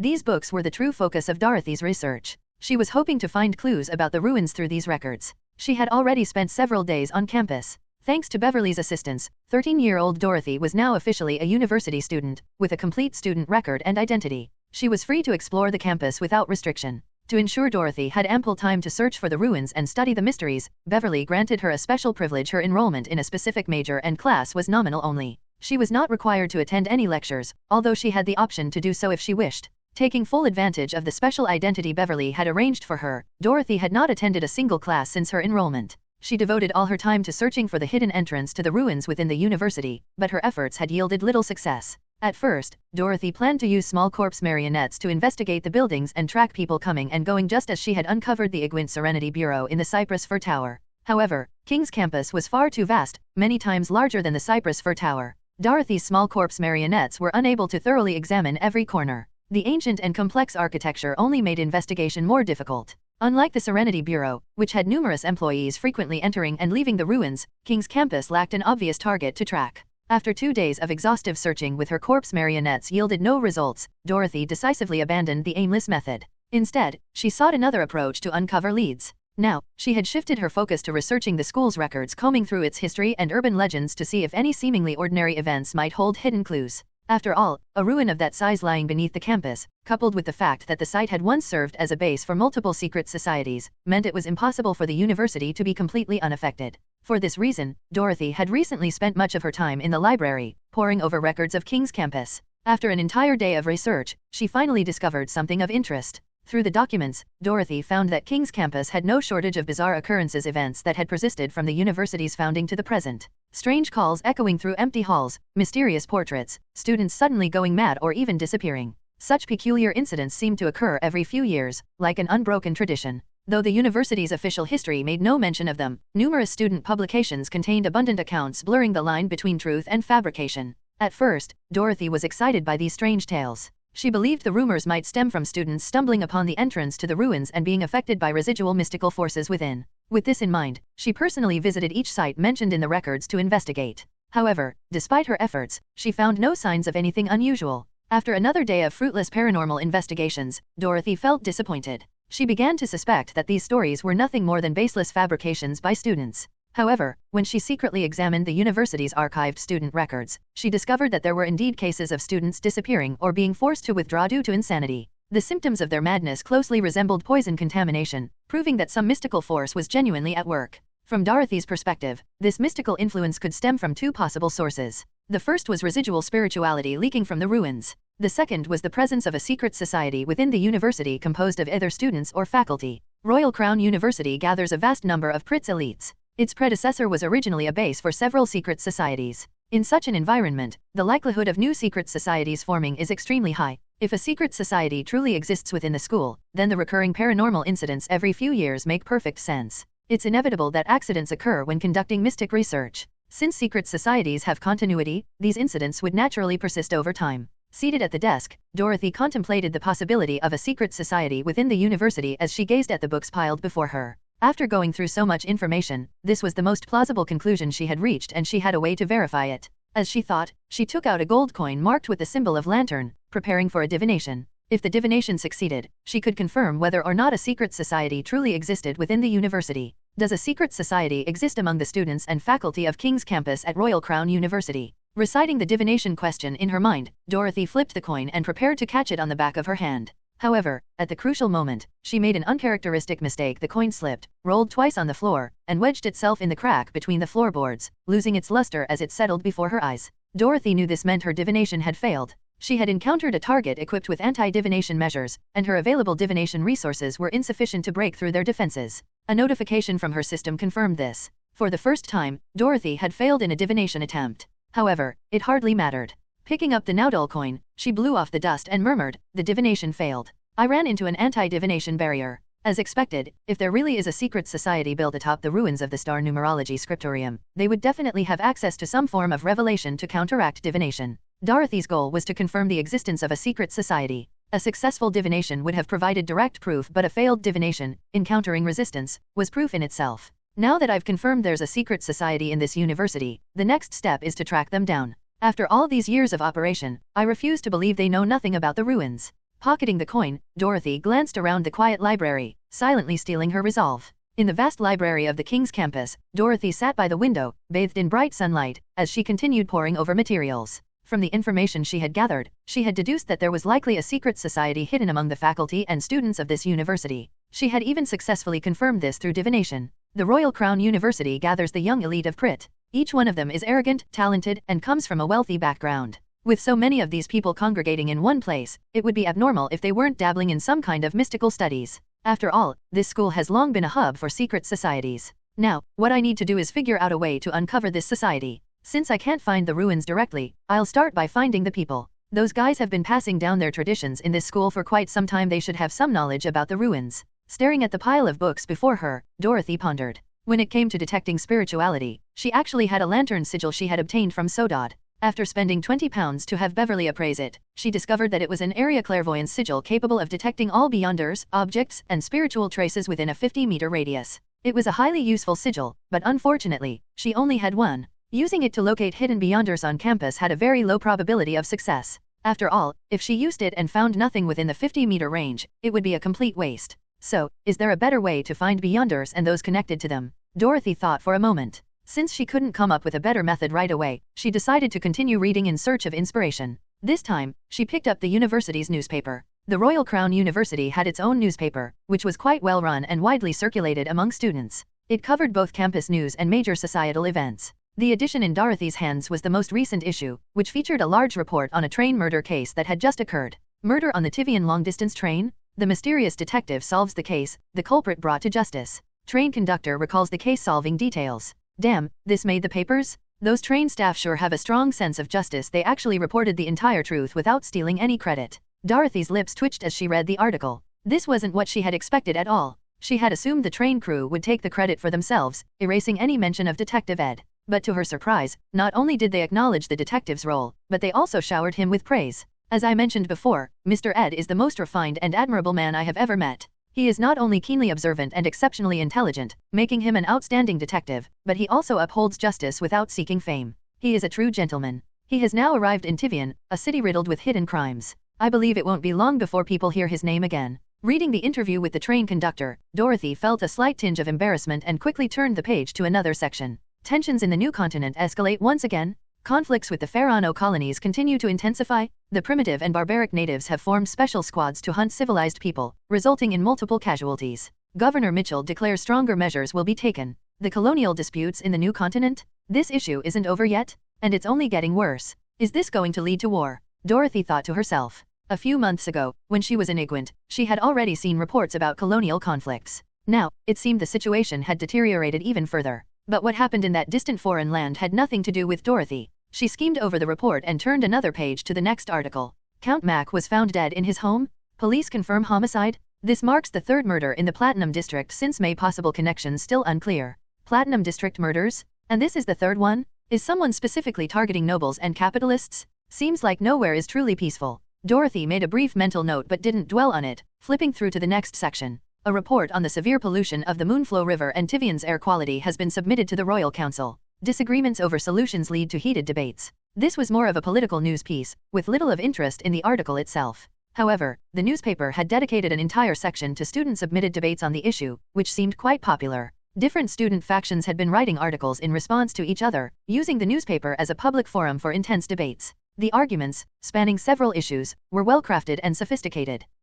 This level of debate is far superior to the childish flame wars and passive-aggressive sniping I used to see online. Some of these students are definitely going to become politicians. They're already honing their rhetorical skills. As she continued reading, Dorothy absent-mindedly commented in her mind. After the political and societal news, the following section contained minor campus affairs, which she barely glanced at before flipping past. Eventually, she had nearly finished the newspaper, but she still hadn't found any clues about the secret society. Just as she was about to set the paper down, something caught her attention. It was a small section tucked into the bottom corner of the last page, the Lost and Found column. Here, students who had found valuable items would post announcements, while those who had lost something would place advertisements seeking their belongings. As she stared at the Lost and Found section, an idea suddenly formed in Dorothy's mind. Maybe I can make them come to me. Murmuring to herself, Dorothy gathered her books and newspaper. She needed to find Beverly and the student newspaper office. 2 days later, in the Royal Campus Library, Dorothy sat in her usual spot, flipping through the latest issue of the school newspaper. She skipped over the various news reports at the front and went straight to the Lost and Found section.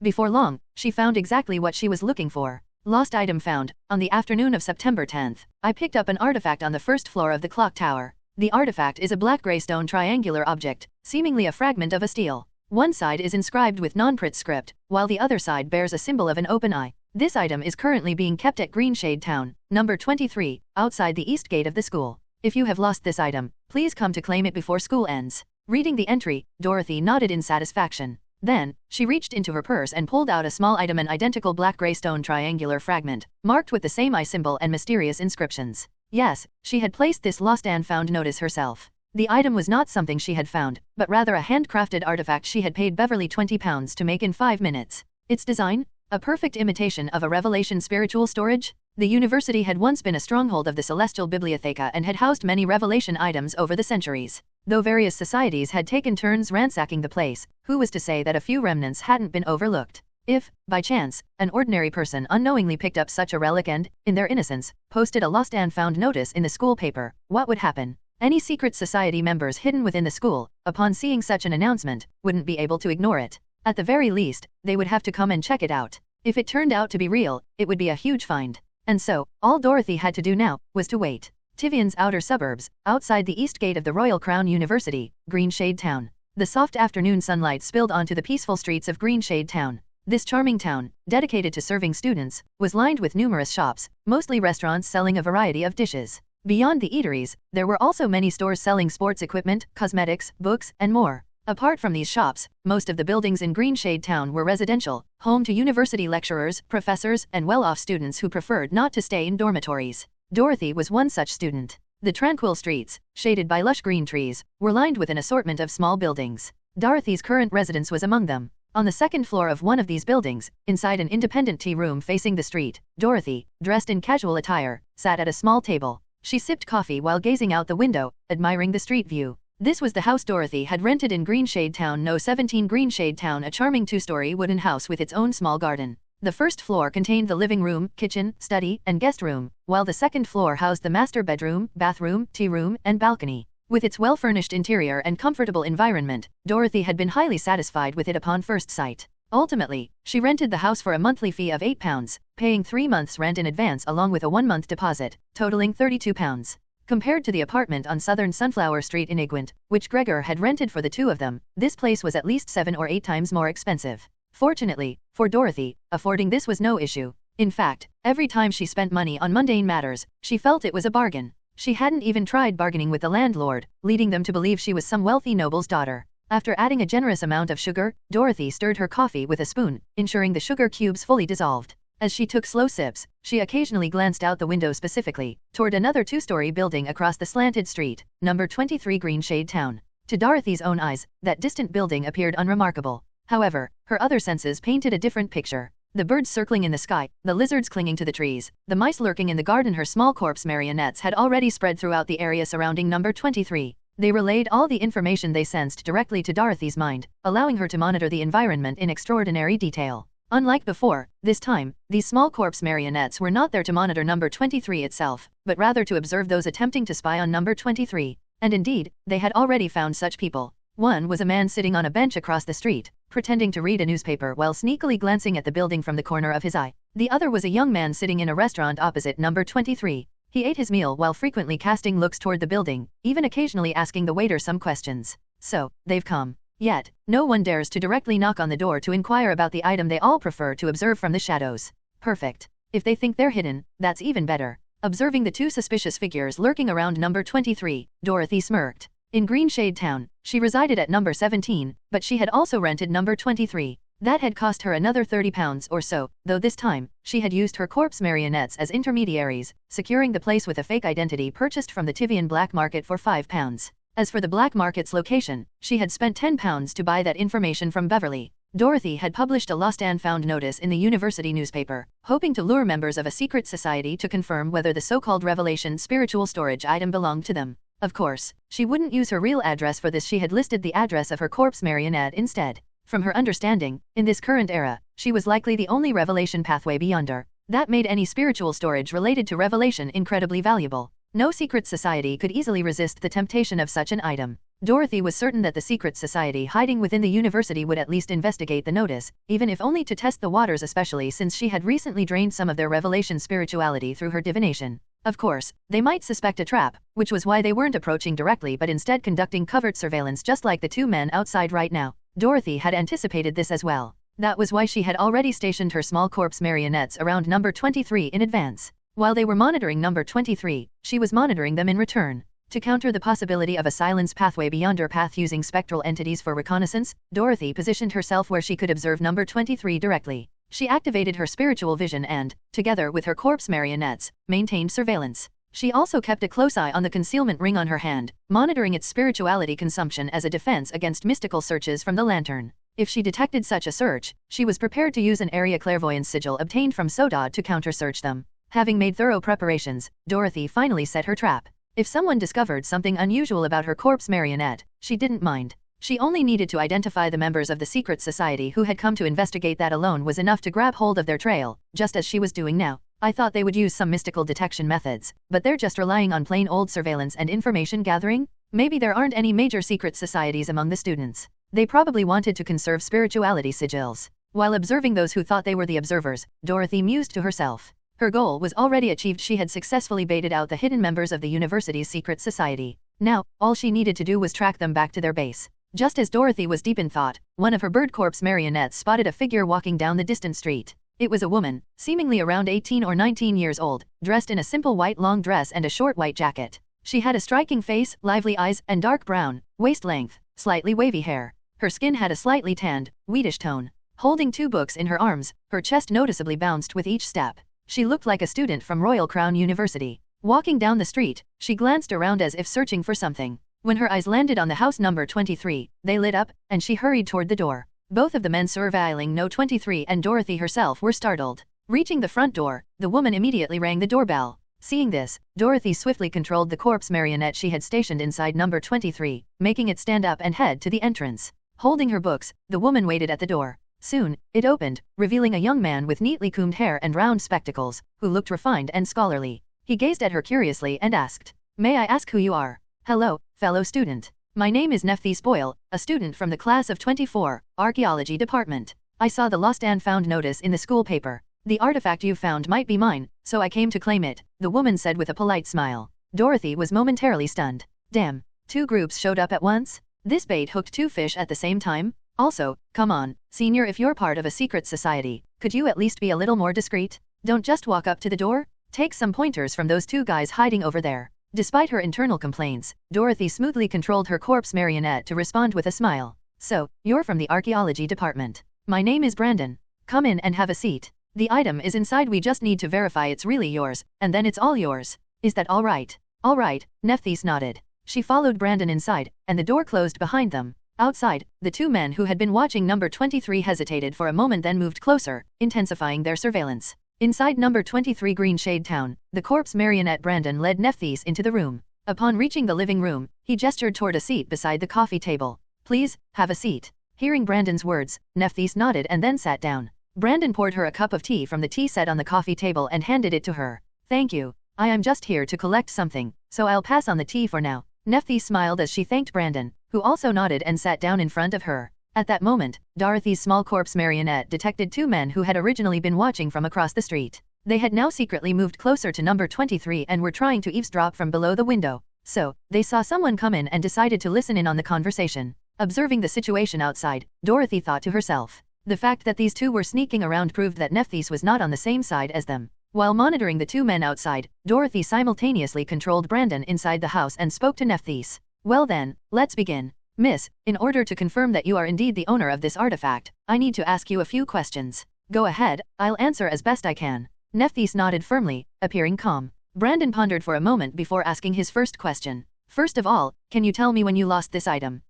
Let me think. It was in the afternoon on the 10th. I was passing by the clock tower, so I went up a few floors to take a look and admire the school statues on display. I think that's when I lost it." Recalling the details published in the newspaper, Nephthys gave her answer. Brandon nodded at her response before continuing. "I see. I did find the item in the afternoon on the 10th. However, I already mentioned this in the newspaper, so I need a more specific time. Miss, can you tell me exactly what time you went to the clock tower?" "What time?" Hearing Brandon's question, Nephthys was momentarily stunned. After thinking for a while, she answered. "I think, around 5 o'clock. "Wrong. It was 4 o'clock. "Ah, I'm very sorry, Mr. Brandon. My memory isn't the best, and I can't recall the exact time. I just know it was in the afternoon on the 10th. Nephthys laughed awkwardly upon realizing her mistake, while Brandon continued. "I see. Well, it was a few days ago, so it's understandable if you didn't remember exactly. Let me ask a different question." As he spoke, Brandon took a sip of his tea before looking at Nephthys, who was beginning to show signs of nervousness. He then asked, "The item I found is a 4-sided triangular prism, or rather, a triangular pyramid.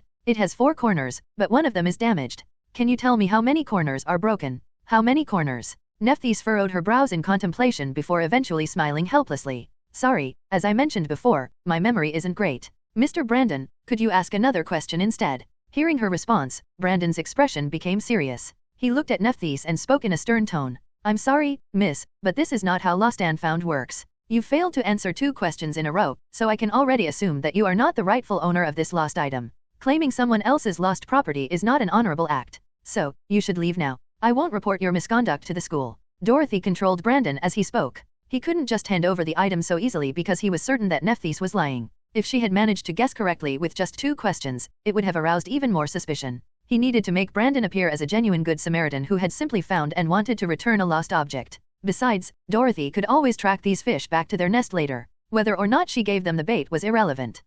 This. Hearing Brandon's words, Nephthah's expression showed slight panic. She glanced around and then, as if making up her mind, she looked at Brandon with a serious expression. Mr. Brandon, to be honest, I am not the owner of the artifact you found. But what I want to tell you is what you picked up is not something that just anyone can possess. Hearing Nephthah's words, Brandon frowned and asked seriously. The item I found is not something an ordinary person can possess? What do you mean by that? Well, what I mean is that it's far more complicated than it appears. If someone like you, an ordinary person, keeps it, you'll likely attract danger. Because of that item, you might already be under surveillance. I'm already being watched. Hearing Nephthah's words, Dorothy thought to herself 100 meters away. From this conversation, she could tell that Nephthys was clearly aware of some hidden truths. But how much did she know? Was she a beyonder? And what connection did she have with the two men lurking outside? These were things Dorothy still needed to verify. Thus, she had Brandon continue speaking. I might be under surveillance because of that item? Haha. Miss Boyle, aren't you exaggerating a little? It's just a small artifact, why would anyone pay so much attention to it?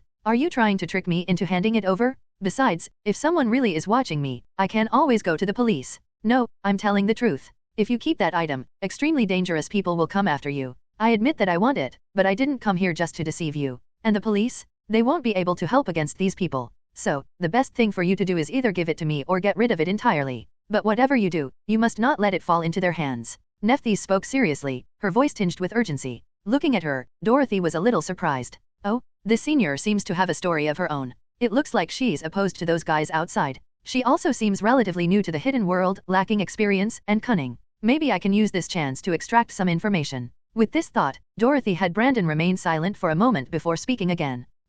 Miss Boyle, from your words and expression, I can see sincerity. You don't seem to be lying. I might consider giving it to you, but only if you explain everything clearly. Who exactly are these dangerous people? What is so special about this item? Why would keeping it bring me harm? Explain everything to me, and then I'll consider handing it over. Brandon spoke seriously. Hearing this, Nephthys hesitated before finally making up her mind. All right. I can reveal a little, Mr. Brandon. But after hearing this, you must never tell anyone, not even the police. I promise. Brandon assured her, and Nephthys let out a breath. After thinking about how to begin, she continued. First, about those people. To be honest, I don't know their full background. I just know they're extremely dangerous. They're a Cindy, well, you can think of them as a gang operating in the lower districts of the city. And they're the most dangerous kind of gang. The item you found is something they desperately need. To get it, they'll use any means necessary, even the most extreme and brutal methods. And the name of this gang is the Eight-Speared Nest. The moment Nephthys spoke that name, the sound of shattering glass suddenly echoed through the room. A dagger spun through the broken window, flying straight toward her.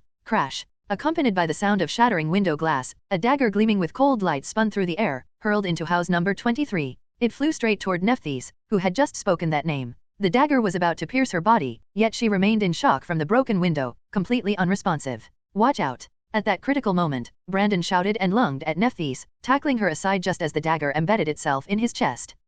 Brandon let out a pained scream. Blood instantly soaked his shirt. His eyes widened as he clutched his wound and collapsed to the floor. After a few labored breaths, he stopped moving altogether. The sight of him lying motionless startled Nephthys once again. Mr. Brandon? Mr. Brandon, what's wrong? Stay with me, Mr. Brandon. Nephthys quickly knelt on the floor to check his condition. She placed a hand under his nose, but there was no breath. Her face turned pale. Dead. He's dead. A wave of panic and guilt surged through her. Mr. Brandon is dead, because I said that name. I caused his death. I shouldn't have told him anything about the secrets. And those people. They're close. They're watching us from outside. Realizing the danger she was in, Nephthys immediately stood up, clutching her book tightly, and bolted for the door, desperate to escape this perilous place. Just as she reached the door, it suddenly swung open. A middle-aged man with a stern expression stepped inside. Without a word, he struck Nephthys, knocking her to the ground. The book she was holding scattered across the floor. Ugh. Before she could react, the man shut the door behind him and strode toward her, grabbing her by the throat with one hand. She struggled in vain, her face turning red from suffocation. The man seemed intent on strangling her to death. Don't kill her yet. Ask her where she learned the name. A younger man climbed in through the shattered window, brushing aside the remaining shards of glass. He spoke to the middle-aged man who was choking Nephthys. Their original mission had been to gather intelligence on the occupant of house number 23 and determine his background. However, the unexpected situation had forced them to abandon reconnaissance in favor of a direct attack. The middle-aged man loosened his grip slightly, allowing Nephthys to gasp for air, then growled menacingly. Don't scream. Tell me, how do you know that name? Speak, and you might live. Still gasping for breath, Nephthys tried to respond, but before she could say anything, the situation changed once more. From behind the curtains, beneath the sofa, and inside a cabinet 3 figures suddenly emerged. Each one was dressed differently, yet they all carried firearms aimed at the intruders. The one who had been hiding in the cabinet was right beside Nephthys's captor. These were the corpse marionettes Dorothy had hidden inside the house as a precaution. Seeing the intruders abandon reconnaissance and resort to violence, Dorothy had no choice but to act. Based on Nephthys's earlier behavior, Dorothy had noticed that she worried for Brandon's safety. She believed that exposing ordinary people to mystical artifacts would bring them harm. She had even advised Brandon to discard the item when she failed to retrieve it herself. This cautious attitude left a favorable impression on Dorothy. Moreover, Nephthys was already aware of certain school secrets. Thus, Dorothy decided to help her. The moment the 3 corpse marionettes appeared, they all fired simultaneously. The gunfire echoed through the street. The man holding Nephthys was caught off guard and shot in the head, collapsing instantly. The younger intruder, however, reacted with unnatural speed. The instant the corpse marionettes emerged, he identified their positions, calculated their line of fire, and preemptively dodged. He moved so swiftly that he evaded both bullets that were meant for him. A beyonder? And that speed and reflexes, he's a shadow, isn't he? Dorothy observed from a distance, thinking to herself. Inside the room, after dodging the bullets, the young man rolled toward one of the corpse marionettes. While in motion, he drew a dagger from his waist, and an eerie glow flickered along its blade. An ambush. Humph, I knew it. This so-called lost and found claim was a trap. The young man let out a cold snort. As he finished his roll, he lunged at the nearest corpse marionette. With a swift slash, he easily beheaded it. The dagger, imbued with shadow, enhanced its sharpness. This was a unique ability of the shadow pathway, and even an apprentice-rank shadow like him could wield it. Bang! The remaining 2 corpse marionettes immediately opened fire again. Unfortunately, the young man had already memorized their positions and anticipated their attack. He dodged in advance, making their shots miss once more. Against bullets, Chalice Beyonders could endure them with sheer resilience, Stone Beyonders could block them with armor-like defenses, while Shadow Beyonders relied on extreme agility to avoid them entirely. In close-quarters combat, these 3 spiritualities held the advantage. In contrast, Lantern, Silence, and Revelation were more suited for ranged or strategic battles. Having dodged another round of bullets, the young man's predatory gaze locked onto the 2 remaining corpse marionettes. With an explosive burst of speed, he dashed toward his next target. Even in a confined space, faced with 3 gun-wielding opponents, he was confident he could eliminate them all. But just as he charged forward, his foot suddenly sank, as if something had grabbed him. His momentum was abruptly disrupted, causing him to stumble and fall to the floor. What? Shock filled the young man's mind. He had already assessed the terrain. There was no reason for him to make such a mistake. He quickly turned his head to look behind him. What he saw froze him in disbelief. The corpse lying in the center of the room, the one he had supposedly killed with his throwing knife, was now gripping his ankle tightly. Brandon, who should have been dead, had suddenly come back to life and tripped him at the critical moment. What the hell? Wasn't he already dead? The young man was stunned, but the 2 standing corpse marionettes didn't give him a chance to process his shock. They immediately fired 2 more shots, killing him on the spot. With all the intruders dead, the room fell silent once more. Nephthys, who had witnessed everything from the ground, sat there in shock, her eyes wide and mouth agape. She only snapped out of it when the people who had saved her holstered their weapons. Brandon, the man she had confirmed to be dead, walked up to her and spoke. Miss Boyle, we shouldn't stay here. The police will arrive soon. Before we get caught up in more trouble, I suggest we leave through the back door and find a safer place to talk. He extended his blood-stained hand toward the still-dazed Nephthys. Facing Brandon, Nephthys swallowed hard and stammered, weren't you dead? Brandon chuckled slightly and replied, death. Yes, I died. But in this hidden world, death is often not the end. You don't know enough about the hidden side of this world, Miss Boyle. Perhaps, we can help you understand it better. Outside the east gate of the Royal Crown University, in Greenshade Town. In the afternoon, the sudden sound of gunfire shattered the peace of this small town. Startled students and residents quickly reported the incident to the authorities. Since Greenshade Town housed many children of wealthy and influential families, making it one of the most prestigious communities in Tivian, the police dared not be negligent. Upon receiving the report, they immediately rushed to the source of the gunfire, house number 23 in Greenshade Town. The responding officers swiftly entered the house, but to their astonishment, despite the intense gunfire moments earlier, the place was completely empty. Not a single person was found, not even a corpse. The only trace left behind was scattered bloodstains on the floor. While the police and onlookers gathered outside house number 23, in a cafe on the other side of Greenshade Town, the key figures involved in the incident, Nephthys and Brandon, sat facing each other in a private booth. Brandon, having changed into a fresh set of clothes, sipped his tea with a composed demeanor, while Nephthys looked at him with evident nervousness and unease. There's no need to be nervous, Miss Boyle. Without a body, the police won't bother launching a serious investigation based on just a few gunshots. We were careful enough when we left, don't worry, Brandon reassured Nephthys with a smile. However, his words did little to ease the tension in her expression. Her reaction was understandable. After all, someone she had personally confirmed to be dead was now sitting across from her, conversing as if nothing had happened. No one could remain calm in such a situation. Mr. Brandon, could it be that you are a beyonder, as the rumors suggest? After a brief moment to adjust, Nephthys cautiously asked. Brandon nodded slowly. You could say that. So he really is a beyonder. Does that mean there are people among them who possess resurrection abilities? And when he said we earlier, those others from before, they must also be part of a secret society, right? A secret society that operates outside the university, Nephthys thought to herself. She recalled how she had initially mistaken Brandon for an ordinary person, repeatedly warning him and worrying about his safety. Now, looking back, she found the memory somewhat embarrassing. About the lost and found notice you posted. That was merely bait, Brandon admitted with a slight smile. I wanted to lure out any secret societies that might exist within the university. I just didn't expect the bait to work too well. It not only attracted you but also those rather unpleasant individuals. He took another sip of tea before continuing. Let me put it this way, or rather, we, are investigating certain mysteries related to the mysticism that exists within Royal Crown University's King's campus. To do so, we need to establish contact with its secret societies. Initially, we had hoped for a peaceful exchange upon drawing them out, but things took an unexpected turn. It seems that the hidden world within the university is more complex than we anticipated. Brandon then fixed Nephthys with a serious gaze. So, Miss Boyle, could you share with us the details of the secret societies currently active within the university? If possible, we might even be able to help you. Nephthys was momentarily taken aback by his request. She hesitated, but after recalling how they had saved her life and considering that they might be the key to solving her current predicament, she finally nodded. All right. You saved me, so as repayment, I will tell you everything I know. It may not be much, but I hope it proves useful to you. When it comes to the secrets of Royal Crown University, one organization stands out: the Scholarly Society of Mystical Knowledge. Throughout the university's century-long history, a secret society has always existed within its walls. That society is the Scholarly Society of Mystical Knowledge. According to legend, early students of Royal Crown University stumbled upon hidden mysteries related to the mysticism within the campus. Wishing to study these discoveries, a group of students formed a covert organization, which eventually became the Scholarly Society of Mystical Knowledge.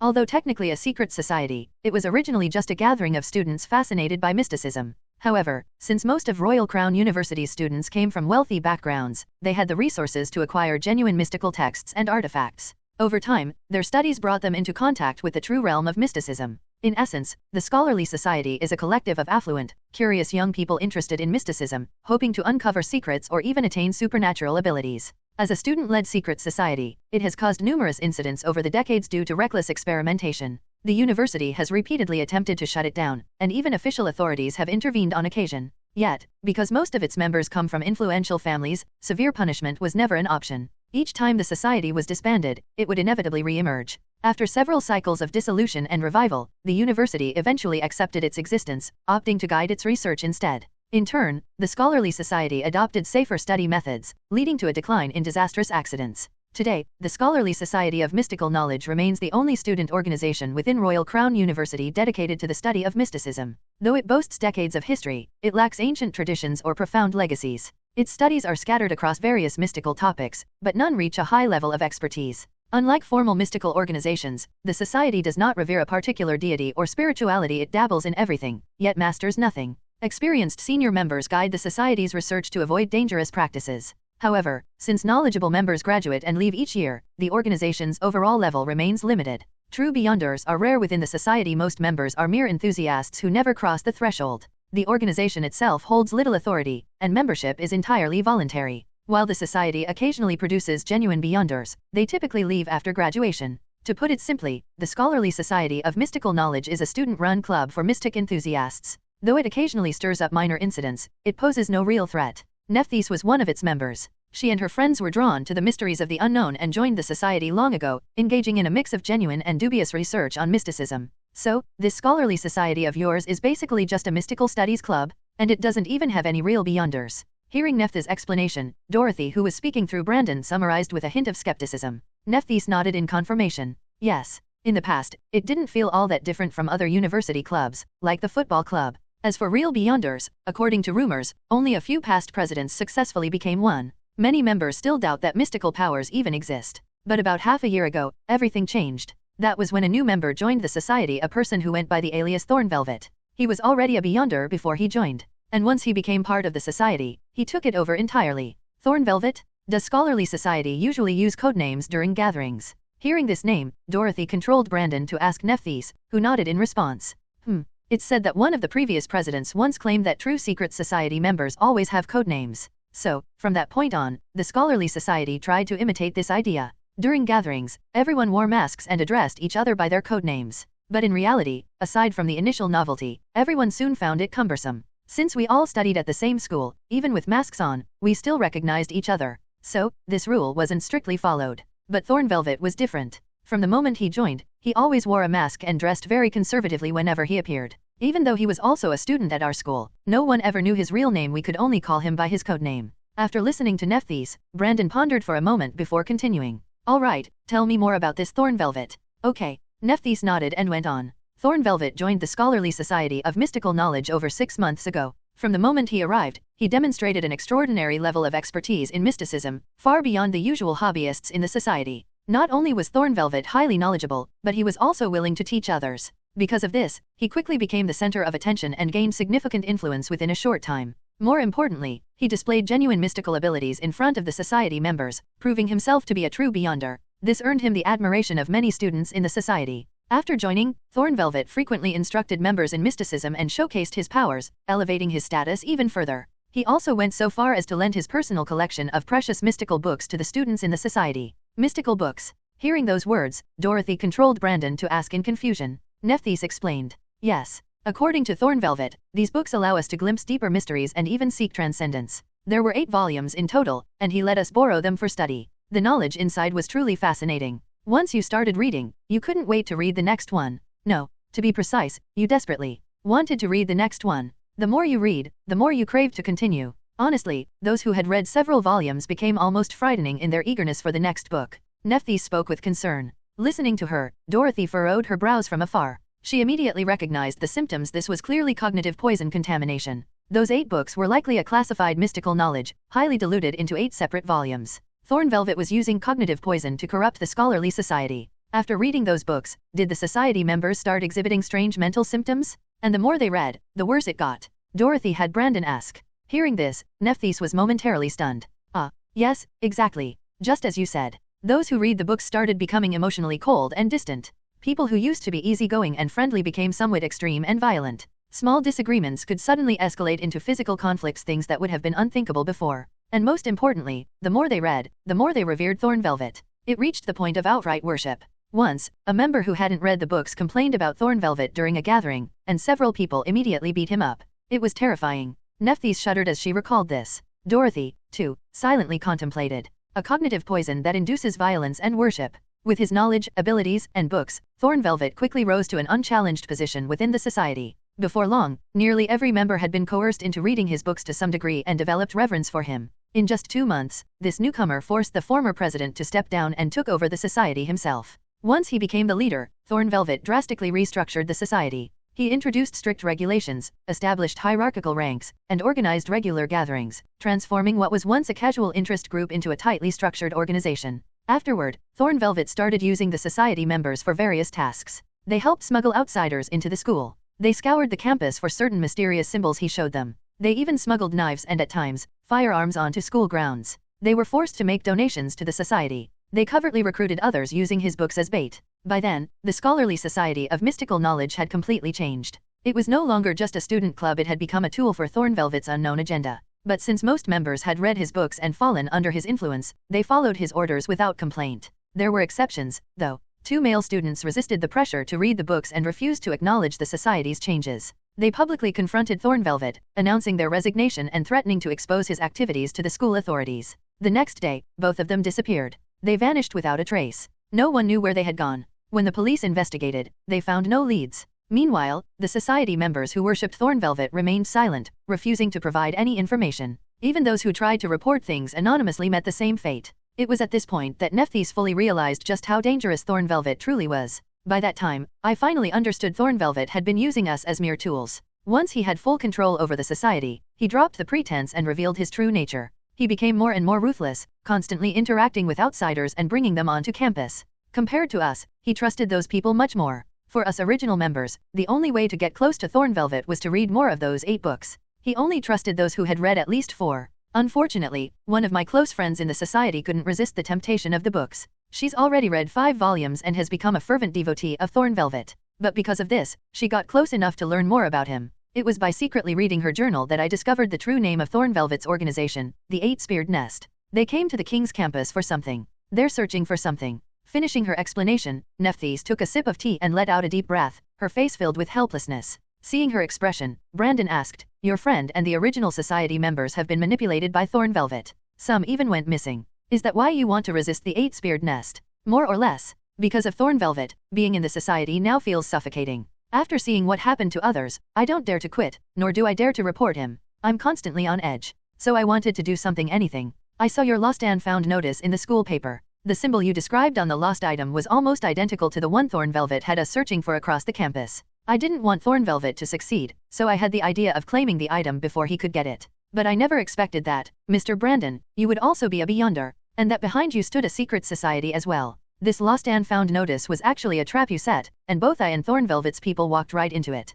Nephthys finished speaking and fell silent, looking at Brandon, indicating that she had told him everything. After listening, Brandon nodded and slowly said, "Good. You've explained the situation clearly, and I've drawn some conclusions. You should be grateful for your conscience, Miss Boyle, because of it. There's still a chance to turn this around. But, there's something I'm curious about. You said that all members were forced to read Thornvelvet's books, and those who refused disappeared. Yet, you're still here. So tell me, how did you resist the book's influence?" You're asking why I'm fine." Hearing this question, Nephthys was momentarily taken aback. Then, after hesitating slightly, she spoke. "About this, I actually found it strange at first too. I clearly read at least 2 books, yet I didn't feel any noticeable abnormalities. Or rather, it was precisely because I didn't feel anything wrong that I started noticing how the others who had read the books were becoming increasingly unusual. At first, I thought there was something special about me that made me immune to the influence of those books. But later, I realized I was wrong. I'm not special, there was something protecting me." As Nephthys said this, Dorothy frowned slightly. Then, through Brandon, she asked, "Something was protecting you? This thing right here?" As she spoke, Nephthys started rummaging through her pocket. After searching for a while, she took out a small handkerchief. Placing it on the table and unfolding it, a pile of broken gold ornaments was revealed, mainly fragments of a delicate gold chain and a shattered pendant. "This is my family heirloom necklace. I always wore it, but when I was about to finish reading the second book, it suddenly and inexplicably broke into pieces like this. Then, as I read the final part of the second book, I started to feel a distinct sense of unease. So, I believe this necklace protected me from being corrupted by those books." Nephthys spoke plainly. Hearing her words, Dorothy grew curious and closely examined the fragments on the handkerchief through Brandon's perspective. The broken chain was nothing special, but the shattered pendant was key. Though broken into only 2 large pieces, it was easy to reconstruct its original appearance. It seemed to have been an abstract representation of a hawk's head. "You said this is your family heirloom necklace. Miss Boyle, does your family have a particularly notable history?" Brandon asked Nephthys, to which she pondered for a moment before replying. "Something special, actually, yes. According to my father, my grandfather was a tomb raider. He was born in Prit, lived a wandering life, and eventually ended up in northern Ufaga. He made his fortune by looting artifacts there, and after accumulating enough wealth, he returned to his hometown in Prit. He then settled in Tivian and used the money from his tomb raiding for investments, leaving my father with a sizable inheritance. It's also said that my grandmother was someone my grandfather met in northern Ufaga. My appearance and skin tone are somewhat different from most people in Prit because of her lineage. Even my name comes from her, which is why it's not like typical Pritish names." After Nephthys finished speaking, Dorothy was momentarily stunned. Then, through Brandon, she remarked, "If I remember correctly, you said you study archaeology? Your grandfather was a tomb raider, and you went to university to study archaeology." "Yeah, my family still has many of the artifacts my grandfather looted from northern Ufaga. Ever since I was a child, I was deeply fascinated by them and wanted to learn more about their histories. So when I entered university, I chose archaeology. My grandfather caused many artifacts to be damaged or lost. I thought maybe I could make up for it in some way. I think this necklace must be one of the mystical items my grandfather found in northern Ufaga, which is why it was able to protect me." Nephthys answered earnestly. Hearing her words, Dorothy couldn't help but comment internally. Damn, the grandfather was a tomb raider, and the granddaughter studies archaeology. It really runs in the family, huh? Then, Dorothy recalled information about Ufaga. The Ufaga continent, also known as the Southern Continent, lies south of the main continent, separated by the Storm Rage Sea. Ufaga is mainly divided into north and south, with northern Ufaga, also called the Burning Sands continent, being an endless, vast desert. Water is scarce, and the climate is scorching, with only a few oasis regions, sustained by rivers and underground lakes, suitable for habitation. It's said that buried deep within the vast deserts of northern Ufaga are numerous ancient ruins, attracting countless tomb raiders. Many scholars have theorized that a once powerful, now vanished empire existed there. Nowadays, both Ufaga and the new continent to its west have been carved up and colonized by the great powers of the main continent, including Prit. So it seems this necklace was stolen by Nephthys' grandfather from an ancient tomb in northern Euphaga. It just so happens to have protective properties against cognitive poison, which is why Nephthys wasn't affected. But its protective power must have been limited, or its mystical energy too weak after resisting 2 books worth of poison, it completely shattered. As for that thorn velvet guy, he's clearly part of a group called the Eight-Speared Nest. They control the student-based secret society to facilitate their own movements within the school. Whatever they're looking for seems to be the same thing I'm searching for, most likely a hidden ruin within the academy itself. But weren't the remnants of the Celestial Bibliotheca already ransacked by multiple factions? It was supposed to be completely looted. So what are these people hoping to find? Do they have a way to extract something new? Dorothy pondered these questions in her heart. Once she finished summarizing, she now had a fairly clear understanding of the situation at the academy and of Nephthys' circumstances. She decided it was time to investigate this so-called Eight-Speared Nest. Miss Boyle, where does this thorn velvet guy usually appear? Brandon asked Nephthys, and she immediately responded. Thorn velvet rarely shows up in person anymore. After establishing the hierarchy among us, he usually has the higher-ranking students manage the lower ranks. The more books they read, the more they earn his trust and rise in rank. That said, he still occasionally appears at our meeting locations. There are certain times when we can still see him. Nephthys replied. After hearing her response, Brandon nodded. I see. Then, Miss Boyle, you should still be able to safely go to that meeting location, correct? Those 2 subordinates of Thorn Velvet were just killed by you. My unusual behavior hasn't been exposed yet. I've always pretended to be affected by the books, so for now, I can still freely attend the meetings. They still think I'm under their control. Nephthys answered. After considering her words, Brandon spoke again. Perfect. From what you said, the Eight-Speared Nest seems to be after something hidden in the academy. To be honest, our organization is also looking for something hidden here. It's very possible we're after the same thing, meaning we're already in direct competition. So, Miss Boyle, we can help you fight against the Eight-Speared Nest and free your classmates. However, you must also cooperate with us. Brandon spoke solemnly to Nephthys. Hearing his words, her eyes lit up, and she quickly nodded. Yes, thank you so much for your help. As long as we can break free from Thorn Velvet's control, I'll do everything I can to assist you. Hearing that this mysterious organization was willing to help, Nephthys was overjoyed. She had resolved to resist Thorn Velvet and the Eight-Speared Nest, but the power disparity between them was overwhelming. They were a secret society of true beyonders, while she was just an ordinary enthusiast of mysticism, not even a beyonder herself. How could she possibly stand a chance? She had once felt hopeless, but now, things were different. Another secret society had intervened, and they were offering to help. Nephthys had already witnessed their capabilities. They had numbers, guns, and their leader Brandon seemed to have an ability akin to resurrection. They had taken down 2 of Thorn Velvet's subordinates, one of whom was a beyonder. She could feel that this organization, led by Brandon, was also formidable. With their backing, her confidence in opposing Thorn Velvet grew immensely. She immediately asked, then, how can I assist you now? Dorothy pondered for a moment before having Brandon speak. Tomorrow, find an opportunity to attend the gathering as usual. Royal Crown University, King's Campus. The sky was clear, and the afternoon sunlight filtered through the windows, casting a glow on the ancient corridors. Students dressed in various attires strolled in small groups, chatting and laughing as they walked. Among them was Nephthys. She had no companions. Walking alone through the corridor, weaving between the crowds, her expression remained composed, her steps steady and determined. Though her face bore a solemn look, her graceful figure and ample chest still managed to catch the eyes of passing male students. Some, even while walking with their girlfriends, couldn't resist turning their heads for a prolonged glance only to be yanked back by an ear twist from their annoyed partners. Mr. Brandon told me to go to the meeting point today to guide the eyes for him, which means, something is secretly following me right now. As she walked, Nephthys pondered this thought. And indeed, just as she suspected, something was tailing her. At that very moment, on the ceiling of the corridor, a small gecko was clinging motionlessly, silently tracking her movements. It was being controlled remotely from the university's library by Dorothy herself. Dorothy needed Nephthys to lead the way and guide her small corpse marionette to the secret meeting point of the Scholarly Society of Mystical Knowledge. There, she would have the opportunity to locate the enigmatic Thorn Velvet. If she could achieve continuous surveillance on Thorn Velvet, the secrets of the Eight-Speared Nest within the university would be completely exposed to her. Thus, Dorothy required Nephthys to act as her guide. According to Nephthys, the meeting point was the only place where Thorn Velvet ever appeared. Nephthys maintained a steady pace as she walked through the campus, taking several turns and passing through multiple corridors. The areas she traversed grew increasingly secluded, the crowds thinning until, eventually, she arrived at a deserted stone tower. Descending a spiral staircase within the tower, she finally stood before a wooden door. She knocked in a specific pattern, following a set rhythm. A hidden peephole on the door slid open, and a pair of eyes briefly scanned the scene outside. Then, the peephole shut, and the door creaked open.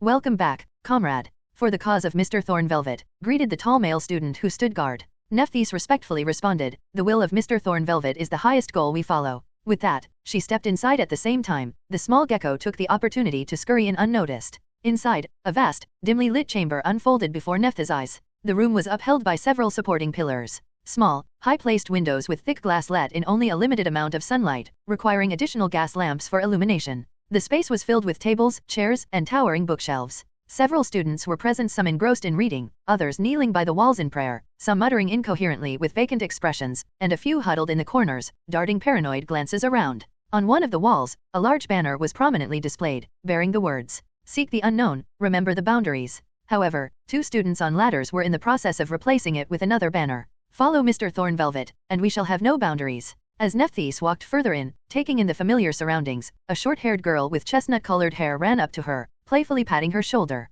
"Hey, Neph. You're here early today." "Ah, Daisy, you scared me." Nephthys patted her chest in relief, only for Daisy to scrutinize her with a serious look before teasingly adding, "Why so jumpy? This is the scholarly society, the safest place for us. You seemed a little uneasy just now. Could it be that you have something to hide?" "Maybe." Nephthys stiffened, her expression frozen, eyes widening slightly as her heartbeat quickened. Just as the tension peaked, Daisy suddenly grinned and shifted the topic. "Maybe you've got yourself a boyfriend? Finally, my little Neph is coming around." "What? Nonsense." Blushing furiously, Nephthys reached out and pressed Daisy's head down in embarrassment. Daisy laughed and straightened up, waving off the playful scolding. "Haha, sorry.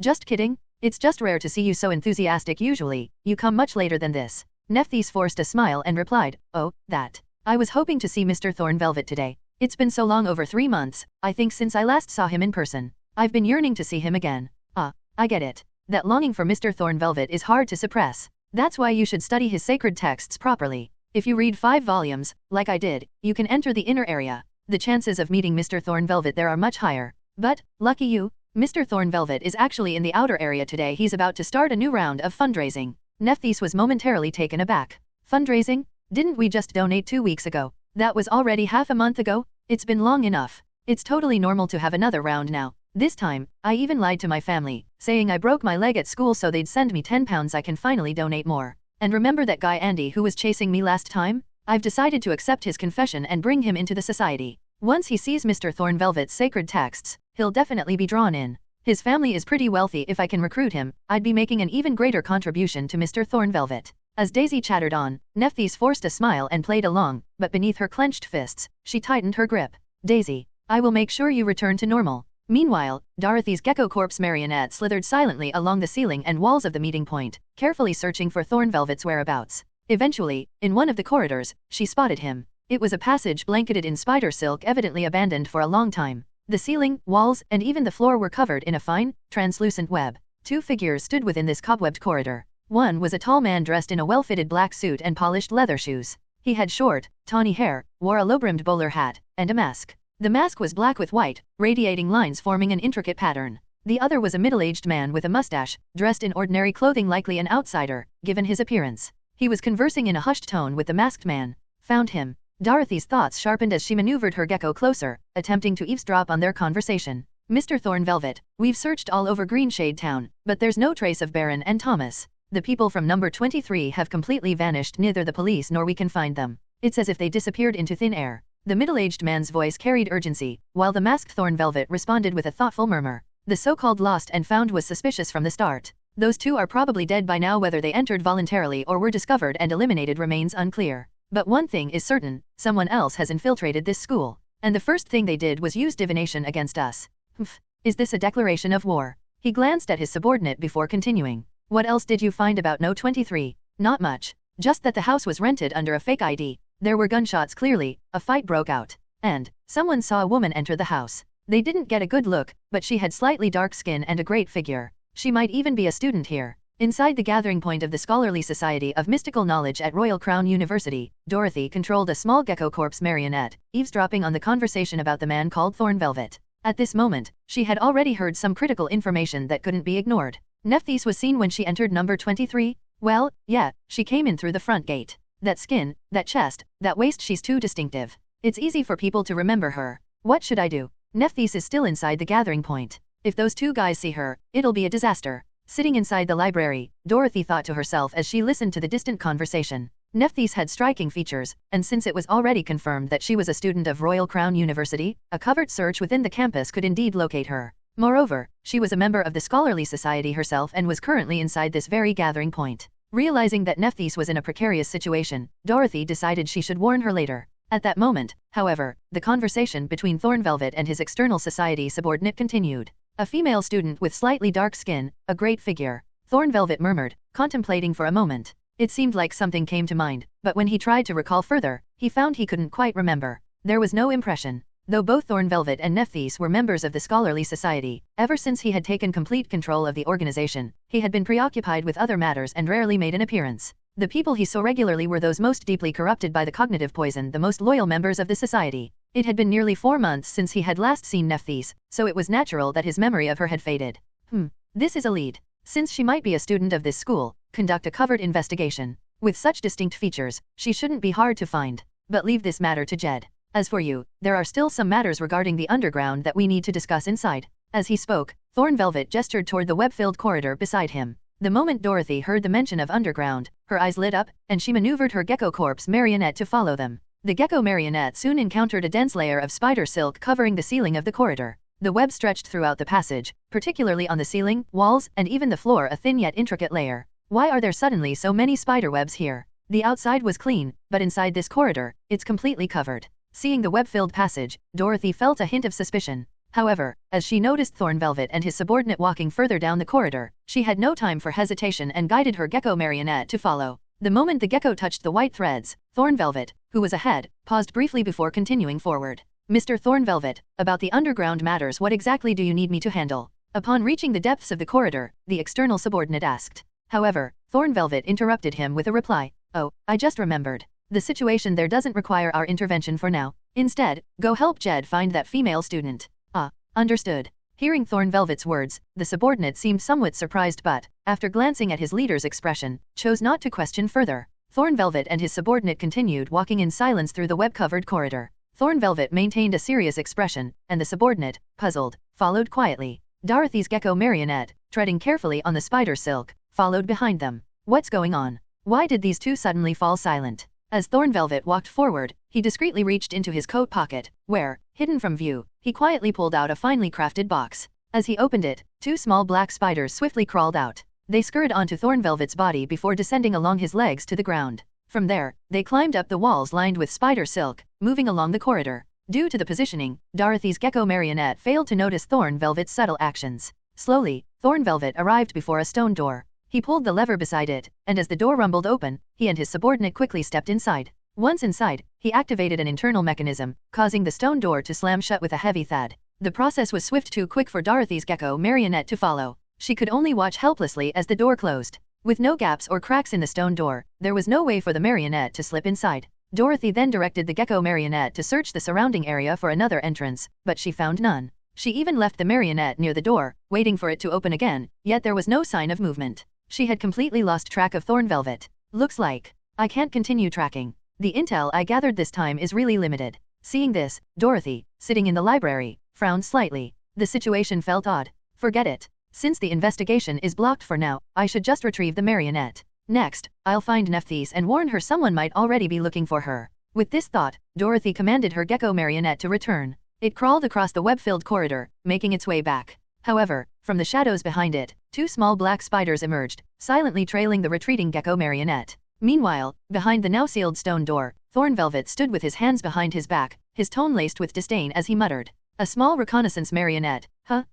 Just a petty trick. Now, I'll use the same method to track you down instead. As he spoke, the spiders he had released continued following the gecko marionette. As long as one of them could trace the marionette back to its controller, Thornvelvet would be able to turn the tables and uncover the identity of the spy. As Dorothy's gecko marionette made its way back, she sat in the library, controlling its movements while contemplating. The intelligence I gathered this time was lacking. It feels less than usual. That Thornvelvet, his actions seem strange. A sense of unease stirred within her, stemming from various doubts. Why? Thornvelvet was clearly about to discuss underground matters with his subordinate, yet he suddenly stopped. Instead, he had him help search for someone. Even the subordinate seemed surprised by this shift. Why did Thornvelvet enter the stone door so quickly, remaining silent the entire time? Why was that corridor suddenly filled with spiderwebs when the rest of the area was clean? And why discuss such matters in a dirty, cluttered place rather than somewhere more comfortable? As she pondered, suspicions began to form. Though it was just a possibility, she had a way to verify it without needing direct evidence. Reaching into her coat pocket, Dorothy pulled out a golden coin, one of the 4 lantern spiritual storage she had obtained while contending with Lure.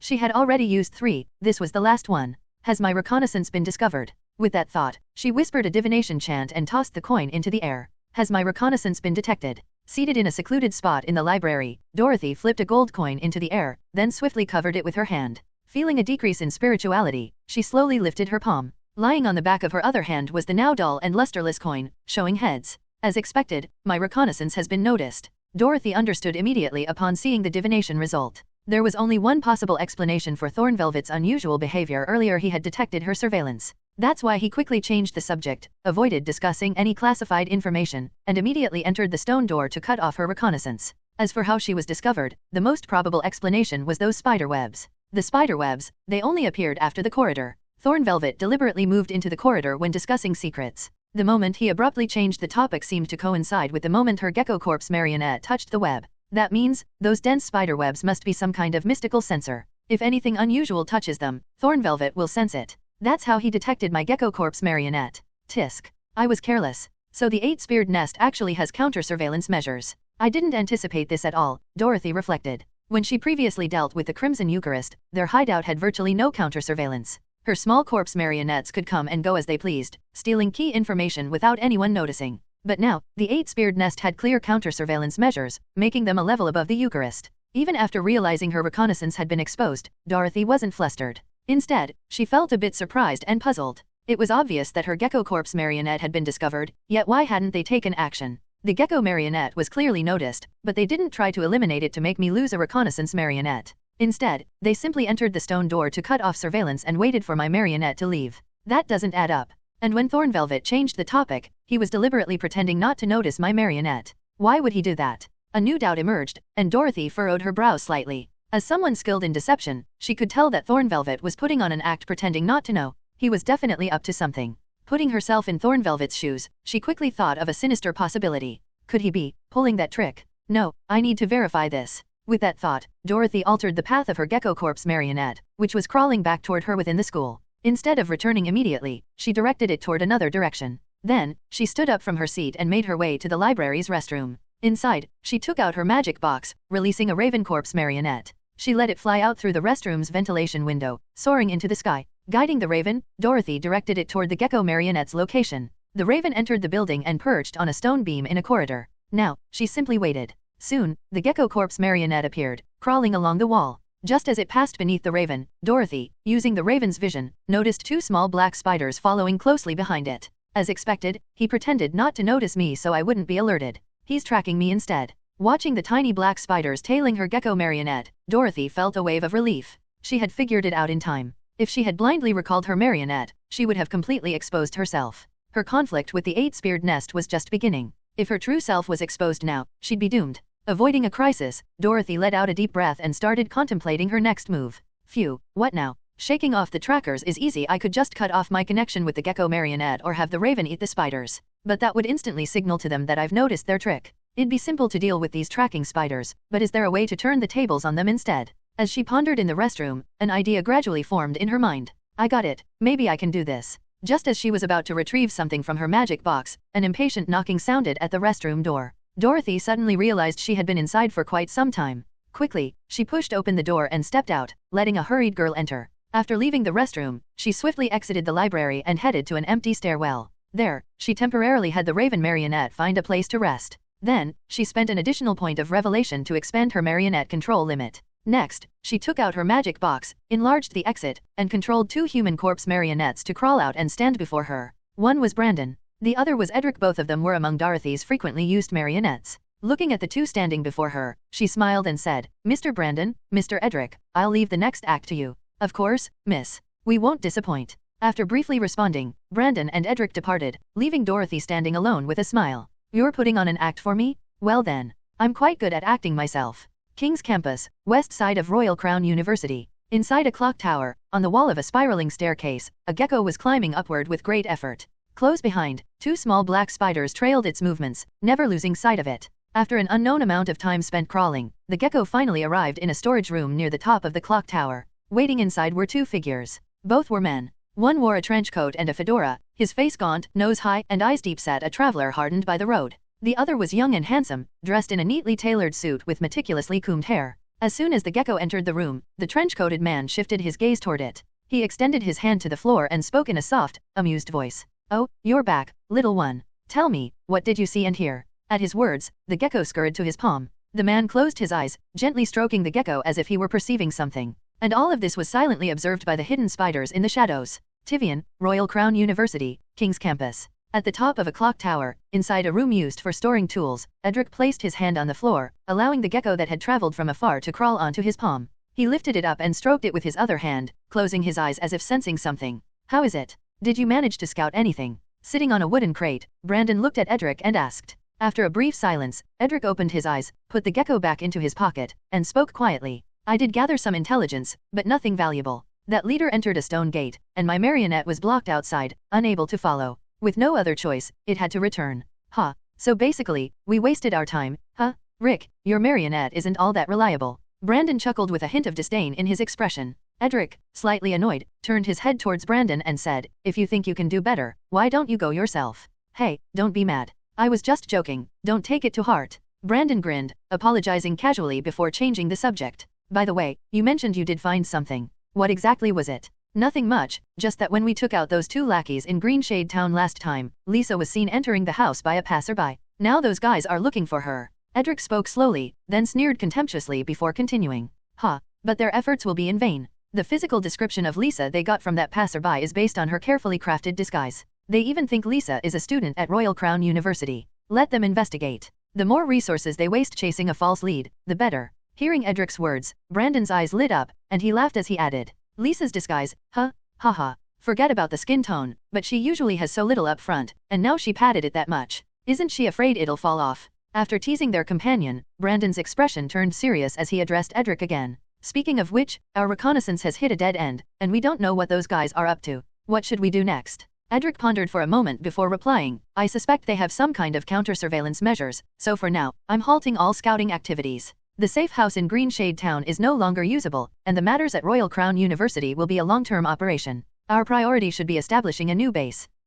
That makes sense. We definitely need to rebuild our base at Royal Crown University. Do we already have a location for the new safe house?" Brandon asked, to which Edric shook his head. "Not yet. There's still a lot to do." Edric glanced around before pausing briefly and continuing, 8 days. Come back to this spot at 6 p.m., 8 days from now. By then, the new safe house will be ready, and I'll give you the exact location. 6 in the evening, 8 days from now? Got it. I'll be there on time." Brandon nodded in acknowledgement. "All right, then let's leave it at that for today. Keep a low profile for now, don't provoke them. We'll wait until after those 8 days. By then, we might be able to give them a real surprise." After finishing his words, Edric looked at Brandon seriously before speaking again with solemnity. "Until then. For the Rose Cross. For the Rose Cross. See you?" After exchanging nods, Edric and Brandon left the room together, descending the spiral staircase of the clock tower. Meanwhile, the two black spiders that had been secretly watching them also moved at the same time, following closely behind. At the base of the clock tower, Edric and Brandon parted ways without a word, each heading in a different direction.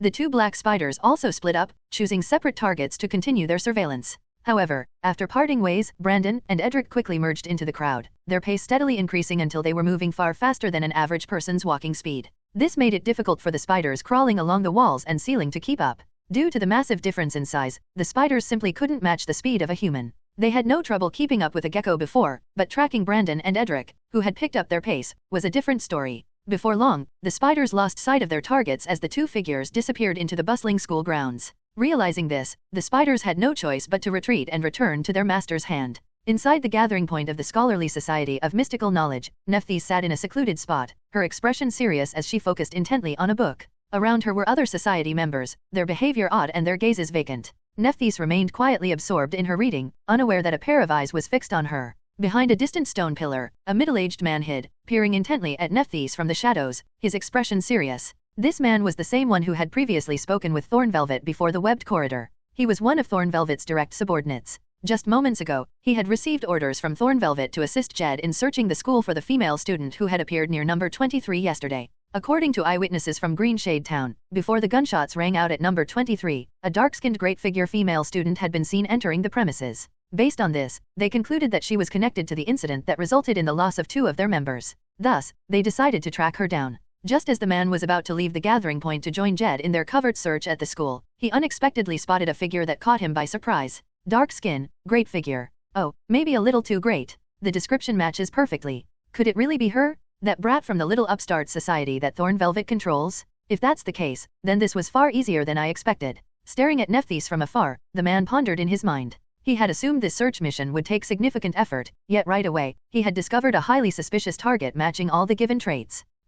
Getting a lead this soon? This is too good. Might as well capture her and interrogate her immediately. Since she's a member of this society, it'll be even easier to take her in. And with a body like that, who knows, during the interrogation, maybe I can. As his thoughts wandered, the man stepped out from behind the stone pillar, slowly making his way toward Nephthys. His gaze locked onto her like that of a predator stalking its prey, his pupils darkening with desire. However, at that moment, another voice suddenly interrupted him. Mr. John, so you're here. The man, John, froze in place and turned toward the voice. Standing there was a male student with a dazed expression. John recognized him, one of the students who had read nearly all of Thorn Velvet's books and had earned Thorn Velvet's trust. What do you want, kid? Can't you see I'm busy? Annoyed at being interrupted, John snapped at him, but the student remained calm as he replied. Mr. Thorn Velvet wants you to drop whatever you're doing and see him immediately. What? Mr. Thorn Velvet wants to see me now. Hearing this unexpected order, John frowned. The student simply nodded and continued. Yes, right now. He's waiting for you inside. John hesitated briefly, then glanced at Nephthys once more before gritting his teeth and muttering, fine, I'll meet Mr. Thorn Velvet first.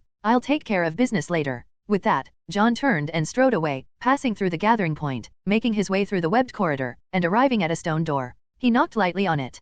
Come in. A voice sounded from within. John immediately pulled a lever beside the door, causing it to open with a low rumble. Inside, dim light from gas lamps illuminated the room. Thorn Velvet sat in a chair, legs crossed, rubbing his temples as if deep in thought. In front of him, on a low table, sat an exquisite small box containing 2 black spiders resting inside. Mr. Thorn Velvet, you called for me? John asked respectfully as he stepped forward. Thorn nodded slightly and replied, yes. Earlier, I told you to help Jed search for that dark-skinned, great-figure woman. That's no longer necessary. Not just for you, tell Jed he doesn't need to search either. Any further efforts would be a waste of time. Having just received the latest intelligence, Thorn Velvet spoke plainly to his subordinate. John stood there, momentarily stunned.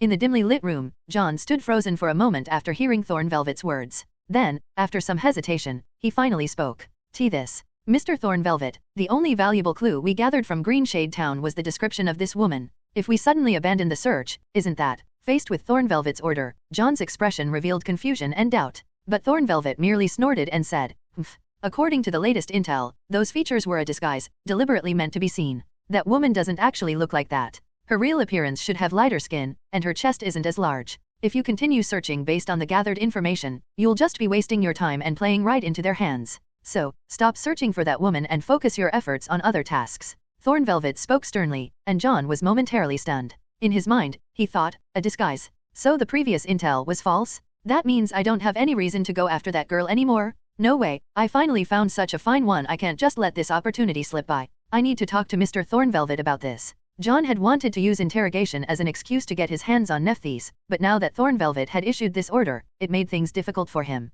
Unable to suppress his desires, he cautiously probed. Well, Mr. Thorn Velvet, we did put in considerable effort to collect this intel. While I don't doubt your new information, perhaps we should first verify its authenticity and accuracy. How about we continue the search while confirming the reliability of this new intel? To be honest, I just found someone who... John finished speaking and smiled at Thorn Velvet. Sitting in his chair, Thorn Velvet remained silent for a moment before lowering his voice and saying slowly, this new intel was gathered by me personally. Do you still think it needs verification? Hearing this, John stood dumbfounded for a moment. Then, realizing the implications, he immediately bowed and forced a smile. So you gathered it yourself, Mr. Thorn Velvet? Then there's no mistake. Absolutely no mistake. I'll go inform Jed immediately and have him abandon all searches for that woman. Frightened, John scurried out in a hurry, while Thorn Velvet remained seated in the dimly lit room, gazing at the 2 black spiders resting in the ornate box beside him. At that moment, he began recalling the other intelligence he had just acquired, especially about the organization that had now revealed its name and set itself against them. Rose Cross. I have absolutely no memory of them. Muttering to himself, Thorn Velvet pondered. This was the first time he had heard this name. It was clearly the symbol of some kind of society, yet he had never come across it before. Where did this so-called Rose Cross originate from? Why had they appeared here? What was their goal? Why were they opposing us? A string of questions filled Thorn Velvet's mind, but he couldn't immediately find the answers.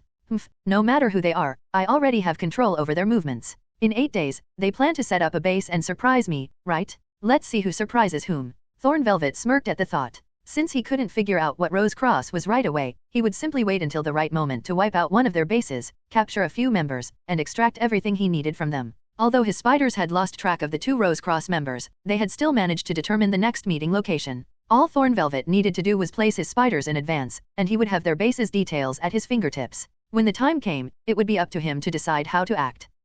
This Rose Cross is probably just some small, unknown society. The usual tricks. They wanted to spy on me, but now, I've turned the tables and am spying on them instead. I bet they don't even realize I've already uncovered their movements. Thorn Velvet chuckled to himself. The feeling of being one step ahead, of playing at a higher level than his opponents, gave him a sense of satisfaction. No matter what they try, everything is already under my control. Greenshade Town. At dusk, after successfully recovering all the corpse marionettes and confirming that no one was tailing her, Dorothy went to a restaurant in Greenshade Town for dinner. Then, she returned to building number 17. Now, she was seated in a chair on the balcony, idly stirring her coffee heaped with sugar cubes with a spoon while reflecting on the day's events. Today marked the first round of intelligence warfare against the 8-speared nest. I was nearly caught in their trap, but I managed to turn things around in the end and successfully misled them. The advantage in intelligence is still in my hands. Dorothy summarized the situation in her mind before taking a sip of her now thoroughly sweetened coffee. If the deception works, Nephthys' crisis will be resolved. And in 8 days, I'll have an opportunity.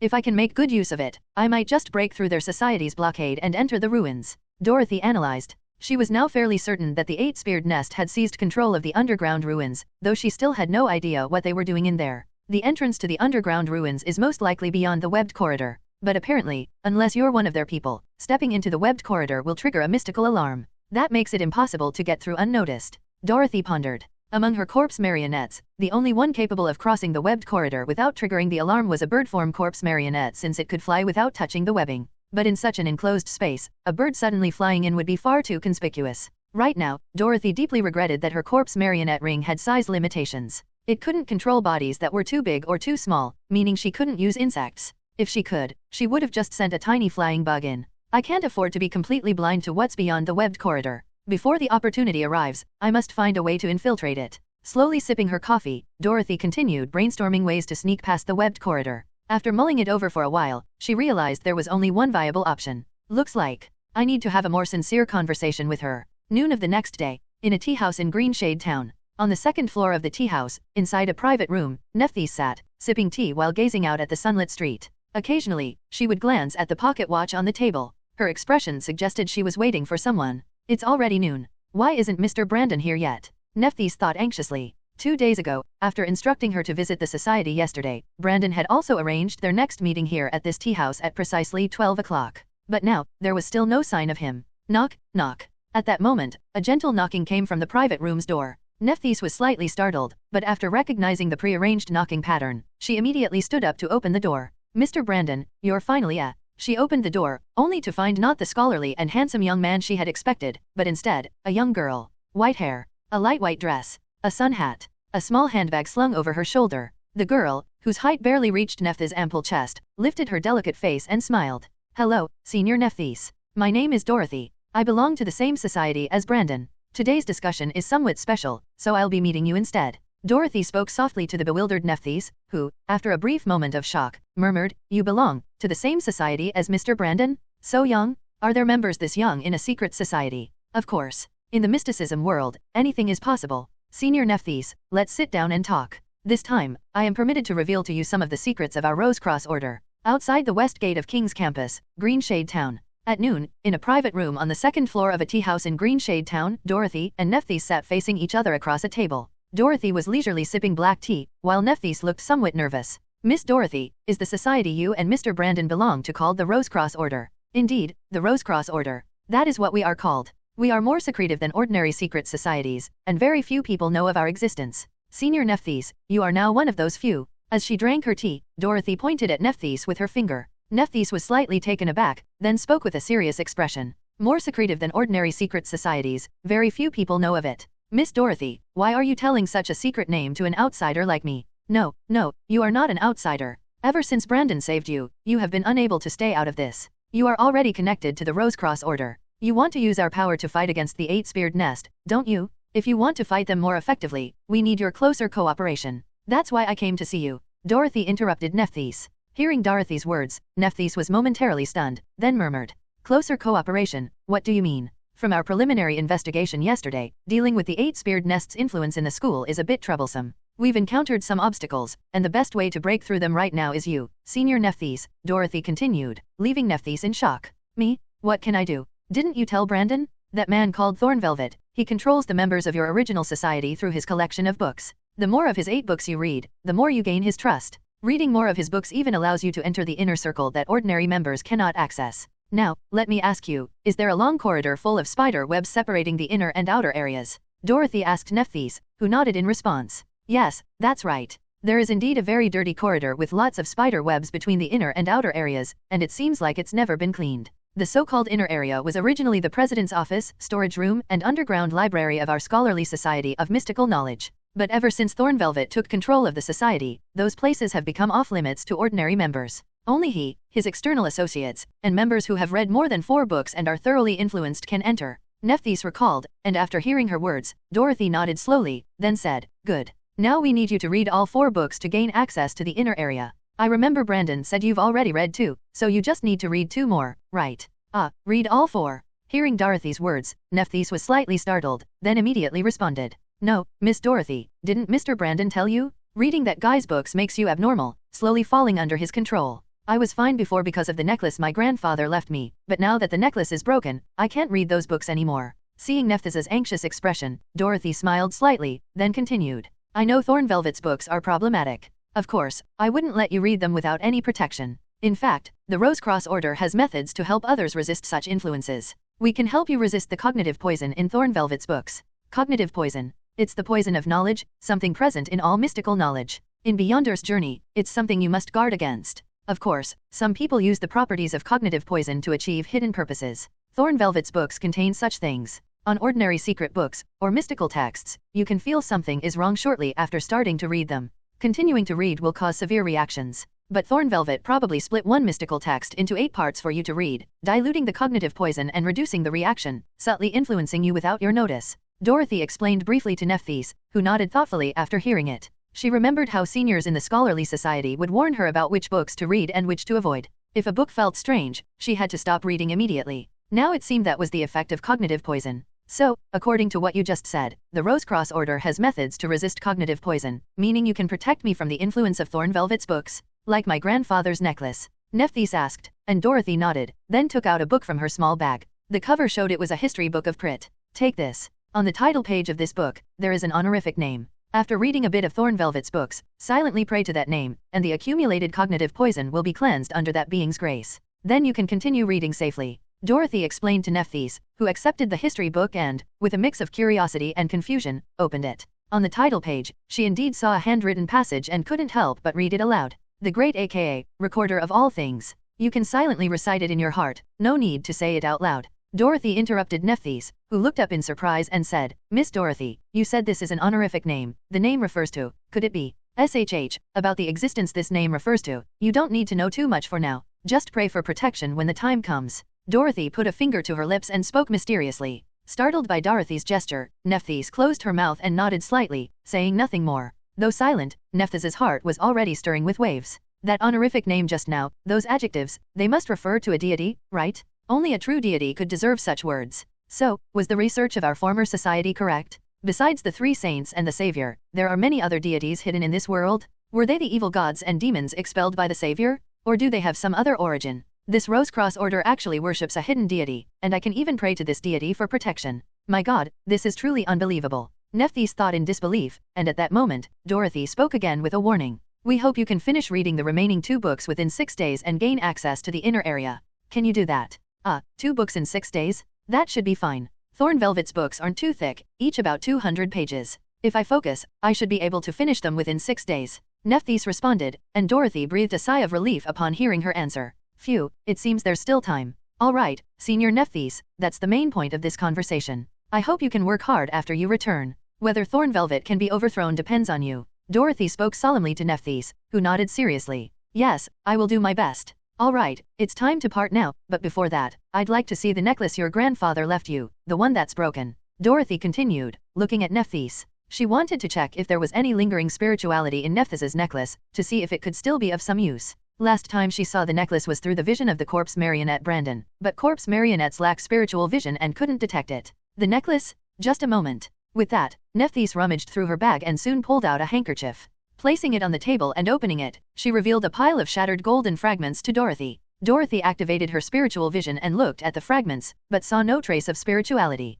It was clear that all the stored spirituality had been depleted. No way, there's really no spirituality left. Nephthys only read 2 severely diluted mystical texts, and it drained all the spirituality from this? This mystical item is really too weak. Looking at the golden fragments, Dorothy thought to herself. In her view, this should have been a mystical item capable of resisting cognitive poison, but it was destroyed due to spiritual depletion. However, the cognitive poison in Thorne's 2 books couldn't have been that much, could it? Enough to drain the necklace's spirituality? After pondering for a moment, Dorothy turned to Nephthys and asked, "Did your grandfather give you this necklace personally? When did he give it to you? How is your grandfather now?" "My grandparents passed away a long time ago. My grandfather gave me this necklace when I was a child." As she spoke, Nephthys began to recall. After a moment, she continued. "I remember being very mischievous as a child, always sneaking into my grandfather's collection room to play and look at the Northufuga artifacts. Once, while looking at those artifacts, I suddenly felt dizzy and fainted for no reason. I was unconscious for a long time before waking up. After I woke up, my grandfather was extremely anxious and full of guilt. He warned me never to enter the collection room again. But I loved looking at those artifacts, so I kept crying. Eventually, my grandfather reluctantly gave me this necklace, telling me that if I ever wanted to enter the collection room again, I had to wear it. After wearing it, I never fainted again in the collection room. After my grandfather passed away, I continued to wear it as a memento. Until a few months ago, when I was reading Thorne Velvet's books, it suddenly shattered." Nephthys finished speaking and sat quietly. Listening to her words, Dorothy, who had been staring at the necklace, furrowed her brows, deep in thought. King's Campus, Royal Crown University. In the outer circle of the scholarly society of mystical knowledge's gathering place, external members hurried back and forth. Mentally unstable members were scattered throughout the spacious room, muttering to themselves. In a corner, Nephthys sat quietly, intently reading a book spread open on the table before her. The book was titled The Procession of the Hive Queen, a fictional work that anthropomorphized the story of several insects surviving in a jungle. The story depicted a vast and complex family system among the insects, where offspring were required to absolutely obey their parents, and parents, in turn, obeyed their own parents. This hierarchy extended upward, ultimately culminating in the entire swarm submitting to the Great Hive Queen. The novel, told from the perspective of several insects, described the operational system of this vast insect family, detailing how they hunted, waged war, and dealt with disasters. Throughout the narrative, there was pervasive admiration for the elder insects and the Great Hive Queen. This was one of the mystical texts Thorne Velvet provided to the students of the Scholarly Society of Mystical Knowledge. A single mystical text had been split into a series of 8 books, with the content of one text diluted and expanded into 8 volumes through excessive word padding. Because of the excessive padding, the cognitive poison within the text was also diluted. Each volume contained a low concentration of cognitive poison, making it difficult for readers to detect. This allowed the cognitive poison to infect the entire society without anyone noticing. If not for the mystical item left by Nephthys' Tomb Raider grandfather, the entire society would have already been completely controlled by Thorne Velvet. The book before Nephthys was the 3rd volume of The Procession of the Hive Queen, which she had obtained through a highly contaminated friend. Once she finished the 4th volume, she would gain access to the inner circle. Nephthys carefully flipped through the pages of the book. After reading 40 or 50 pages, she rubbed her eyes. While reading, she had been closely monitoring her mental state and indeed felt a slight sense of unease. Pretending to rest her eyes, she closed them and began to pray silently in her heart. Above the endless expanse of this world, the convergence of infinite destinies, the gate and key to boundless truths, the great aka, recorder of all things. I pray to you once more, protect my spirit, purify the contamination of knowledge. As soon as the prayer ended, Nephthys felt a sudden clarity in her mind. The faint sense of unease that had lingered in her thoughts vanished like mist, and she even felt a refreshing sense of relief. It worked again, it really is effective. After finishing her prayer, Nephthys reflected with some amazement. Though subtle, she could feel the change in her mental state. She knew her prayer had taken effect. Now, without the protection of her necklace, Nephthys was almost finished with the 3rd volume, yet she felt no desire to worship Thorne Velvet. This proved a crucial point. The mysterious deity aka, whose honorific name she had invoked, truly existed. It had responded to her prayer and protected her mind. The mysterious Rose Cross Order worshipped a real deity? Thank you, aka, thank you for your divine protection. After her prayer, Nephthys silently expressed her gratitude. Though her understanding of this deity was still shallow, she knew that reverence was necessary when dealing with the divine. The Rose Cross Order, a secret society that venerates a hidden deity. Its members include not only adults but also what seems to be a middle school girl. What is their true nature? What are their principles and goals? What are they and the 8-speared nest seeking within the school? After expressing her gratitude, questions began to arise in Nephthys' mind. However, as someone still new to the mysticism world, she had no answers. Yet, this only deepened her curiosity as a mystic lover, stirring other emotions within her. A secret society protected by a hidden deity, it's truly something to aspire to. As she thought this, Nephthys turned her attention back to the book before her and continued reading the mystical text. In the library of King's Campus, Dorothy sat in a corner, reading a mundane book titled Structural Mechanics while responding to Nephthys's prayers and helping her cleanse the cognitive poison. On the table before Dorothy were several thick books, many of which were engineering texts related to mechanical structures. She had once considered inventing things like airplanes in this world, but her foundational knowledge was insufficient. Now that she was at Royal Crown University's library, she could use her free time to fill in the gaps in her knowledge. Perhaps, with some support from Beverly, she could achieve something remarkable. Nephthys is progressing quite quickly. This is already her second prayer, and she's almost finished with this volume. At this rate, she'll be done in less than 6 days. After cleansing the cognitive poison for Nephthys, Dorothy thought to herself. Besides being pleased with Nephthys's reading speed, she also noted the spiritual attributes extracted from the mystical text Nephthys was reading. Its shadow and chalice, the same configuration as the Beastman branch. However, this time, shadow is more dominant. Does this phenomenon suggest that the 8-speared nest is primarily shadow with chalice as an auxiliary focus? It's possible, but not certain. Based on the Shadow Apprentice and this mystical text, it's highly likely they focus on shadow, but whether chalice is secondary is unclear. Established societies often have multiple branches. The 8-speared nest is stronger than the Crimson Eucharist, so it's possible they have multiple branches. Through Nephthys's reading, Dorothy speculated about the possible mystical traditions of the 8-speared nest. Then, she turned her thoughts back to Nephthys herself. Her previous conversation with Nephthys had yielded unexpected insights. It seems Nephthys's grandfather was likely a beyonder. He probably excavated many ancient artifacts with mystical properties during his time in North Ufaga. Nephthys must have fainted as a child due to the cognitive poison on those artifacts. That's why her grandfather gave her the necklace to protect her from the cognitive poison while she viewed those artifacts. This also explains why the necklace's spirituality was so limited and why it shattered after just 2 diluted mystical texts. Most of its spirituality was likely consumed when Nephthys was a child, viewing those ancient artifacts. After hearing Nephthys's account, Dorothy was certain that her grandfather's collection room contained ancient mystical texts from North Ufaga. She immediately asked Nephthys about the current whereabouts of those artifacts. Nephthys explained that most of her grandfather's collection had been donated to a museum before his death, while a small portion had been taken back to his childhood home in a neighboring county. There, he had built a manor and hidden the artifacts. Nephthys hadn't been there since starting middle school. Those items are probably dangerous mystical artifacts and mystical texts, which is why they couldn't be donated to the museum. Nephthys's family manor is in a neighboring county, quite a distance away. If I can build a good relationship with Nephthys, perhaps during a break, she can take me to her old home to examine her grandfather's relics. Dorothy thought to herself. She was quite interested in the ancient mystical texts of North Ufaga and might even find a few useful mystical items. After helping Nephthys deal with the 8-speared nest, it wouldn't be unreasonable to ask for a couple of ancient artifacts, would it? As she thought this, a faint smile of satisfaction appeared on Dorothy's lips. But for now, I need to focus on the 8-speared nest. In a few days, once Nephthys finishes reading, we can move on to the next step. As Dorothy gazed out the window, deep in thought, she suddenly felt a strange sensation. Sensing the anomaly, Dorothy immediately stood up and made her way to the restroom. There, she took out her magic box. On the box, a gemstone was faintly glowing. This phenomenon, as Aldrich had explained to Dorothy, indicated that a mystical activity had occurred with one of the items stored in the box, alerting the owner. The current glow meant that one of the items Dorothy had stored in the magic box had just undergone some mystical activity. Without hesitation, Dorothy opened the box and retrieved an item, a thick book titled the Literary Sea Logbook. Indeed, among Dorothy's mystical items, this was the only one that could initiate mystical activity on its own without being activated. This happened when it received textual information from another connected source. In other words, the Literary Sea Logbook had just received a message from another connected text. The magic box, detecting the activity, had sent Dorothy a notification. Having this in the magic box gives me instant alerts. In a way, it's even more convenient. But who could be sending me a message now? An old acquaintance? Or a new friend? As she pondered, Dorothy flipped through the pages of the Literary Sea Logbook. After checking the chat logs of old acquaintances and finding no new messages, she turned a few more pages. Finally, on a completely new page, she saw a fresh set of text. It was a bold, blocky script, resembling stamped characters, written in a language she did not recognize. In a dense forest, a narrow path winds forward, the scent of blood lingering in the air. On this very path, a gruesome scene was unfolding. On the road between the shrubs and trees, a cargo carriage had overturned, spilling its contents. Surrounding the carriage lay the corpses of 7 or 8 soldiers, all dressed in identical uniforms, red tunics and black hats. Their lifeless eyes stared blankly, their bodies pierced by arrows and spears. Blood seeped from their wounds, soaking their garments and staining the earth. A short distance from the carriage, further from the soldiers, several other corpses were scattered, men dressed in work clothes, appearing to be laborers.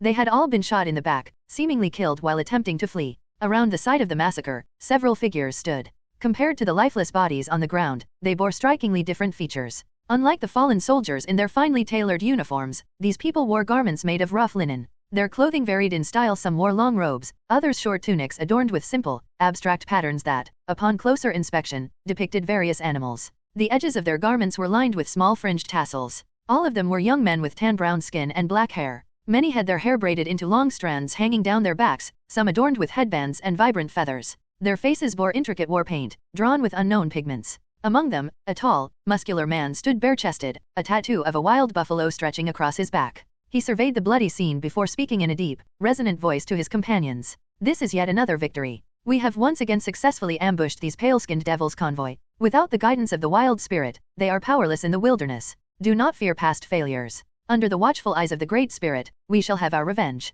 These devils will pay for their crimes in blood. We will drive them out, leave none alive. Oh! The man's shout was met with a fervent cheer from those around him. They raised their weapons high, their voices echoing through the trees. But amidst the celebration, one young man remained silent. He had long, unbound black hair and wore a short tunic embroidered with an eagle. His gaze lingered on the corpses of the slain laborers, his expression unreadable. His silence did not go unnoticed. The tall man turned to him, addressing him directly. Kopak, is something wrong? You fought bravely just now. I saw you kill at least 2 of those pale-skinned devils. Why aren't you celebrating our victory? At the sound of his name, Kopak hesitated briefly before pointing toward the fallen laborers and speaking solemnly. Sado, why did we kill them? They weren't warriors. They surrendered and stopped resisting. You gestured for them to leave, but then had them shot in the back. That breaks our word. We have no word to keep with these outsiders, Sado replied calmly. I never spoke a single word to them. I only waved my hand. That is not a promise. Kopak frowned slightly but pressed on. But we shouldn't kill those who are no longer warriors, who have given up the fight. We've already won, haven't we?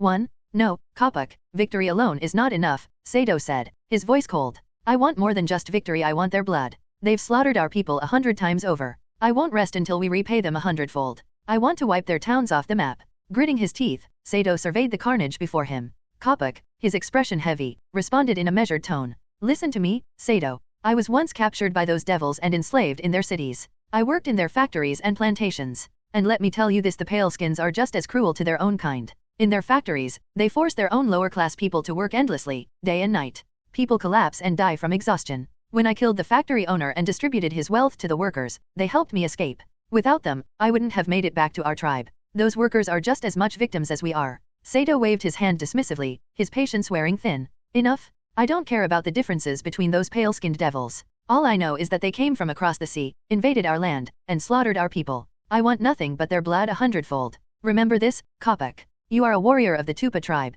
You are forbidden from speaking a single word in defense of those pale devils. I'll let this slide once, but if you do it again, I will punish you. Sado's stern warning left Kopak momentarily stunned. He fell silent. Enough talk? Gather everything useful. Take the food and those fire-spitting sticks. Leave everything else behind. At Sado's command, the warriors sprang into action, looting the ambushed convoy. Their primary focus was food and firearms. As the warriors moved swiftly to collect their spoils, Kopak did the same. When he flipped over a soldier's corpse to retrieve a rifle, something caught his eye beneath the body. It was a book, a small, blue-covered booklet. Thin and barely larger than a palm, it was more of a pamphlet than a proper book. Kopak's curiosity was piqued. He flipped through it briefly, his eyes lighting up. Glancing around to ensure no one was watching, he discreetly tucked it away. Once the battlefield was cleared, the warriors began their journey home, using the surviving horses from the convoy to carry their spoils. They traveled for 3 to 4 hours through the wilderness, finally reaching the Tupa tribe's encampment by afternoon. A vast settlement of tents and makeshift shelters sprawled before them. The people of the tribe, men and women, young and old, gathered to greet them.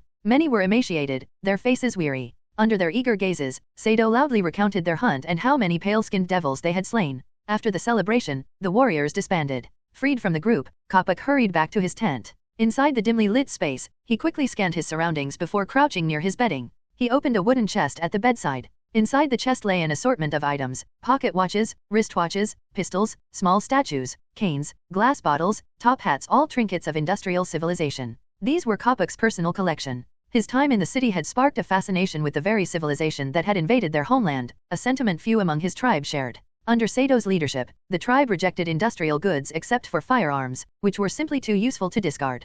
Kopak rummaged through the chest before pulling out a gas lamp. He lit it, casting a warm glow across the tent. Then, settling onto his bedding, he retrieved the small booklet he had hidden earlier. It contained illustrations and text he couldn't understand. The pages were filled with sequentially arranged black ink drawings, seemingly telling a story. Though he couldn't read the words, he found himself engrossed in the images. As he reached the final blank page, his eyes caught a peculiar detail. A single handwritten word distinct from the printed text before it. A word in the Prit common language. A word that meant knowledge. Inside the tent, Kopuk frowned slightly as he looked at the abrupt appearance of words at the blank end of the illustrated book. Though he didn't understand the meaning of the word, he felt that it didn't belong there. All the other text in the illustrated book was in black, appearing neat and standardized, as if it had been printed. However, this word was in blue, and its letters weren't as uniform as the rest, suggesting that it had been handwritten. A word written separately on the blank page? Does it have some special meaning? What does it mean? Staring at the word on the paper, Kopuk pondered this. Then, he rummaged through his wooden chest for a while and retrieved a small notebook filled with writing.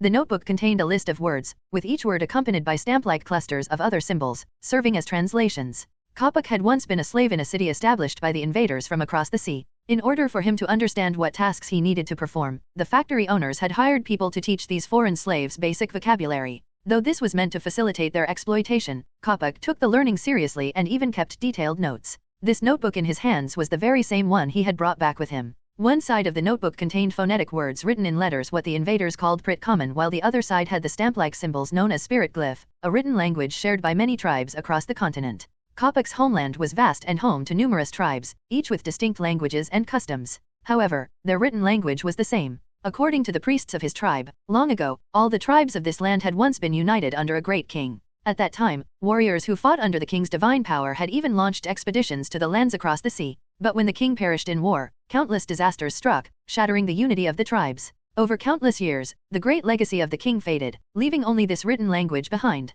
Even so, it was now only known to a select few, primarily priests. Kopuk, having served as a priest's assistant in his youth, had learned this writing system. At this moment, Kopuk held a simple vocabulary reference book, comparing spirit glyph with Prit Common. He flipped through its pages, trying to find the meaning of the word written on the blank page, but after searching for a long time, he found nothing. Kopuk's vocabulary book contained only a limited number of words, mostly those he had needed as a slave, such as work, eat, keep working, carry this, shovel coal, no rest allowed, work all night, and work all day. Finally, after much searching, he found a word in his notebook that closely resembled the one on the blank page, only a few letters were missing. Based on the spirit glyph translation beside it, Kopuk understood its meaning. It meant ignorant, idiot, or fool, an insult commonly used by factory owners. Having been called this often, Kopuk had made sure to learn how it was written and pronounced. When he killed the factory owner, he had shouted this very word at his corpse 10 times in front of all the workers, who had then joined him in cursing the dead man. Oh, so it means ignorant, huh? It's just missing a few letters. Aside from that, it looks almost identical. The owner of this book must have made a mistake and left out a few letters. Satisfied with his findings, Kopuk concluded that the word in the illustrated book meant ignorant or fool, just with some missing letters. Perfect. I can use this chance to correct it and reinforce my memory. That way, I won't have to check my notebook next time I see it. With that in mind, the diligent Kopuk decided to correct the misspelled word. He rummaged through his wooden chest again, pulling out a bottle of ink and a fountain pen. After filling the pen with ink, he placed the illustrated book on the ground and began writing. His time in the city had given him practice in using a fountain pen. Beneath the original word, Kopuk wrote what he believed was the correct version. Below that, he also wrote its spirit glyph equivalent. Satisfied with his work, he nodded. But then, something astonishing happened. The words he had just written, both the Prit Common word and the spirit glyph, sank into the white paper and vanished. Kopuk's eyes widened in shock as he stared at the scene before him. Prit Kingdom, east coast of the main island, Tivian, Royal Crown University, King's Campus. Inside the library's washroom, Dorothy stared in bewilderment at the words that had surfaced in her literary sea logbook. She didn't recognize the strange, stamp-like symbols, but she did recognize the Prit Common words. Ignorant? Fool. Why is someone insulting me? I sent knowledge over, and this is the response I get? What's that supposed to mean? Annoyed, Dorothy frowned at the book. In Prit Common, the word for knowledge was the same as the word for wisdom. Adding a few more letters to it would turn it into ignorance, making it an insult. The person connected to the literary sea logbook, whoever they are, sent back some incomprehensible symbols and the Prit Common word for ignorant. What does that mean? As she studied the words, Dorothy came to a realization and consulted her system. System, check if I've gained any new language knowledge. Response, one new spirit glyph word detected, ignorant. Hearing this, Dorothy nodded in understanding. As I thought, these strange symbols belong to a new language, and they correspond to the Prit Common word for ignorant. This means that whoever is connected to the literary sea logbook is someone who knows this language, maybe even a scholar of it. Maybe this scholar was just using their linked book for rough notes, and I happened to see it. This is great. Realizing that the person on the other end had knowledge of a new language, Dorothy's eyes lit up. She retrieved her pen from her magic box and wrote a new word in Prit Common on the logbook's page. Prayer. As the word slowly sank into the paper, Dorothy watched intently. Through the literary C logbook, her system could extend its ability to detect anonymous prayers. As long as she remained connected through the book, she would be able to sense any prayers from the other side. Of course, whether or not the person on the other end would subconsciously pray after seeing the word was uncertain. If not, she would simply communicate with them more and gradually guide them into it. Back in the tent, Kopuk, still stunned by the disappearance of the words he had written, immediately grabbed his nearby battle axe. What's happening? Why did my writing vanish? What's going on? Evil spirits? Sorcery? Or something else entirely? His nerves on edge, he considered taking the book to the priest for inspection. But just as he was debating this, new words suddenly appeared on the page. The words disappeared just now, and now new ones have appeared out of thin air. And it's that lettered writing again. What does this one mean? Curious, Kopuk leaned in closer to examine the new word. Unable to understand it, he picked up his translation book and searched through it. After flipping through several pages, he found the matching word. It was prayer. The white men, both workers and factory owners, placed great importance on this. Whenever they had time, they would go to their churches and pray to their god. Because it was so common, Kopuk had memorized the word. Prayer. Who am I supposed to pray to? This book? Could it be that a powerful spirit dwells within it? Muttering in his own language, Kopuk recalled the rituals of praying to the wild spirits. Having witnessed objects inhabited by guardian spirits before, he suddenly felt a sense of reverence. For a moment, he truly believed that this book contained a powerful spirit. After all, only objects inhabited by souls possessed wisdom. Regardless of whether it was an evil spirit or a guardian spirit, tribal tradition dictated that it must be worshipped. At that very moment, on the distant other side, Dorothy's system finally responded. She immediately consumed the revelation spirituality, establishing an information channel with Kopuk. After establishing the information channel, Dorothy no longer needed the literary C logbook to communicate with the unknown person on the other side. Instead, she directly sent a voice message through the channel. Offer knowledge, bestow knowledge. Since she was trying to deceive the other party into offering up valuable knowledge, Dorothy needed to sound mystical and authoritative, convincing them to submit without question. To make the message sound more profound and enigmatic, she processed the audio, altering it so that it carried no discernible gender, no hint of age, and had a deep, resonant quality. After all, if she were to use her natural youthful voice in a voice chat, it would hardly be convincing, hence the need for a voice changer. Meanwhile, inside a humble tent, Kopuk was staring at the strange phenomenon unfolding in the picture book before him, unsure of what to do. He wondered if this book contained a powerful spirit that had gained sentience. He considered bringing it to the tribal priests for inspection but hesitated, fearing that such an action might anger the entity within. Just as Kopuk was contemplating what to do with this mysterious picture book, a voice suddenly echoed in his mind. It was an unfamiliar voice, neither male nor female, neither young nor old, deep and resounding. The unexpected intrusion startled him. Who is speaking inside my head? Gripping his weapon tightly, Kopuk warily surveyed his surroundings, muttering in his own language. However, he could not understand the words that had just rung in his mind. The language was completely foreign to him. His knowledge of Prit Common was far from proficient enough to comprehend what had been said. Kopuk's mutterings were transmitted through the active information channel, reaching Dorothy's ears. However, to her surprise, she could not understand his words. I can't understand this. Could this be that so-called spirit glyph language? Why is he using this language to communicate with me? Could it be that Prit Common isn't his native tongue? Dorothy pondered this before sending another message. Use Prit Common. Back in the tent, Kopuk was even more confused when he heard the strange voice speaking again in a language he couldn't comprehend. He could only respond with more self-muttering. Who are you? I don't understand your words. Damn, this guy's Prit Common is terrible. Looks like he's no linguist. Inside the library's restroom, Dorothy couldn't help but grumble internally after hearing Kopuk's response. Initially, when he had provided a translation comparison between ignorant in Prit Common and the spirit glyph language, she had assumed he was a linguist. But now, it was clear he wasn't. He was more like someone who only knew a handful of Prit Common words, with spirit glyph as his native tongue. So your Prit Common is trash, huh? In that case, I'll teach you first, then charge tuition later. With that thought, Dorothy immediately retrieved all the Prit Common related knowledge she had, copied it, and transmitted it through the information channel.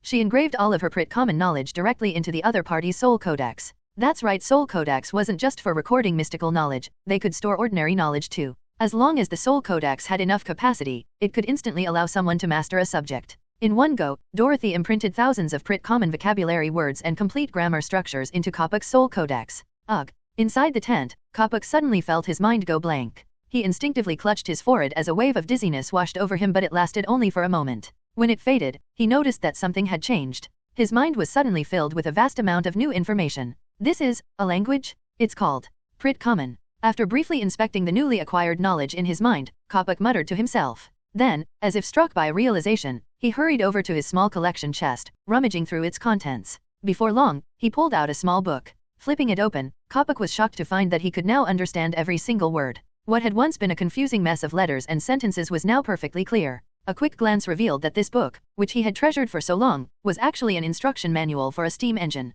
Just minutes ago, Kopek had known only a handful of Prit common words. Now, he could read a full-fledged technical manual fluently. His Prit common proficiency was practically indistinguishable from that of a native speaker. Unbelievable. Staring at the manual in his hands, Kopek muttered in disbelief. He spent some time digging through his collection, checking every document that contained written language and found that he could understand them all. Words and phrases that had once been incomprehensible were now crystal clear. What is happening? How am I suddenly able to understand everything? How have I instantly mastered the language of the invaders, the language of those called the Prit common? Kopek struggled to believe it. His mind raced, searching for an explanation. It didn't take long for him to link this miracle to the strange picture book and the mysterious voice that had spoken in his mind. Could it be real? Is there truly a powerful spirit residing in this book? Did that spirit just speak to me and grant me the ability to understand a foreign tongue? Kopek's thoughts swirled. On this vast land, there were countless wandering spirits of varying strength, spirits of nature, ancestral souls roaming the forests, galloping across the plains, or dwelling within objects. Ordinary people could not perceive them, only the shamans of each tribe had the ability to communicate with and harness their power.